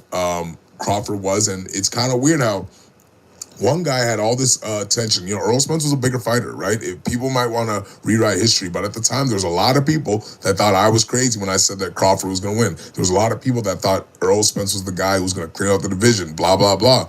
And, I don't think he was a street guy per se, but he had a drinking issue, and this is known. And supposedly when this thing happened, it was out at a club, and he's around this guy, Mo3, and supposedly lived in the same complex, and he was getting bullied, but he still put himself in these situations where he's out drinking, enjoying his, drink and all this stuff, and got put in this situation where Terrence Crawford learned this lesson early, where he wasn't famous, right? And we got that version of Crawford after, right? And, Earl Spence, like I said, I don't think he was a street guy, but he obviously was putting himself in scenarios and positions where he was around a certain element that he shouldn't have been around. And so, very interesting listening to this interview and him talking about it, and it kind of reminded me of this story that a lot of people don't know about, right? This is I could even maybe do a whole other video about this story and this beef, because most people don't know Mo3 himself actually ended up getting murdered, and there's been a lot of accusations behind that, right? That people in the city overall were kind of got behind Earl, and this whole thing about this gold Honda and how he used to rap about this gold Honda and taking the plates off. Now these rappers, all they do is they snitch on themselves. But yeah, if you watch that video, there's claims. I know there's only a grainy video of it, but supposedly a gold Honda drives by, speeds by actually, doesn't stop to see what's going on. Most people, even if you are drunk, the cops aren't right there. Most people would stop and see what the hell just happened. They see a I know it was a Lamborghini or something. Most people are gonna stop and see what the hell was that. But for some reason, this car in this video speeds off. And then supposedly the car that Mo3 gets murdered in is the same gold Honda in Texas. So, like I said, very layered story, but, not something I would have necessarily came back to my mind had Earl Spence not been back in the spotlight. And hearing him talk, I didn't even think about this story until he brought it up, how he wasn't living a good life. And he didn't even say the drinking thing, right? It's just something that I remember coming up to me, years ago, and this being a conversation amongst people who know.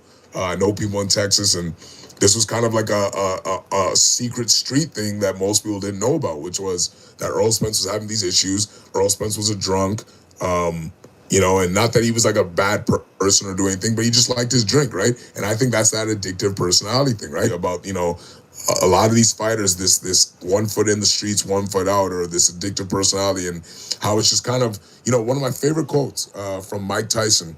When you are favored by God, you are also. You see the name? Screenshot it. So favored by the devil. And that's another guy who had, we saw this extreme discipline. Customato got him out of the streets. Then he loses that, and then we saw him addictive personality, right? And that's one of my favorite quotes, man, is when you are favored by God, you are favored by the devil. And me personally, I felt that when he said that, man, because it's, this guy's become a modern day philosopher, because it really is true, man. When you look at some of these high level athletes, the McGregors, right? He's about to make his comeback. When you are favored by God, you are favored by the devil, and you have to be the one to choose who you let take you to that next level, whether up or down, if you know what I mean, right? So, like I said, very interesting story. Let me know what you guys think. What do you think about Earl Spence coming back, and even connected to another guy who's coming back off of kind of the same issues McGregor? Do you think these guys can come back? And like I said, take this as a lesson, all you fighters, man. If you are a guy who's obsessed with martial arts, obsessed with fighting, whatever it is, just understand you probably have an addictive personality. Do not let that one friend get you to go try that one thing and go do this one stuff, whatever, because it can lead you down a path that they themselves aren't as extreme into, right? Like sometimes you're a guy who, your friend's into partying all the time, and he gets you to come party that one time, and you take it to a level he never has. Because I guarantee you, all of McGregor's friends who drink all the time never took it to the level he did. Some of these guys like Mike Tyson, you might have a friend who they're into it, but they don't realize when they're handing you that drug, handing you that alcohol, that you're going to take it to a whole other level that could ruin your life and your career, right? So let me know what you guys think. Very interesting story. I hope Earl Spence is fully clean, and, credit to him for giving Crawford his props and admitting that he just simply wasn't living a good life back then. Oh, your knockouts is spectacular. Know what that means? All this good stuff happening to you, know what that means? That you're favored by God. You know that, right? Yeah. You know that, right? But there's something that you may not know too. When you're favored by God, you're also favored by the devil. He's coming for you too. So you just gotta be strong and stay on the right side. Whose side you gonna go on? He's gonna give you power too. He's gonna get in your head too, but whose side you gonna stay with? You stay with who brought you here.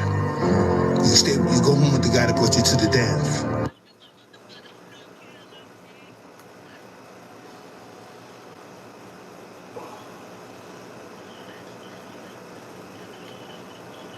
He was here. I saved this question, man.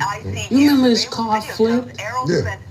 I want to ask him, was he running from Mo3? For Mo? Yo, hold on. What does this have to do with the fight, though, Murder? It's mental? Like, what you talking about? I like asking the questions people want to know. Still ice baby. Hey, I mean, I know the fuck going on. Yeah, tell you niggas still ice.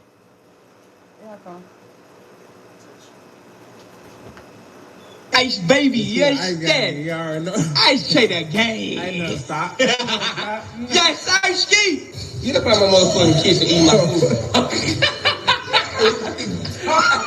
Hey, bro, get your bitch ass out my kitchen, man. I'm gonna talk shit. Sounds like he do shit.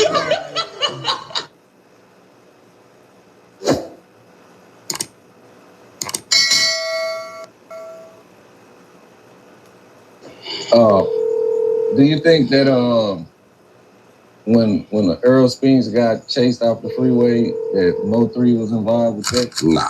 A lot of we call him. I done heard the story, but nah, You think it don't sound too good because he was drunk and ran off the freeway. Because I ain't trying to say it couldn't have been no threat, but I was in the area. He probably would have pulled the car over. He was out trying to fight or some shit. For real. He having wrecks when ain't nobody chasing him. I think he was just drunk, bro. I don't think that's what it was, because if they actually want to touch dude, they could have did it all kind of ways, bro. You know what I'm saying? And then if I'm chasing, just the part that made me feel like it didn't happen, because if I'm chasing you to do whatever after you wreck, why I just didn't get out and call and finish you then? So you just gonna let him he wrecked, so let's go. Nah, shit, we got him. You're gonna go out there and pump some lead in him. So why stop? So when it's all said and done, what you think gonna happen to Yellow Bees? And do you think that anybody else going down with him? I think it's a possibility, but it's whoever has something to do with him paying that dude, and them. Now some nigga or other people help them watch him or something, but I think it's just them two dudes, because if the Devin Bryan knew what Mo3 was at, he knew about the the then or whatever, and shit, they woke up and said, I'm gonna get him in the morning or something. I don't know. They were just watching him till he left or something. To me, the shit was shut with that, because I told you my first theory was, man, there was just somebody else around, because it wasn't them two. It couldn't have been. I was like, I know that ain't who he hired, bro, but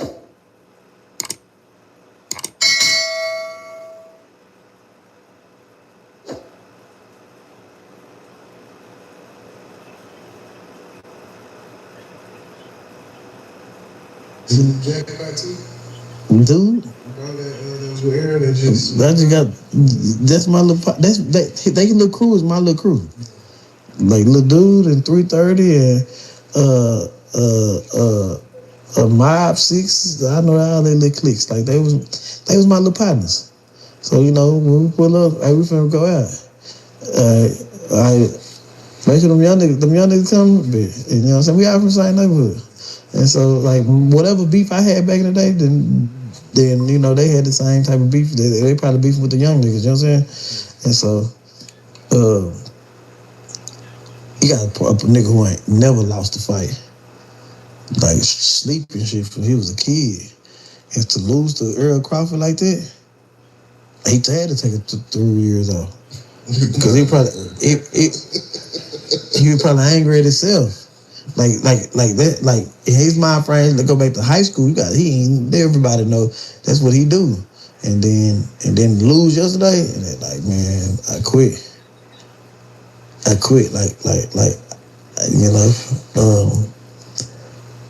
but that was my partner growing up. I fucked with him tough. The first week I got out of jail, I went to the club with him. You know what I'm saying? And that was my little partner. But shit. What you think about new guys? You pick your side. Like, y'all relationship ended because it came to both of y'all. Like, having to pick a side. Yeah, he chose a side. He picked. I'm all about gracious and honor and respect. He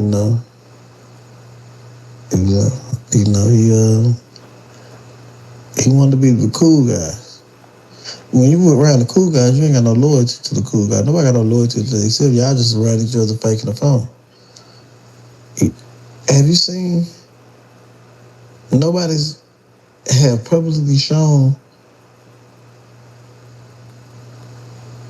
respect to Yella. None of these people that he was around. He was around a bunch of people that were leeches. And you was around leeching off people. So y'all's foundation wasn't silent. So now that shit like slowly comes. They wasn't cool. They wasn't cool like that.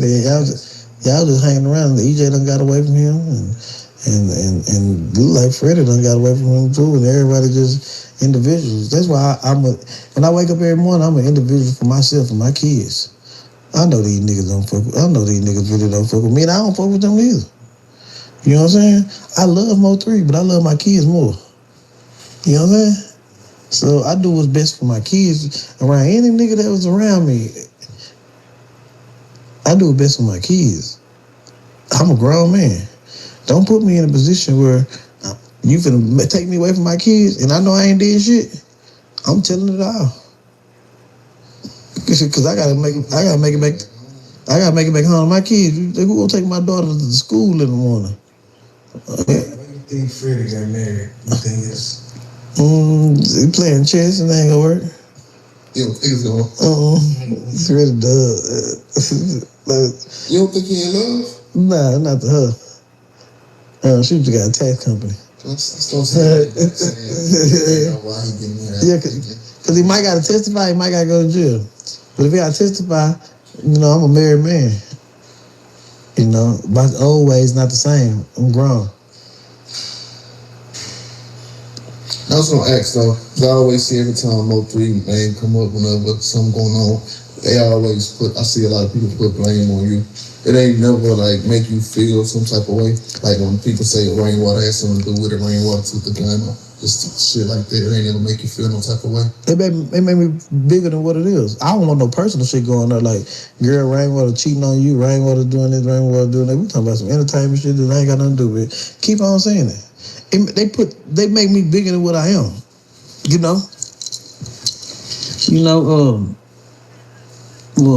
I've been surrounded by publicity my whole life. I know what to do and what not to do. I ain't done. Like so many nights I struggled from not fucking Whip. You know what I'm saying?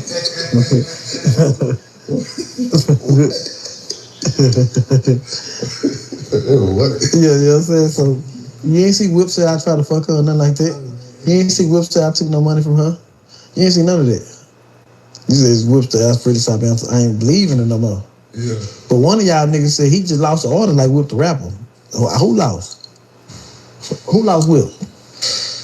You ain't lose Whip? Only I let her go. I stopped answering the phone. Damn. Nah. My spot, nigga. Oh, it's there.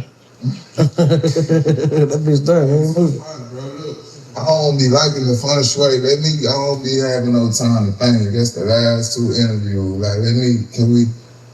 What you want? Look how this nigga looking at me. Sit down. Oh, you want to sit there with me? I don't want to, man. You gonna sit on the outside? Oh. Nah, why would you sit on the outside? That's what it's. The light is closer. Yeah, why you don't sit next to me? Nah, I just. Hold up. My fault. You been telling her what? I don't like my seat.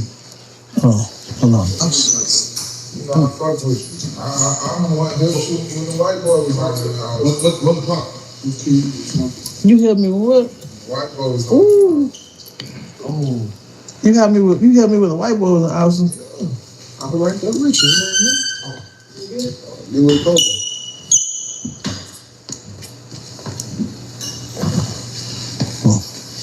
You said you helped me fight him? I ain't help you fight him, but I got you up out of like we moved and transported you out the way. So why the hell you say you want to do a celebrity back in the month? Talking about zero, man.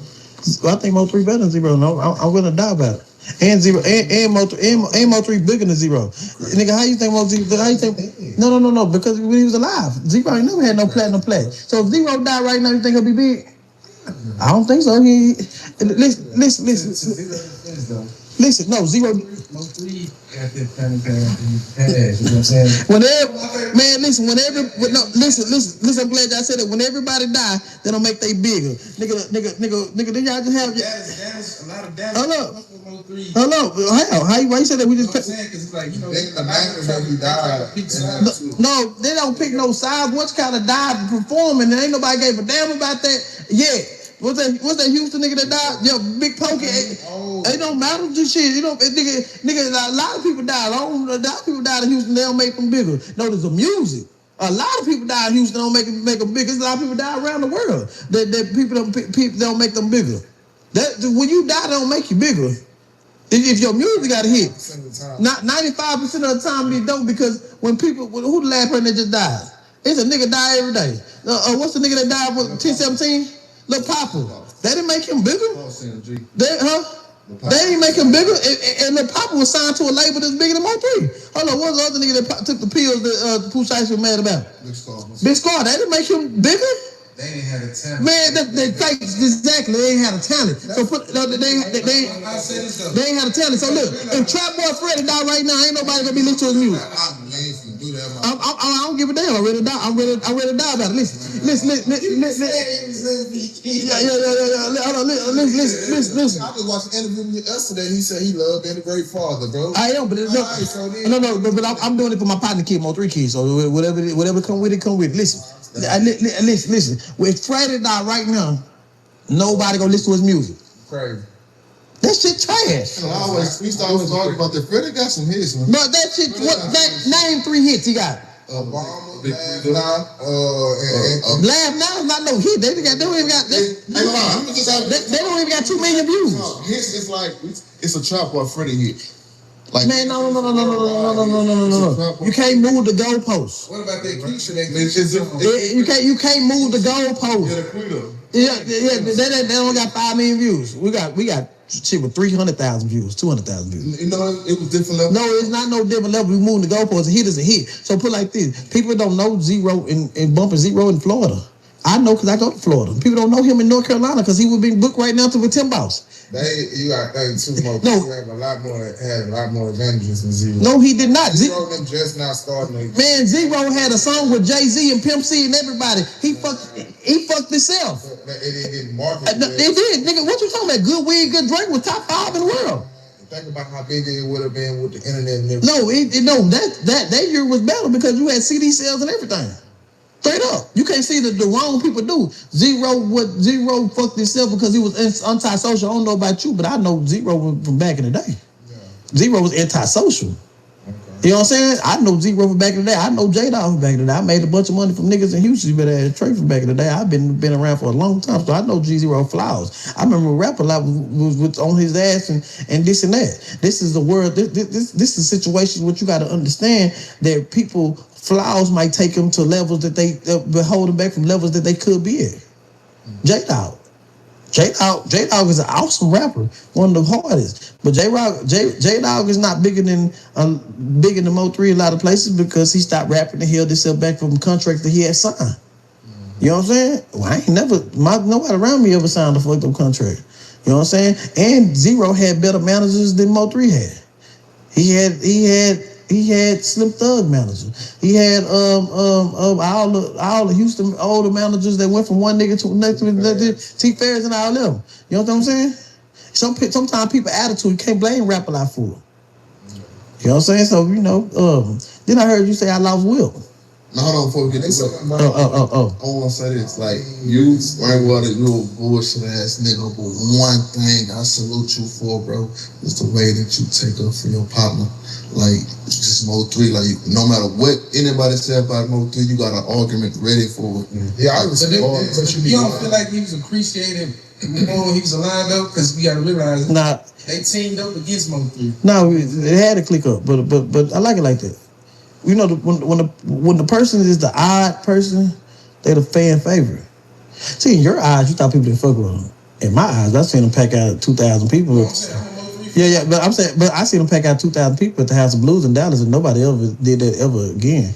I seen Yellow Beezy come back a month later and bring Moneybag, Yo Pee Wee, Long Way, and all the Crips he can team up with, and nobody came to the shit. So you got to stop looking at perceptions. Just like right now. The hottest rapper in Houston right now, and I don't care what nobody say, but if he drop an album that everybody listens to, is Fastlane. Mm-hmm. You know what I'm saying? Somebody gonna argue that. Yeah, but some people, the people that just came from like, nah, hell nah. So some people would be blinded by diamonds and golds and all that shit. You know what I'm saying? Let me ask you, do people listen to Fastlane in Dallas? The streets? Because when we interviewed Sean Kanye, he was like, he don't hear too much Fastlane in Dallas. Sean ain't the streets. I'm saying you not the streets. I'm deep in the streets. I make money out of number of street rappers, and I make millions of dollars out of street rappers. You ain't never seen me make bitch. Nigga, street niggas die and go to jail. They don't want to be no. I don't want to be no street. I just make money out of street niggas. I make street niggas. You like the labels. You profiting off the all the streets, and then I walk the streets, and I walk the streets. Then I last longer than street niggas. Yeah, because they gonna die, and then you gonna go do something with somebody else, another street. Nah, I'm kind of a little loyal. I'm a little different. You know what I'm saying? Like my ties. You know what I'm saying? Hey, Sissy. I don't like people who 23 motherfucking months, 6 months coming. Make it off their ass. We won't rap about nothing. Keep it real with you. You know, I like people. I try to change the flow up to, tell a story about her single mama and had this and that, but we want to rap and show ass. You know what I'm saying? And that ain't part of my, my program. It's a lot of people, women showing ass. It's a lot of hot girl summers. But I need somebody to preach to them girls having cold summers. You know what I'm saying? As you can see, any rapper that ever left me haven't been successful. We're talking about the birthday. Some shit you got going on, that shit ain't sticking. All the females say that. All the females say that. That's what I'm saying. You gotta be different. You gotta talk about your single mother. If you want to be out, everybody say, go to Houston, go to clubs and battle with Mona Leo and Ken the Man and all the female rappers. I guarantee she won't prosper. You don't think she doing good for herself? I mean, that for herself is good, but me, I'm a whole nother level of shit of greatness. Nah, like, at the click of a button, I turned her up. You know what I'm saying? Like, straight up. So, like, that's cool for her. Hey, you gonna do that? You still not top 3, you still not top 5 in Houston. Cause you rapping about the same shit people rapping about. Nobody gonna make it out of Houston just so everybody change the narrative. Every female in Houston rapping about the same shit. Tricks and shit like that. Somebody can't pay their rent. Somebody baby daddy burnt them and went to go burn this girl and left them with a child. That's the people that every female in Houston ain't rich. It's some females right now that ain't got no car, don't know how they go pay their rent 3 to 4 days. That's the people that I want you to preach about, to what you got about. Reality music, that lasts forever. I don't care if you die or go to jail. I don't care if people don't like you or not. They gonna come back and listen to it because they can relate to it. It's a difference. And people that you coming from the soul. That's all I want the whip to do, change it up. I ain't told her I pay for her ass reduction because when you walk around, people only looking at your ass. You know what I'm saying? People only concentrate, and niggas only concentrate on ass. We walk through here right now, the first thing people go do is look at how fat her ass, look at them clothes. I went to the club with her at Pink House, and it was so embarrassed I left her outside. Cause she got out and walked in the club with some shorts in her ass.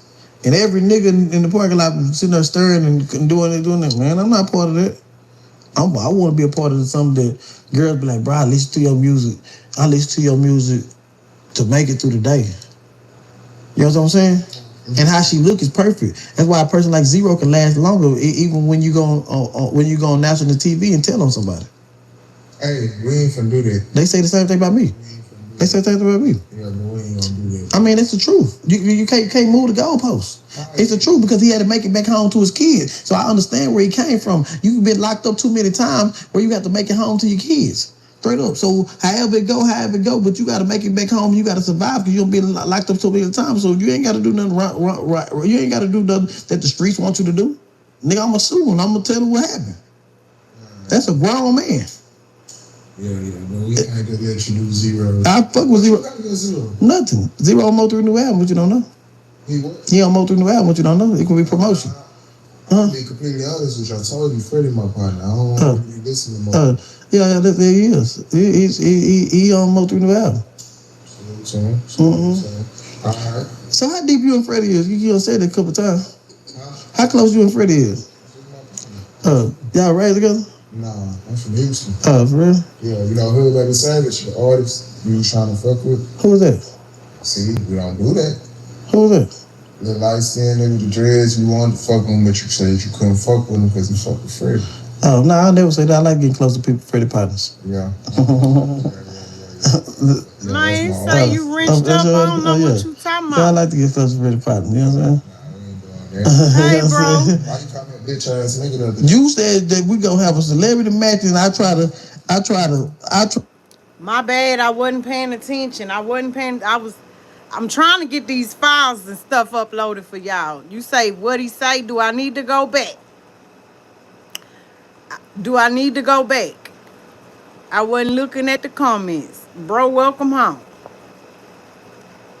It was gone, but you got to know. No, did you check and make sure that was him? Because ain't hell now. Okay. All right. Tear Houston apart. You do? Why you say that shit about NBA, bro? You know how that shit is. You said NBA came took over. They did take over. For a certain what's called, yes, they did take over. NBA young boys, the NBA crew was out here reckless. Everybody out here be reckless. No, how they was reckless. They was reckless. You remember Jay? Yeah, I understand that, but you remember when I know the young niggas were looking up to them. You remember the house got broken into? I don't need that key. It come with two. Don't call my phone. You understand what I'm saying? So like, they hold the crew, but that wasn't dividing Houston. You said that was dividing Houston. No, yeah, you just making issues in Houston. I ain't never made not one big dog said I made an issue with Houston. I ain't got to be a big dog. I'm narrative. With Houston, I feel like the Mo3 and Zero shoes out of time, because Mo3, rest in peace to him, but you can't fuck with a third grade picture of Joseph McVeigh. You don't think so? He got more plaques? Before. Zero had one plaque. He had before. Zero business hasn't been exactly. So you can't. So we talking about. See, when you talk about a rapper, we talking about that's like an organization. You know, that's like when you talk about a rapper, you talk about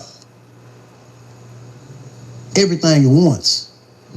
You're not just talking about an individual. So when you get down to the music, like you just said, you had an artist. If I don't know your artist, I don't know nothing about what your artist had going on. It's like a whole. So when you mention finesse, you're talking about mob ties and everything that come with it. It's a business. Right. The name is not just an individual. I didn't say Joseph McVeigh. I said Zero. See, I can get off this camera and laugh and talk and go listen to Joseph McVeigh and get on the phone with Joseph McVeigh. But when we talking about some politics or how I can increase my artists and however I need to do it, I'm talking about Zero. I don't think Mo3 fucking with Zero. I mean, the numbers don't lie. Before numbers did lie before. Zero business always been together. I can't speak on that. That's his fault. We just gotta just verify. Yeah. I can't speak on that. We can't say what somebody did and how somebody did and why they did it. We just gotta understand the facts. Shout out to Mo3, a hell of an artist, but yeah, we gotta talk about the facts. You know what I'm saying? I want to talk about the facts before nigga. Before he died, he was still a gold out. Before he died, he was still a gold artist. Okay. You know what I'm saying? But R&B artist. Hip hop, slide on the order, wherever you want to put it. See, you don't like that. See, I'm just fucking with y'all. I mean, all the way around artists. I mean, Zero wasn't fucking with him in my eyes. R&B, slide on the music, pain music. You crazy, actually. I grew up on Zero. I made a lot of money off Zero. Why you keep trying to son? I'm just letting you know. I'm just letting you know that. I'm letting you know all the way around. You know, I ain't new to Houston. I'm used to Houston. You know what I'm saying? Yeah. I ain't know. Let me tell you this. If they ain't said nothing, if they had a problem with that, call me. Nah, they ain't gotta say it. I'm the nigga that's. Well, I'm telling you right here. I'm telling you. Yeah. I'm telling you right here because I know the facts of it. Let me tell you like this. Put it like this. Truth be told, and I watched his career for a long time. B King is right there with Zero. Yeah, I say B King the biggest shit. You can't tell me that's. I love B King. Scarface B King should have the biggest. Yeah, so you know, I said a couple years ago, and me and Sauce had a conversation about it. That B King was up there. He was #1 rapper. Sauce called me. Believe it or not, Sauce had more monthly listens than him. He did. I couldn't argue with Sauce. We talk about number-wise. I like organic. Like I like to see people in the crowd. That's what I like. Yeah, I did too. But the way Sauce broke it down to me, it's like Sauce was the biggest artist. You know what I'm saying? Like straight up, Sauce was the biggest artist. A lot of times y'all be going off of numbers and analytics and shit, but y'all gotta kind of listen to the culture, bro. What's going on in the climate of the culture, like a lot of shit, like the numbers and analytics be there, but then I went to Vegas with Sauce. Went to Florida with Sauce. Sauce was that nigga. I have been everywhere, B King, around the world, and the strip club is a small population. When you go to Florida, and all the street niggas sitting there giving Sauce $5,000 to $10,000 just to talk to him. His name is bigger outside of music. Yeah, that's what I'm saying. So when I sit there and made that comment that B King this and that, then I had to realize Sauce is a brand. Yeah. Sauce is a brand. Bro, Sauce got a nigga gave him damn near $200,000-$300,000 at the time just to be part of him. That's some shit I ain't never seen. You know what I'm saying? When I leave here and go do my nigga, I'm finna go meet up with Sauce. You know what I'm saying? I'm seeing Sauce in the same record label that I have made a bunch of money that Mo3 was a part of. You know what I'm saying? And I don't be biased at all. No, you're not being biased. Yeah. Cause look, Sauce, let me tell you this. 2 years ago, we in Vegas, me and Sauce in Vegas, and he said, let me get on Mo3 album. I did. And then I called him back a month later and said, I took you out for Rollo. And he understood it. Which one? Rollo or Atlanta Rollo? Fam Goon. Oh, you did that? Was it worth it? Yeah, because Rollo was fresh out of jail. Business. You know what I'm saying? It's a different market, huh? I mean, we was already in that market deep, but I like what Rollo stood for. You know what I'm saying? This is before the snitching and all that shit. I can't listen to what nobody say because I know the real street niggas that I make money with, they never call them a snitch. So, you know, sometimes don't give a damn about that shit. But I don't give a damn about that shit. But I fuck with Dookie Wild. I fuck with everybody that's around Rollo. I can call Rollo right now and he go answer the phone and have my back. And anytime I need some, whatever I need, you know what I'm saying, he got me. So that shit don't really matter. If you put yourself in a situation that you had did something, and you tell your way out of it, that's what matters. Nah, that shit ain't right. You know what I'm saying? So that's the shit that matters. But if you they say, she say, he say, and all this shit, that don't matter. You know what I'm saying? Cause it do be like niggas having snitch jackets on their back and it ain't proved. But you got some, they got their name and paperwork and shit. Yeah, that whatever nigga had to do, cause it's the art of war. I learned from the Mexicans. I just made some good money from Mexicans. Them Mexicans tell on each other and tell on black people and still ride around and niggas don't give a damn. You know what I'm saying? So why should we give a damn what they got going on? You know what I'm saying? Sometimes people miss out on their blessings trying to be too far in the streets. I missed out on Big X trying to be too far in the streets. To ride with Mo3 partners and doing this and doing that. Man, fuck that shit. So, how you feel when they made their video and trolled you and called you drain water? I don't like Big X no more. Big X don't come around my way. Why you say Big X wasn't paying his artists? He wasn't. All of them left him. Now you see how I feel. All of them left him. Every artist he had left him. Like Kane, Kevin got bands, everybody left him. They always calling me to complain about how they don't get paid. PB especially. PB the gangster. I feel like Rosalmo the most marketable out of all of them. Marketable don't mean nothing about selling records. He not with him. No, but he can rap too, but he don't have his own personality. You know what I'm saying? Bro, the name of the game is you can go as hard as possible, right? In this game, right? But if you ain't entertaining people, that don't mean shit. Yeah. You know what I'm saying? If you ain't entertained in some type of way, that ain't shit. So, you know, bro, something cool, but he don't have his own identity.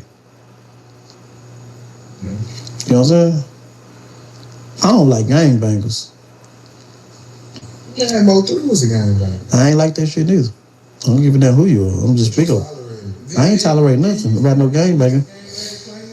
I thought I was blood with Earl Spence Jr. Until I went to Gurney. You know what I'm saying? Hey, you said the other day you got what you in jail for? Breaking the house. Yeah, being you was good at it? I did about 45, 60. I good at anything I want to do. I make it home. You keep looking at me like that while you talking, nigga. What?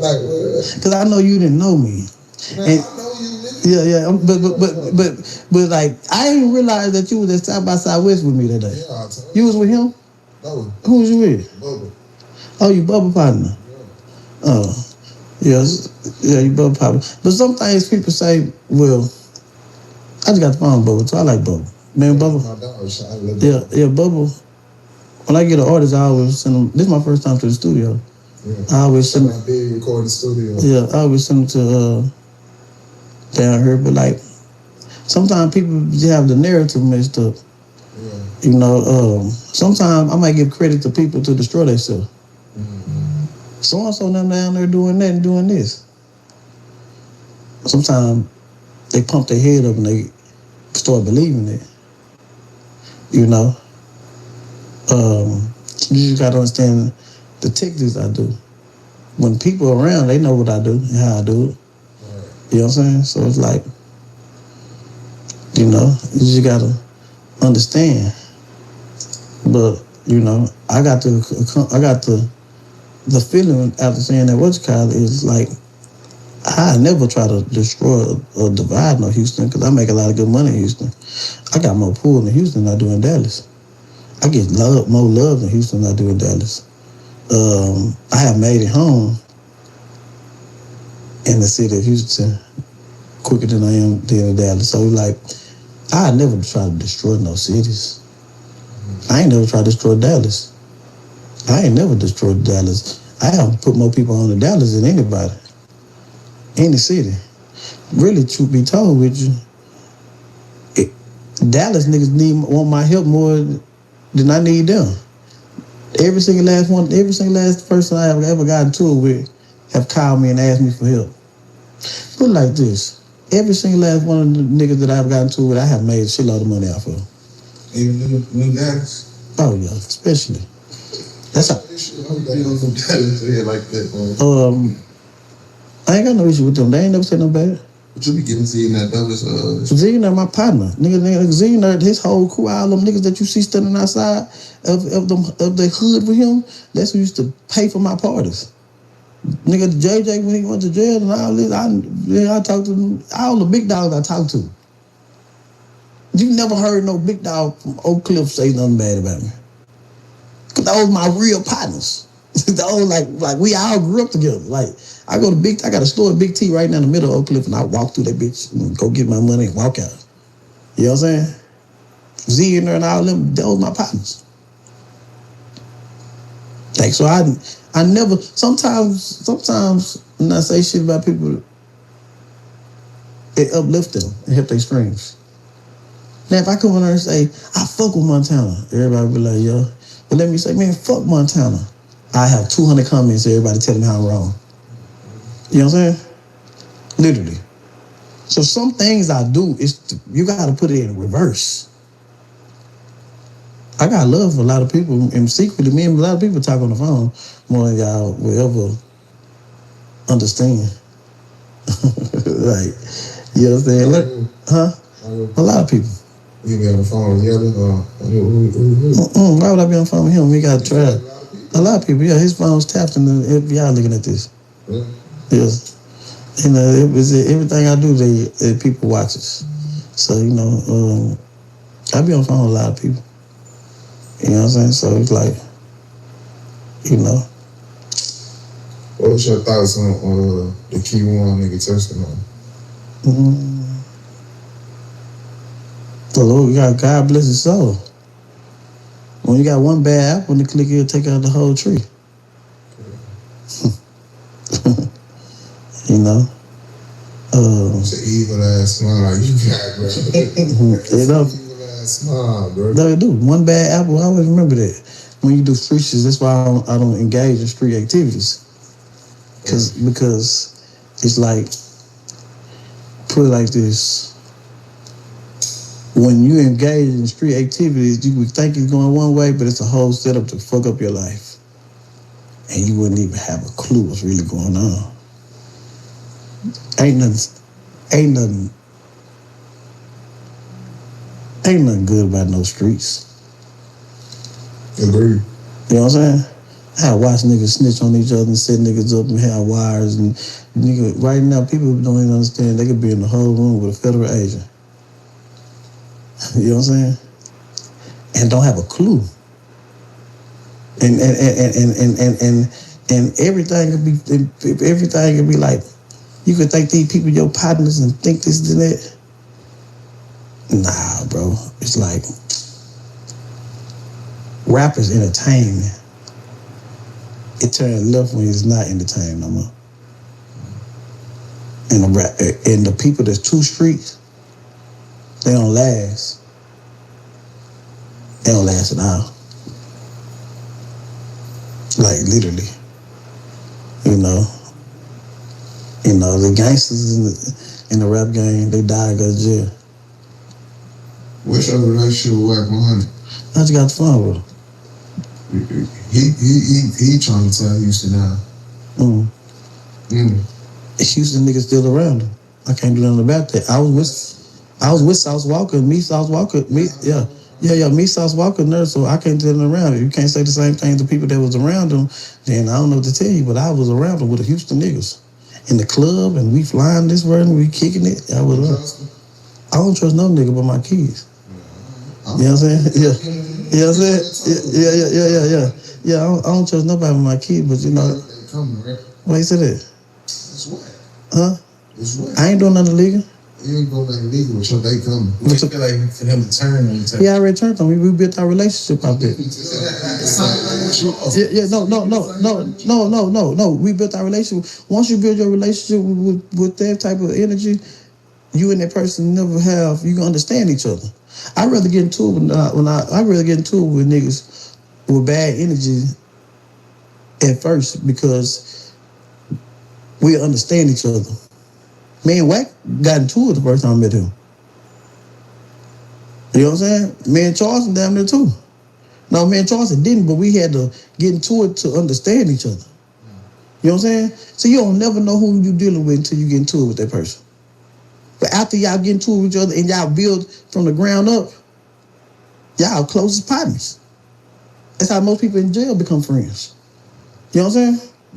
So it's like, I know what Wack capable of, and he know what I'm capable of, so we'll never have a problem. I done been to strip clubs at the Grammys in Houston, and can't get in. Where blood sitting outside saying you can't get in. And Junior came, Brian, we come on. You know what I'm saying? So other people's situations, I don't map on my situation. You know what I'm saying? Why you be trolling with CJ Casino? I seen he had posted a video not too long ago and he was laughing. He was like, nah, this shit over with. Because you're part of evil when it came. You know, I ain't got no real problem with him. You know, I'm probably see him tonight. What do you think that energy on me, bro? With the suspect.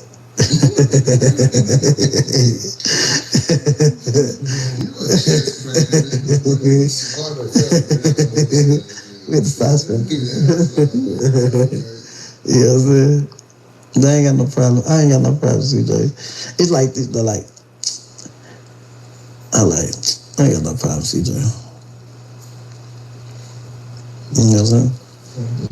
What happened to the other female artist you had, Janice? Who? The institution. Oh, Pink Person? Yeah, Pink Person. Pink Person was gonna be like a Mo3, but she got pregnant. Then you managed Big Girl too? Big E fat ass. Shaq gave me some money. Shaq gave me some money for that contract. Now Shaq mad because she still ain't did nothing. How much Shaq gave you? Like 25,000. 25. Yeah. And what's the beef with you and Shaq? I see y'all be Shaq Magazine. He paid me for that, and I still own the music. And Shaq really a stepper. You don't have to worry about Shaq. I'm kind of highly protected. I am. Female at the end, you gotta watch it. You welcome to come to my baby museum. He already been in there. Yeah. You play dirty. Shaq play dirty. Yeah. I mean, I welcome anything. I ain't too much worried about it. When I walk outside every day, I prepare for the worst and hope for the best. So if I make it home, it's a win. You big old fat ass. Hey, FDA, stop calling, bro. We on set, FDA. You big old nigga. I'm on my way. I'm on my way.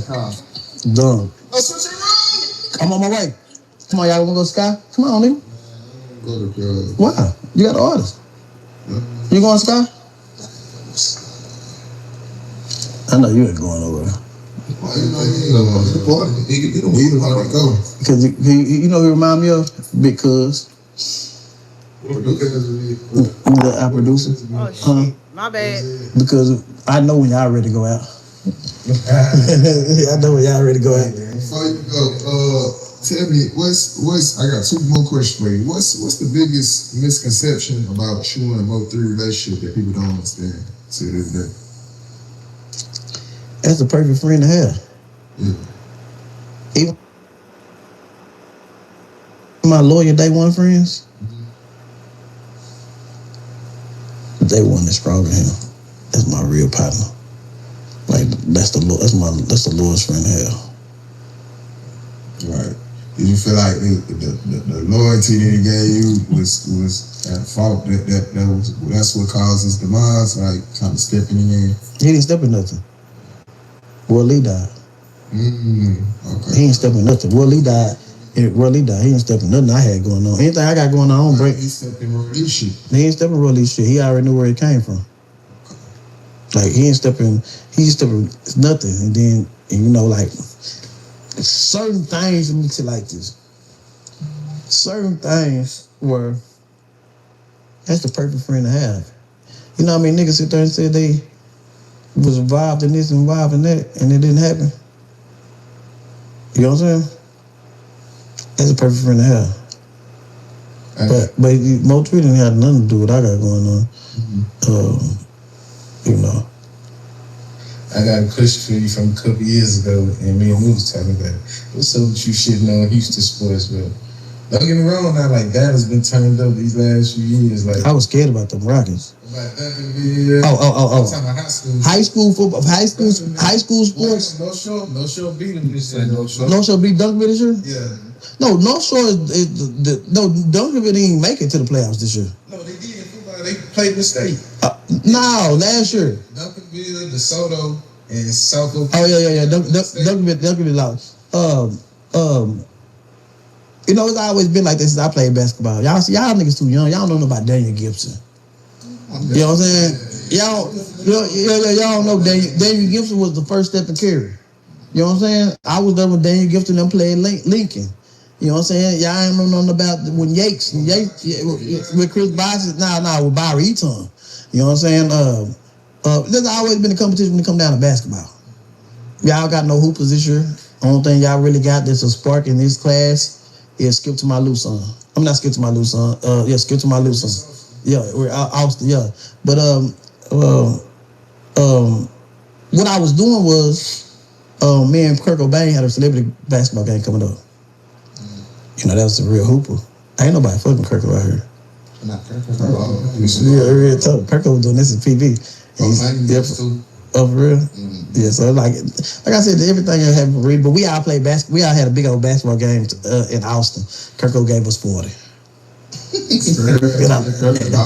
I lost 5,000. I ain't paid him yet, but I lost it. You trying to fight me for 10,000? You ain't paid Kirko 5 yet. I wasn't never gonna fight you. I got one here. Why would I do myself like that? And everybody would try to do a boxing match, and I said they do like that. Yeah, they had this $400,000 here. I'm call me and say, nigga, you know Rain wanted did penitentiary time. Nigga, you better start working out. I said, hey, I'm good. I run 2 miles a day. Yeah, that's good. But that don't mean nothing. EJ run 10 miles a day. And he was looking at that. Bro, that was your partner, man.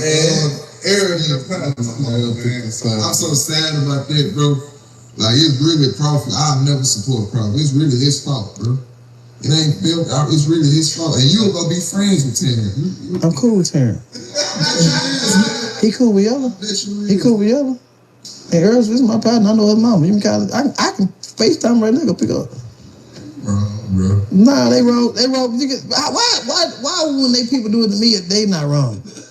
You know what I'm saying? They not wrong. You gotta be different, bro. No, I am different, but people will sit there and go against me 100%. Bro, let me tell you like this. People will pick on you. Nah, and people will run over you. And you know the problem is, I don't let people run over me. You know what I'm saying? Mm-hmm. I don't. But I gotta go though. My last question. You go first. What's the hardest season of your life you had to overcome? And how did you overcome it? Death. You get to an age right now where you just waiting on everybody to die, then you wait on your own death. That's hard. Mm-hmm. That's hard seeing your older people get older, and you know it's coming. Mm-hmm. Like, that's one of the hardest things I ever had to deal with. It's like people passing away. Because I never had to do it when I was young. You know, I kept moving around. You know, one of the hardest things like people have to deal with is being on that front row. Because when you're on that front row, you're close to it. You know what I'm saying? So I check up my mama and them every day. You know, I couldn't go to my daddy's funeral because there's so many federal agents out there trying to extort me in. You know, some of them niggas close partners live with my dad. They're gonna tell you. Yeah, we'll say that when you come back. With the trial going on right now, what does justice for Mo3 look like for Rainwater? Album sales. Yeah, come on, and then we're gonna raise the album sale. That's cool. We're gonna do the same day he get tried. I don't think he come home. You gotta get your partners. You gotta have, when you do shit like that, you gotta make sure your people around you solid. They go off text messages. Why would you be texting people gangster shit? They got text messages and people around finna get football numbers. And they out telling. When you in front of these cameras and all that, this is entertaining. You can't mix entertainment with street shit. You gotta get everybody indicted. You don't think you gotta shut it beat? You must don't know. Y'all must ain't seen that paperwork. Yeah. When you could be mad if you did, would you feel any type of way? You still gotta owe me $400,000. Come on. Come on back outside and party. We out here party. I'm gone. Appreciate you. Get some pictures. Take a few pictures. Oh yeah, you too little.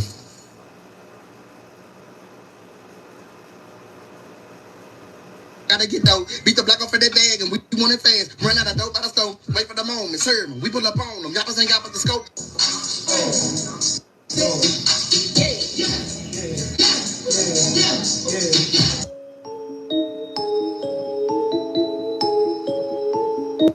So as we await for this fight this upcoming July, as we await for this fish fry, your boy Bushido got DM'd this video from this channel, Young Zeke TV. Go check him out. I'm not quite sure what type of content he has, but I got sent the clip, right, of these older guys talking about some Dallas street stuff, right? And yeah, he talks about Errol Spence in this video, along with Mo3, Rainwater. Now, I did a video on this before, a little while back. It may be on the original channel, Bushido Boxing. Go subscribe to Bushido Boxing. with Charleston White talking about it, right? It might be on this channel. I can't remember which channel it was on. I got too many videos now. But Charleston White was talking about it. Said something about Rainwater, Mo3, you know, Dallas rappers. And yeah, apparently what Charleston White was talking about was true. Now, mind you guys, I've heard this story before Charleston White came out with it, but I kept my mouth shut on it because I didn't want to just, you know, I just didn't really want to talk about it, right? I just like, you know what, let me at least leave that alone. But now another video came out with somebody else talking about it, and you know, since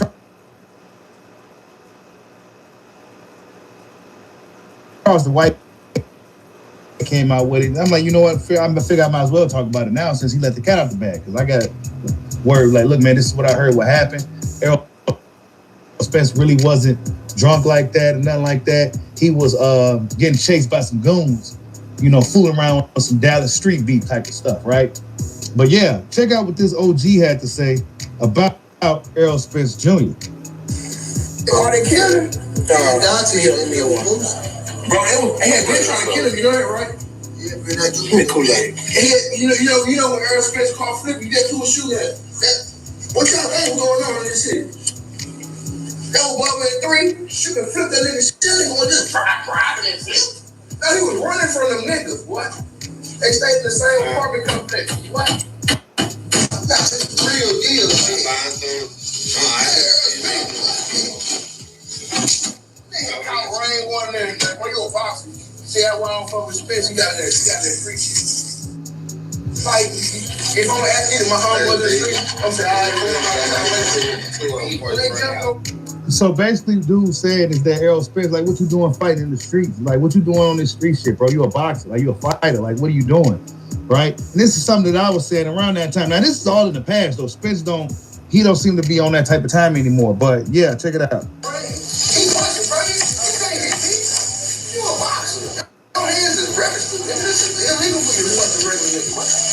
You got that street shit, so the niggas are okay. That's what we doing. When they jumped the ring, he busted, bro. You can't hit me. You a boxer. Your hands is registered. This is illegal for you. Heard that? So I guess Errol Spence put his hands on somebody.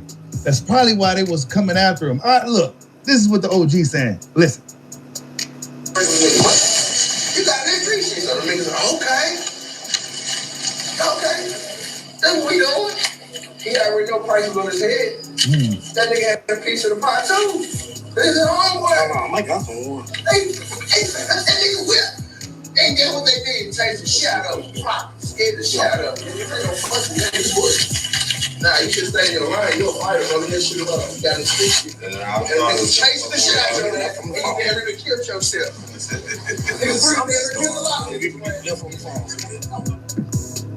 Wow. He said, leave that street shit alone, man. You oh, man. Yeah, man. Yeah. But yeah, you guys, you heard what he had to say. Errol Spence was caught up into some foolishness. Now, this is all in the past, but this is just some more details as to what happened. Far, a lot different from what they were telling us when it first happened, right? A lot differently. I mean, look, like I said, you guys, I heard a while ago, long before Charleston White came out and told everybody what happened. I've heard this is what happened. That he was on some street stuff. Dudes was chasing him, and he wrecked his car. I didn't know he put his hands on somebody, though, and dude probably like, nah, man, I can't outfight this dude. I got to go get him. And yeah, that's what happened. But yeah, you guys, I'm glad Errol Spence is this stuff is in the past for him, though, right? I'm glad that he's not on this type of time anymore. And it's cool that he's on his ranch, being a family man, doing what he needs to do.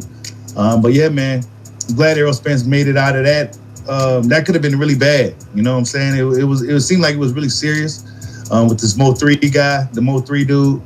And I'm not too familiar with the local Dallas rappers. The only one I really heard of really like that is like Yellow Beezy, you know, and those type of dudes. But as far as Rainwater and Mo3, I never really heard of these guys.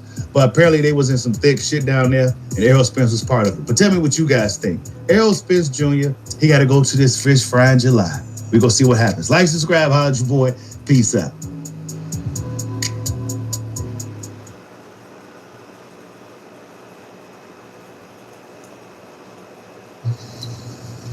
Yeah, third, it's a true story. We sitting downtown, we get a call, phone call. Damn, bro, who's number calling me? Man, one of the hoe, answer that hoe. Answer the phone, guess who it was? Jay Prince. Jay Prince called. And he told me the same thing. Hey, man, look, I don't want to talk about that shit no more. What's up?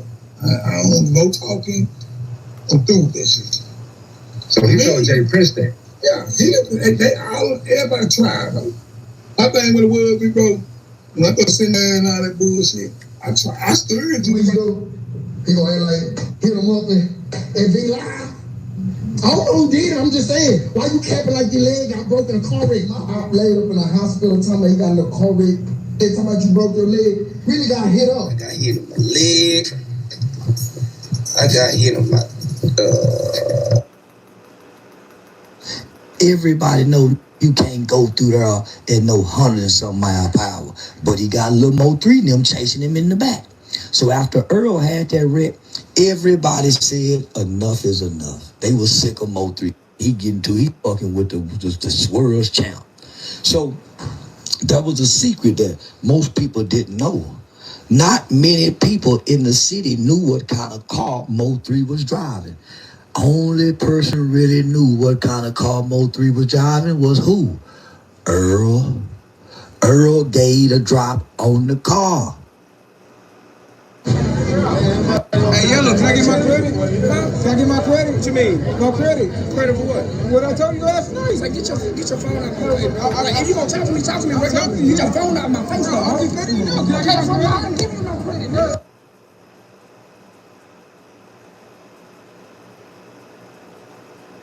Thing, which was Earl Spence's beef with a rapper named Mo3.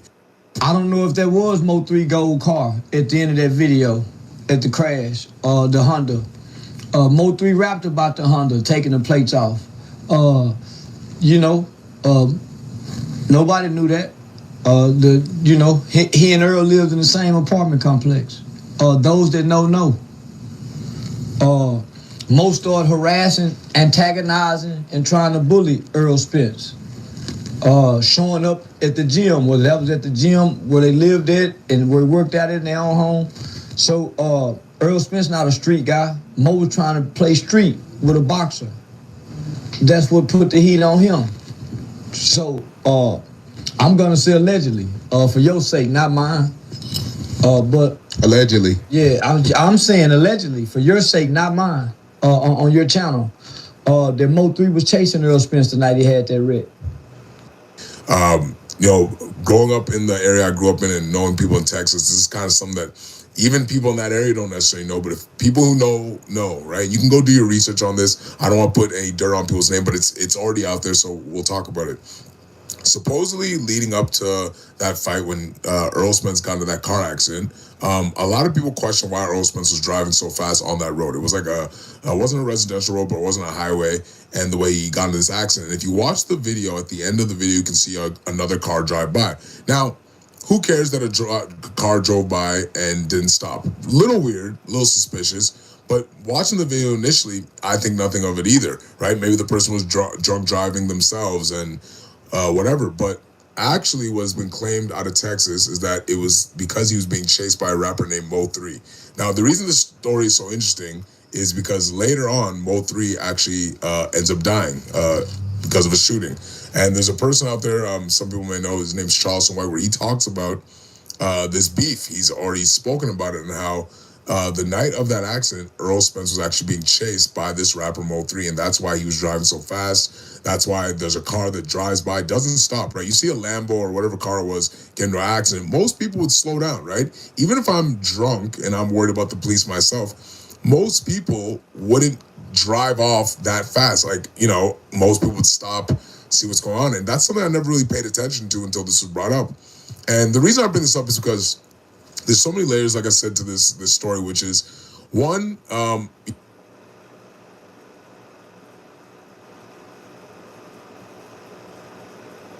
Say, man. Mo put it in one of the songs. How he went up to the gym. He started picking with Earl. That night Earl crashed the car. Who was chasing him? Him and Mo stayed in the same apartment.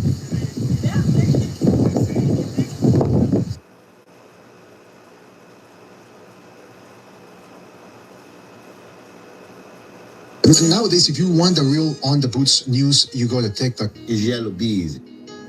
And this right here is late great rapper Mo3. And this is Errol Spence. You want to know what they all have in common about this story? When Mo3 was younger, Mo3 was a problem child, and he was said to be a bully. He also lived in the apartments with Errol.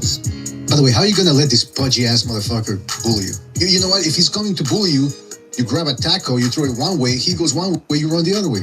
And he was known to terrorize EJ. He was known to up the blicky on EJ and take whatever he had in his pocket. What did he say? He used to blicky? Is that a sex act or what does that mean? That was gun.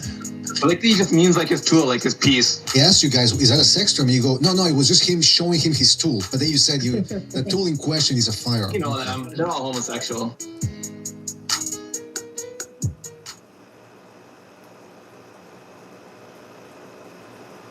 All my niggas out there, man.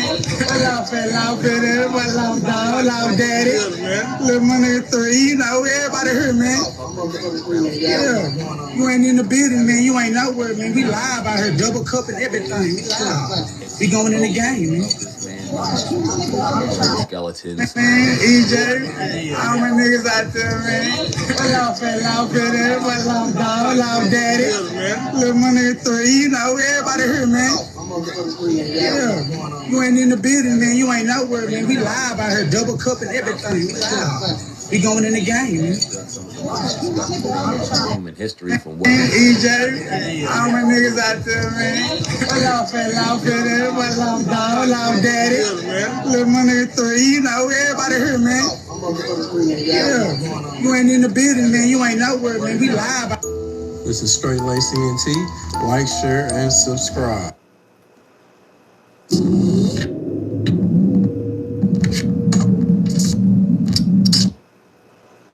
The day after, that night, you took to YouTube and, you kind of gave the rundown on why you were betting against Earl Spence, I would say. Yeah. You told a lot of what happened with Mo3 and, that's really why I want to speak on that because, it's already out there anyway. Yeah, I break it out with, I'm a spiritual guy. And when I sit back and I look at that situation, everybody involved in that have taken some type of fall since that. Just from my dealings with Mo3's manager, and the personal and intimate conversations that he and I have had, and the details, and I'm telling you the details that he shared with me about that whole entire situation as well as the case.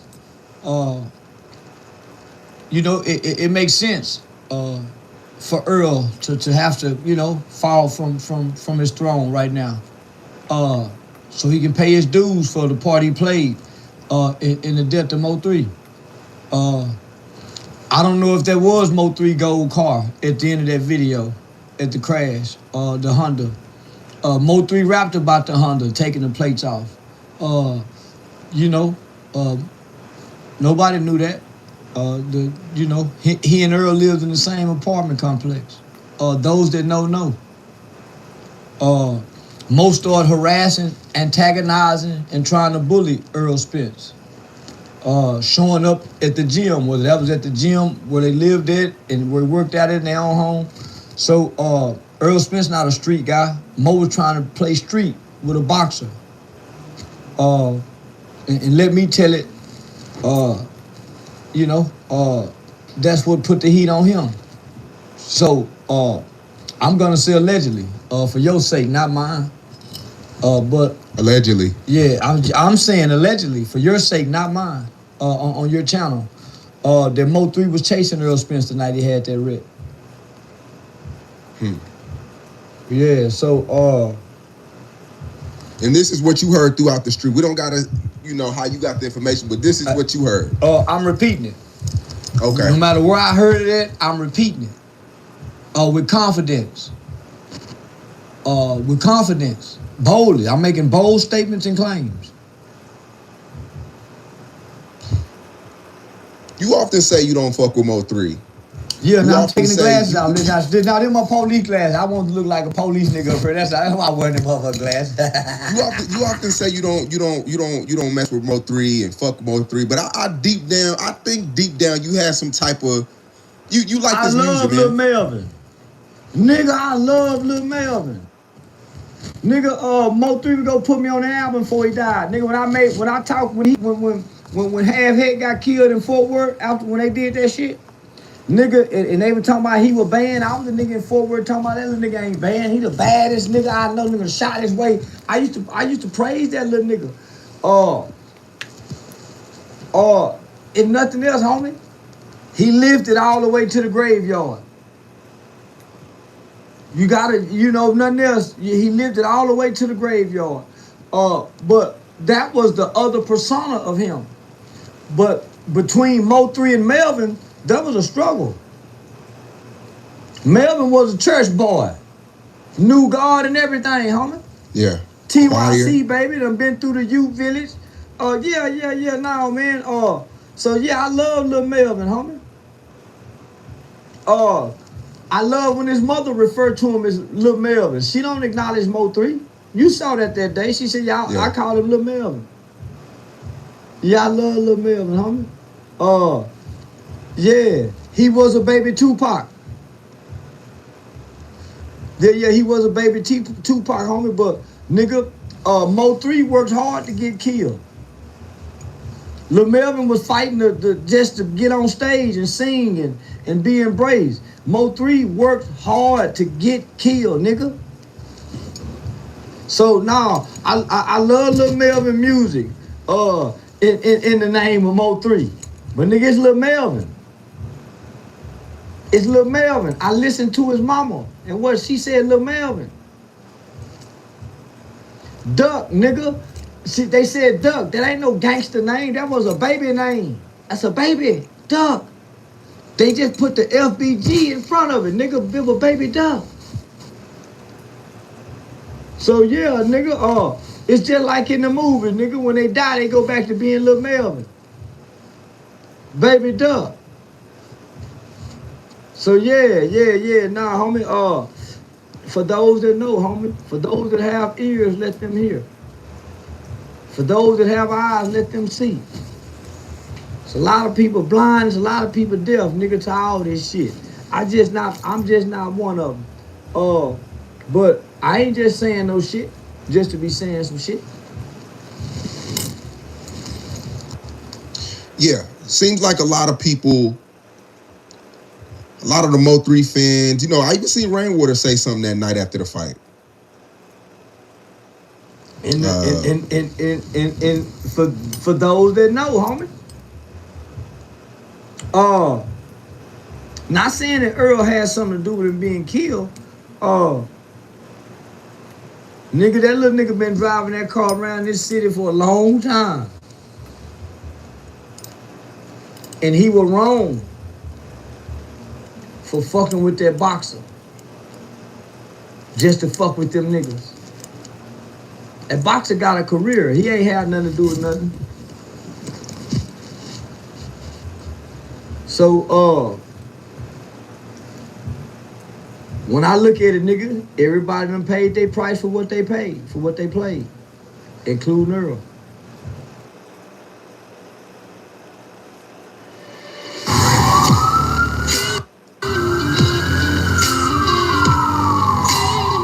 At 5 o'clock, Dallas police say that they are very concerned about the city's murder numbers. Homicides could surpass 200 before the end of the year. December, we'd reached 200 plus. I just want whoever that did it to get caught. They need to go to jail. More than 200 murders means more than 200 families suffered agonizing loss. What is going gonna stop? When are people gonna stop? The Dallas mayor ordered the police chief to present a crime-fighting plan by January.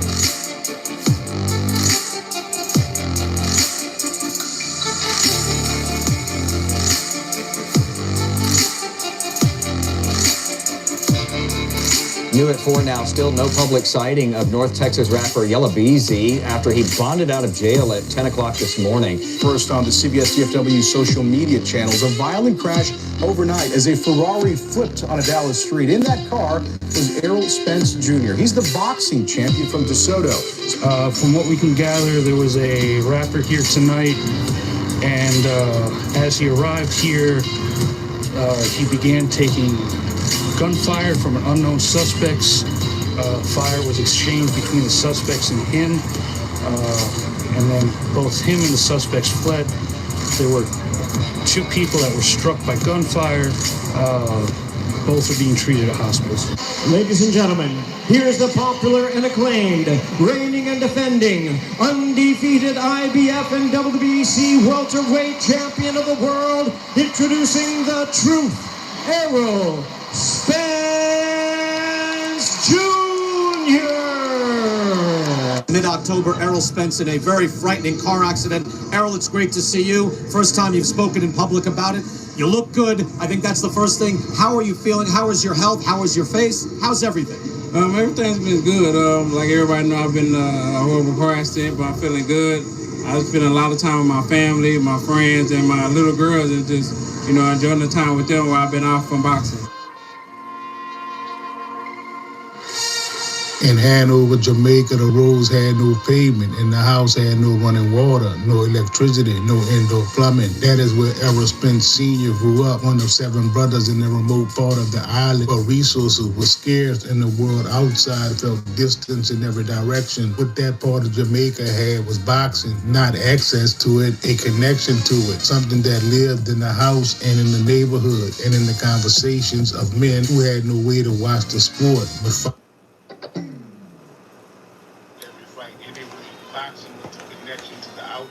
Go on, plug it. 1970s, the sport dominated conversations in the Spence household. Muhammad Ali, Joe Frazier, George Foreman, names that carried weight across the I don't know how I did that. The problem was there was no television, no way to see any of it. The beach plugged in. And his brothers and the neighbors from surrounding streets with no pavement. Yeah, that bitch just ain't want to fuck with y'all no more. Listen, voices described the action round by round. Every punch landed in the imagination. Every fight played out behind closed eyes. The sport embedded itself into Errol Sr. long before he even left that island. He never became a boxer. Boxing became part of him. 8 years later, after building a life in America, Real spell. connection to his son. I hope y'all can still hear Errol it. Spence Jr. arrived on March 30th, 1990 in Long Island, New York. The family eventually settled in DeSoto, Texas, a suburb city just south of Dallas. That bitch quit on the charger. Boxing, football consumed him. By 9 and 10 years old, he was already a standout in local youth league, talented enough as spectators approached him for autographs after games. The sport owned his attention completely. Boxing was not a thought. That changed during his sophomore year of high school. Errol Sr. saw his son staff boxing with friends outside the house one afternoon. It made a simple suggestion to take it into a real gym to see what happened. That suggestion, it landed. At 15, Errol Spence Jr. walked into a boxing gym for the first time. What began as curiosity became something more serious almost immediately. The sport pulled him in completely. Every session became a chance to absorb more. Every workout became a chance to improve. His mother, Deborah, watched the transformation and recognized that boxing had stopped being a hobby. It had become part of who he was. 2 weeks after entering the gym for the first time, he captured the Dallas Silver Glove tournament. 2 weeks on the afterward, he traveled to Little Rock for another competition and became one fight away from advancing to a national tournament. For his pops, those performances made one thing clear: the possibility that his son had something real was no longer a possibility, it was a reality.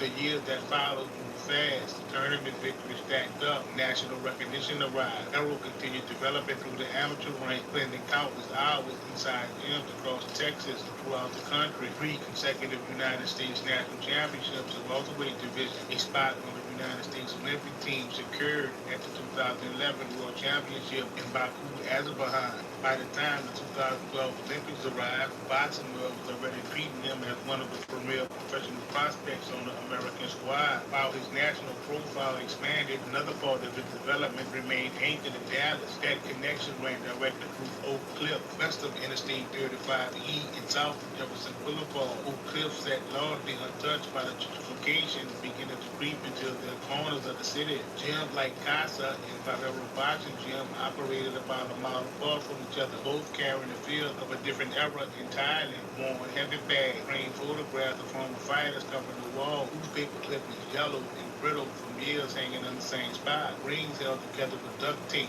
Blood and sweat permanently worked into the floors and equipment. No comfort, no amenities, kind of environment that makes it clear why you are there before you ever throw a punch. Not everyone who walked through those doors had professional ambition. Some came with dreams of titles. Others never planned to step into a competitive ring. The gym offers something beyond fighting.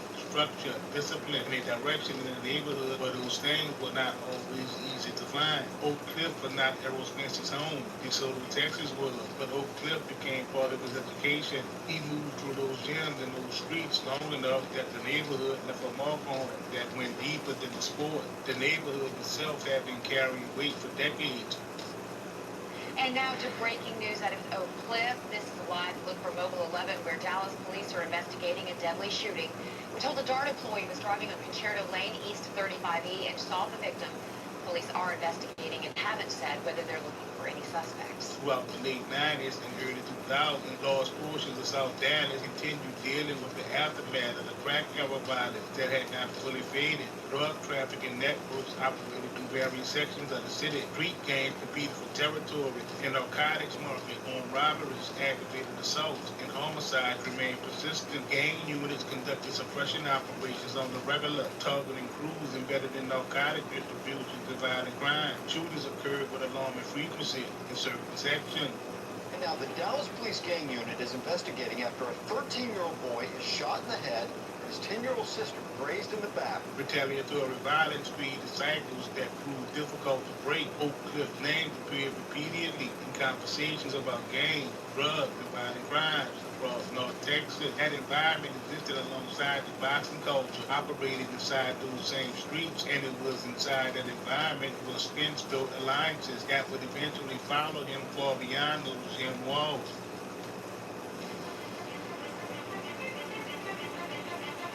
As Spence's career climbed toward championship level, he went on to capture the IBF welterweight title in 2017, later adding the WBC and the WBA super titles to become one of the most dominant unified champions in the sport. But the championship run only amplified the connections he had already built in Dallas. Another cultural movement was developing throughout the same scene that had shaped him. Before Yellow Beezy carried a national name, and before Trap Boy Freddy was known outside of Texas, both men were already building reputations in Dallas. Their music reflected local realities. Their identities were rooted in Oak Cliff. Spence developed close relationships with both men as all three grew their visibility within the city. Spence represented Dallas through boxing. Beezy and Freddy represented Dallas through music. The friendships deepened as each of them moved further into the spotlight. At the same time, another figure was carving out his own presence in the streets of Dallas. Mo3 built his name through the same local scene and eventually became entangled in the conflict that would dominate conversation across Dallas for years and pulled Errol Spence into territory that had nothing to do with boxing. The beef grew from personal disagreements, neighborhood loyalties, and street politics operating beneath the surface of the music industry. Trap Boy Freddy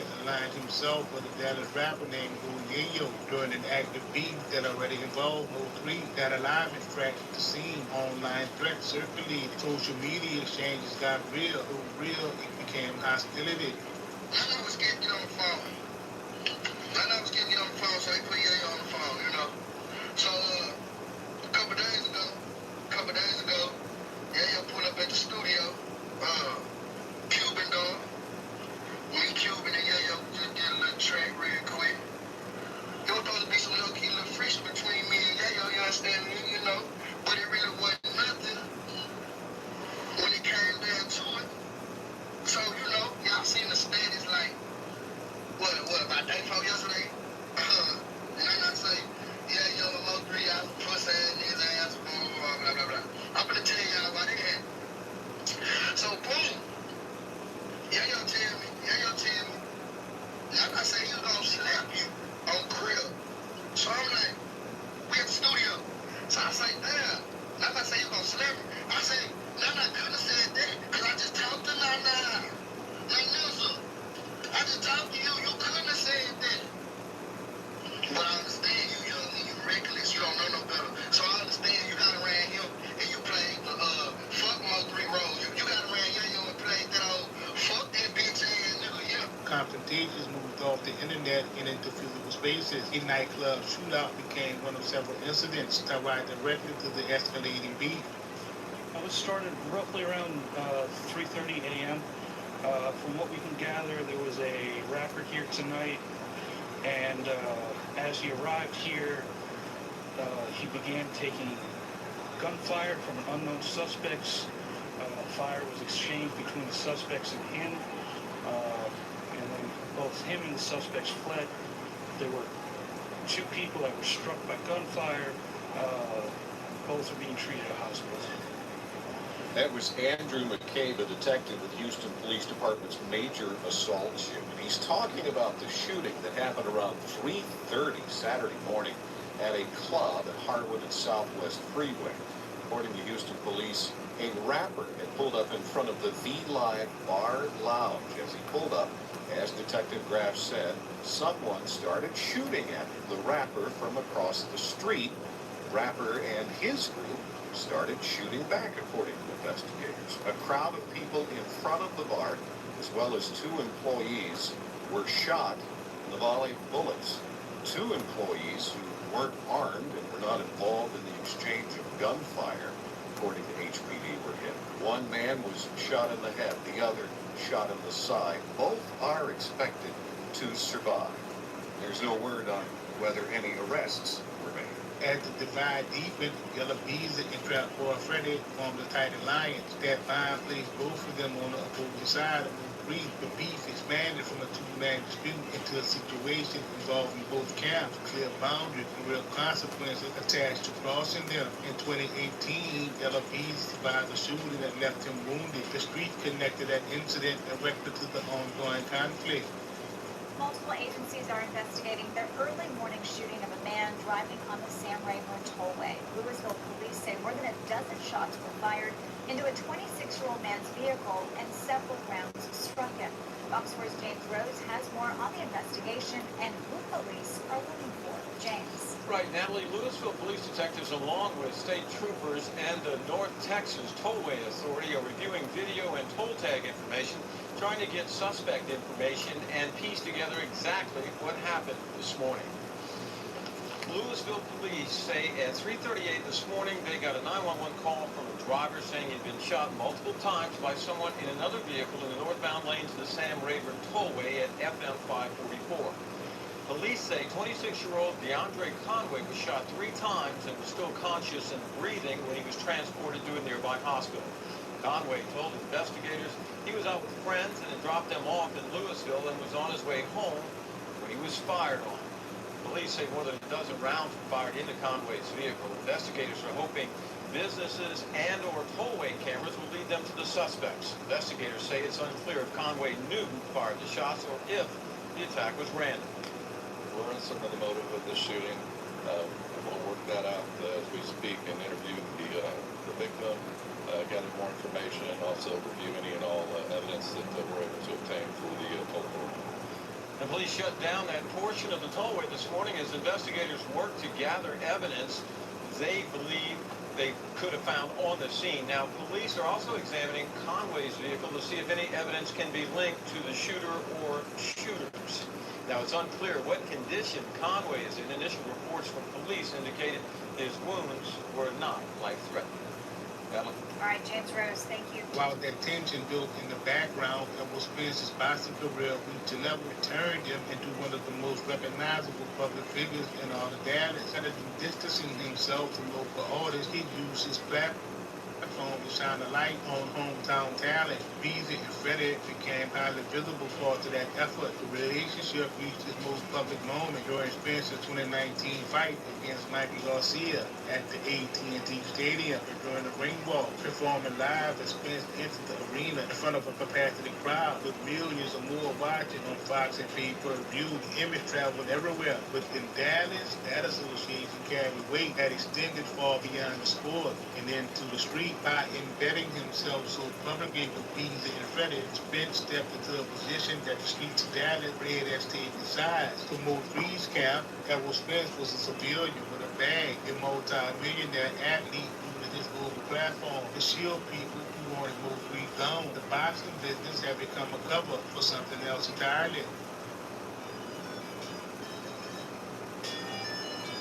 Then came October 10th, 2019. Spence was behind the wheel of his Ferrari in uptown Dallas, moving at an extreme rate of speed. When the vehicle left the road and flipped multiple times, no seatbelt, the crash ejected that boy from the car. He spent days in the intensive care unit until before beginning the recovery. The boxing world watched closely. Authorities charged him with driving while intoxicated. The official explanation pointed to speed and alcohol as the cause. That's the video you saw first on the CBS DFW social media channels. Yep. Y'all, let me end this goal because we ain't even gonna play with the people like that. That ain't what it's all about. I hope y'all enjoyed today's watch party. You know what I'm talking about? We are definitely going to do these watch parties until we through with this playlist. Until we through with this motherfucking playlist. They will always be open to the public. We doing them because that's what I want to do. However, once I feel like I'm through or I feel like it's not what y'all want to see, once it gets to that time, I do check the temp, and if the temp ain't fucking with it, then we let it go, right?